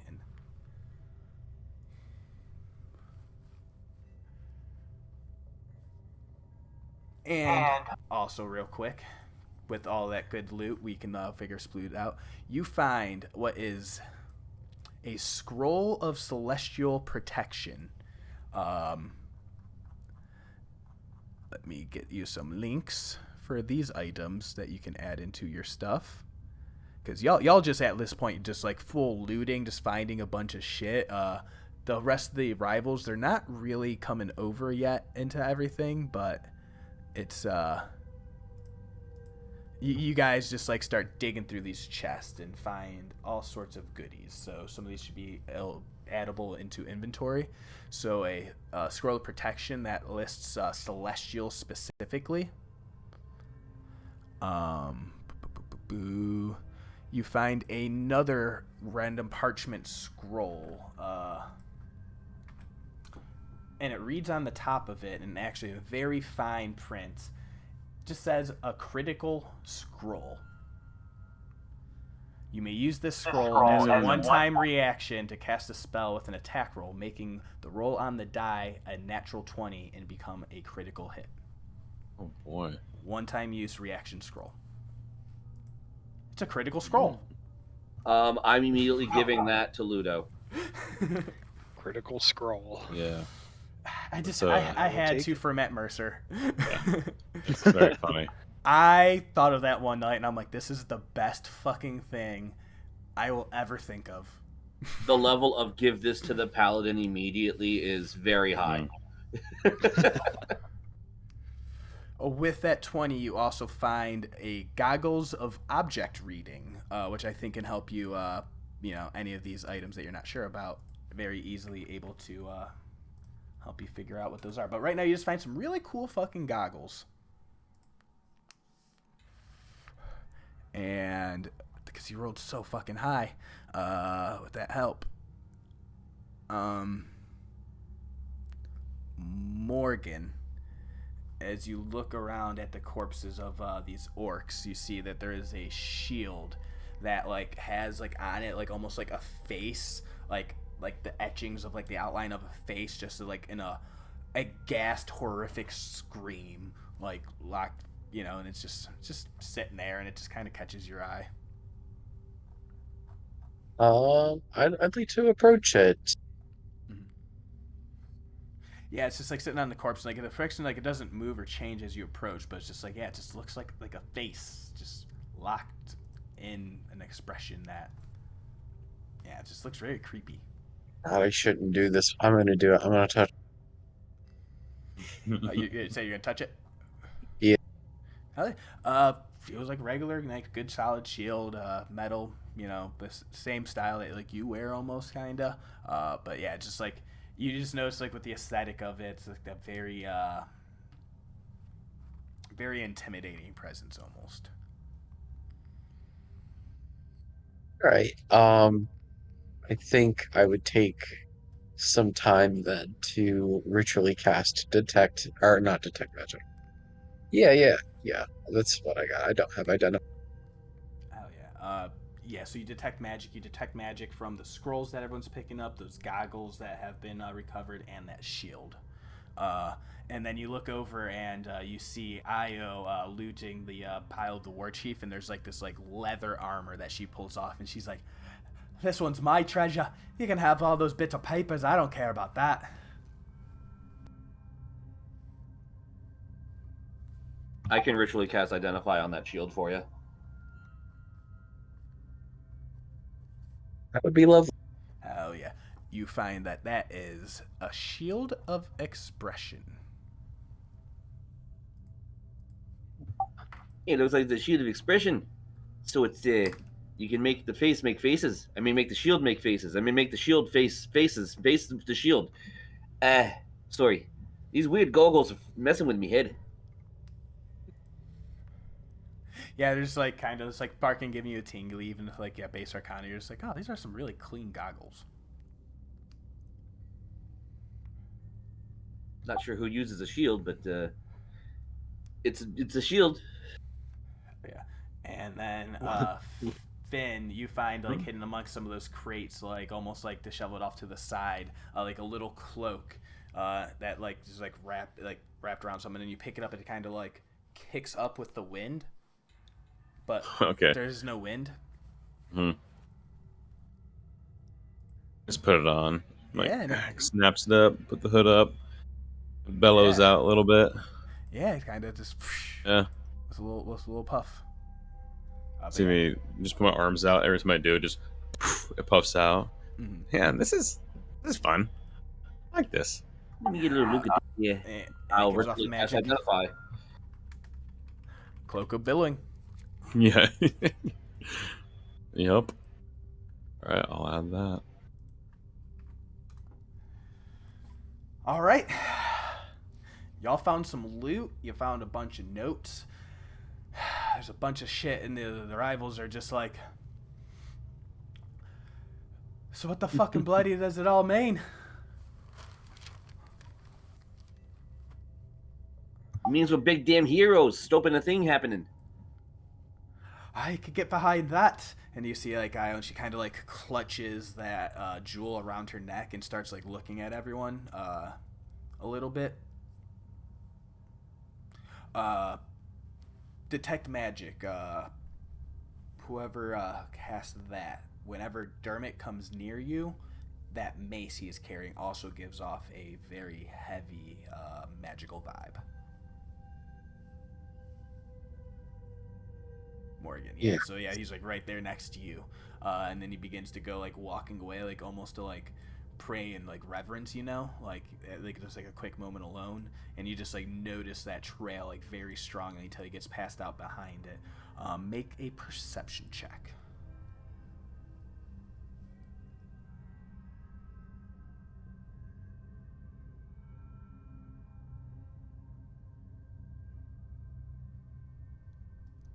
$17.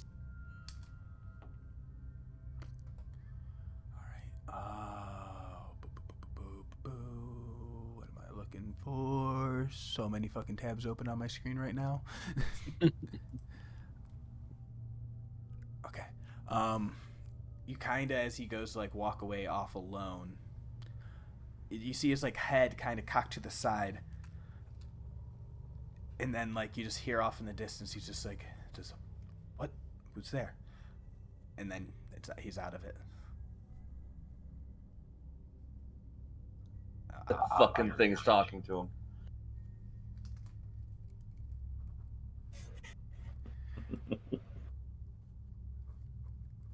And anybody have anything else immediately that they are wanting to do? Think about interactions, conversations.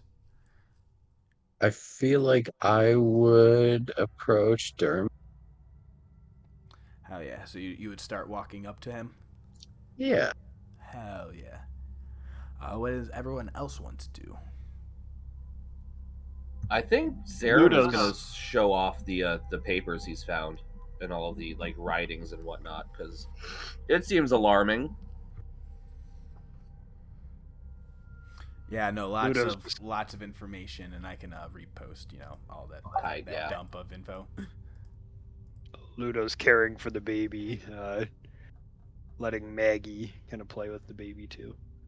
Mm-hmm. Yeah, you see, she's like fully, totally absorbed. Just like, Finn's just sort of playing with the cloak, noticing that he can stop, and then it bellows out, and then it stops, and sort of off the side, sitting. He plays with the cloak a little bit, then he just sits down, sort of just everybody's doing stuff, sort of just being quiet. Mm-hmm. Yeah, I'm gonna add into handouts all of those, just like a quick rundown of the notes. But yeah, I think as everyone is doing all that in that quick moment, it's probably a good spot to call the game. It's really fucking late. I appreciate y'all for hanging out for that. Yeah, that was fun. Yeah. That was great. Dungeon Great crawls session. are always scary. They could last 10 minutes or they can last 5 hours. True. It's hard to judge those. Yeah, it's like just because, yeah, like also it's like, oh man, there's this other team around that are like doing a bunch of other things, and it's like, cause it's like when you're down in it, it's like you can't. Everyone else is rolling dice rolls to determine what needs to be done, so like they need to too, and like it's that fine level of that. So that was I just put everything on whisper mode so I could just fucking roll like a whole screen worth of stuff and not bury all your guys' shit. That was, whew. You guys did amazing in that. Holy fuck. We did great when we had to roll for attacks and damage, and did super terribly when I was like saves and investigation. Those orcs, So bad. man. Like They were- I've Those never orcs are seen ruiners. They were so, like, they deserve a promotion if they get reborn somewhere.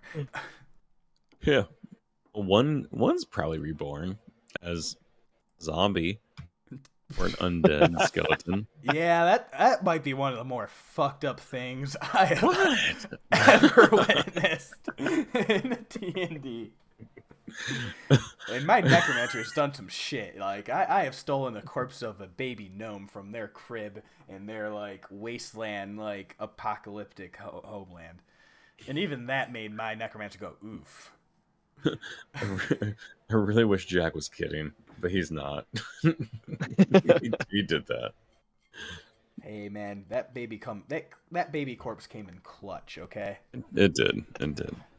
I mean, it was, like I said, there was a problem. Me and Saeryn solved that problem quite easily. Oh, Just by 100% taking the most 30 practical.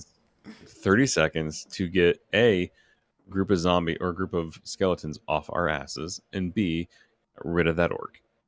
And So, just, I like, mean, It's two birds with one orc. How fast can a few skeletons eat an orc corpse? Like, it's gonna take a minute. Like, it's gonna take a few minutes. So, like, they are out of any like. There was no chance that they were gonna come running up from that back spot. Like, no, it's gonna take a minute. If you left them otherwise, yeah, 100% they were gonna join initiative like round 2 or 3.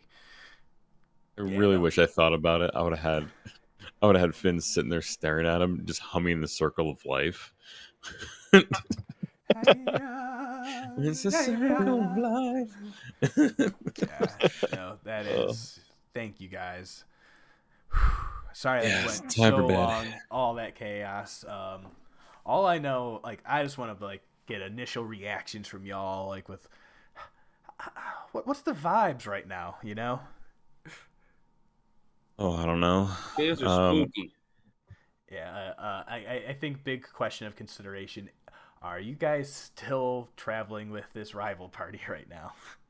After all of this, Uh, I For kind of now. want to have my eyes on them at this point. yeah. Yep. Yeah. I think for now, I think we're gonna be with them. At least a few of us. Just, I don't think the four of us are in any way qualified to take care of this baby. So, just adding more people to the issue might be better.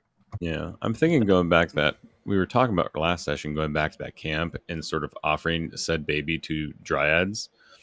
Yeah, that was definitely brought Which up. was- I think Saeryn would be iffy on that one. I mean, forest dwelling with two parents, it's not a terrible way. Fae Life. parents. Yeah, I mean, we just fed a sleeping orc to some skeletons. Orcs are bad guys. I don't think we have a lot of moral high ground at this point. Hey, speak It's for an yourself. amazing. Ludo said, "I'm recused. I am just a witness to, not a party of." Which I was looking. I was just trying to peacefully stop the orc.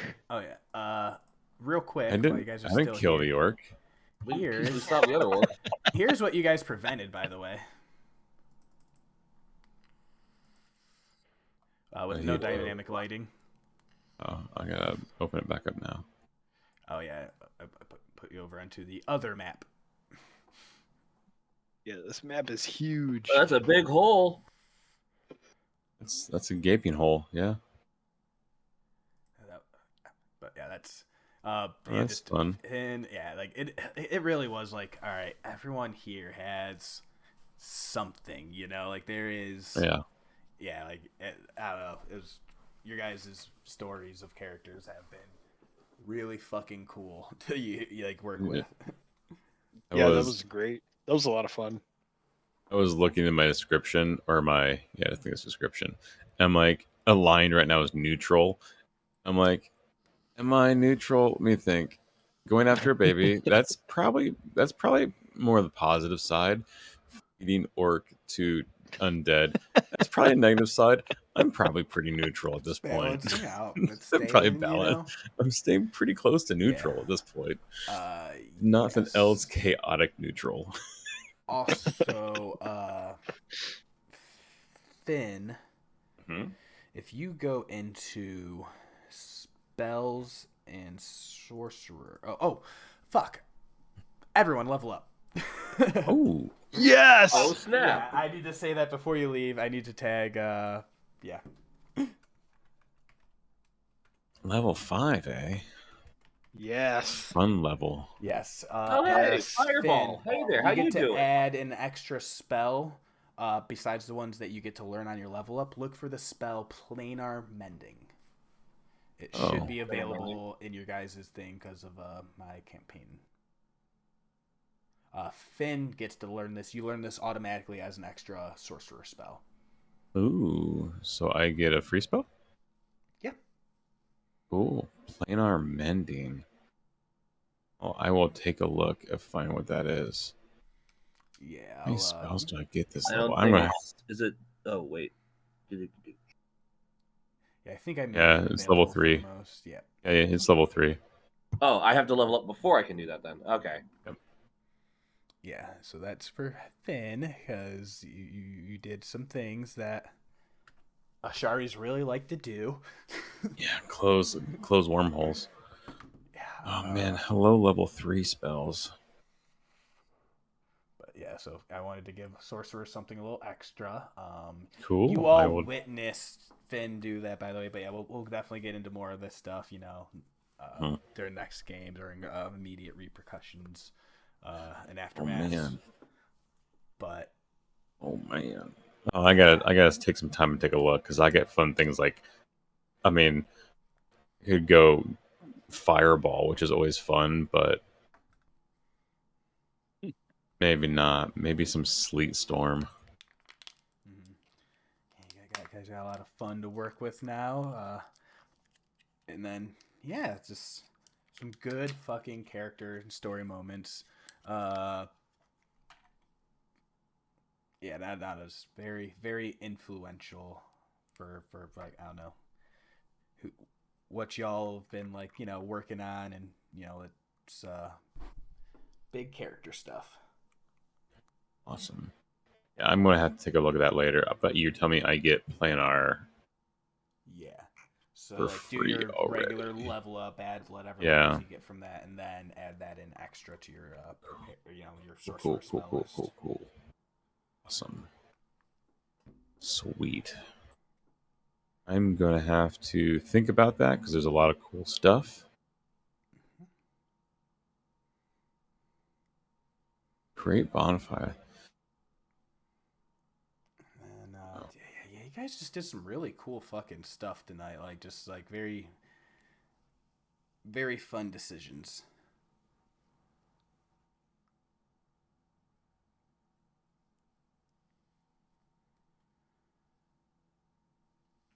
And Some second level spell slot. and Blink. because of reasons, I can finally post these videos online. Ooh, nice. Because legitimately, this has been almost all of the material I have worked up to and on. Just because, like, I can't, this is that moment where, like, I'm not fucking preparing anything after this. Who the fuck knows? So, yeah, just like all of the stuff that's been on my DM screen has pretty much been all up for now. And so I can post that on YouTube's. And none of it matters anymore. Woo! And yeah, I'm just really fucking excited to see what happens next in this story. I should finally stop recording. I'm gonna edit that one out where I was trying to figure out what we're doing. Nah, this is Man. just fuck it, do it live. No, Yeah. This has been for the 8th episode called Netherdeep, and I am really excited to see where this next arc leads into. Mm-hmm. Fuck yeah! Excited. Thanks, y'all. Thanks, Jack. Peace.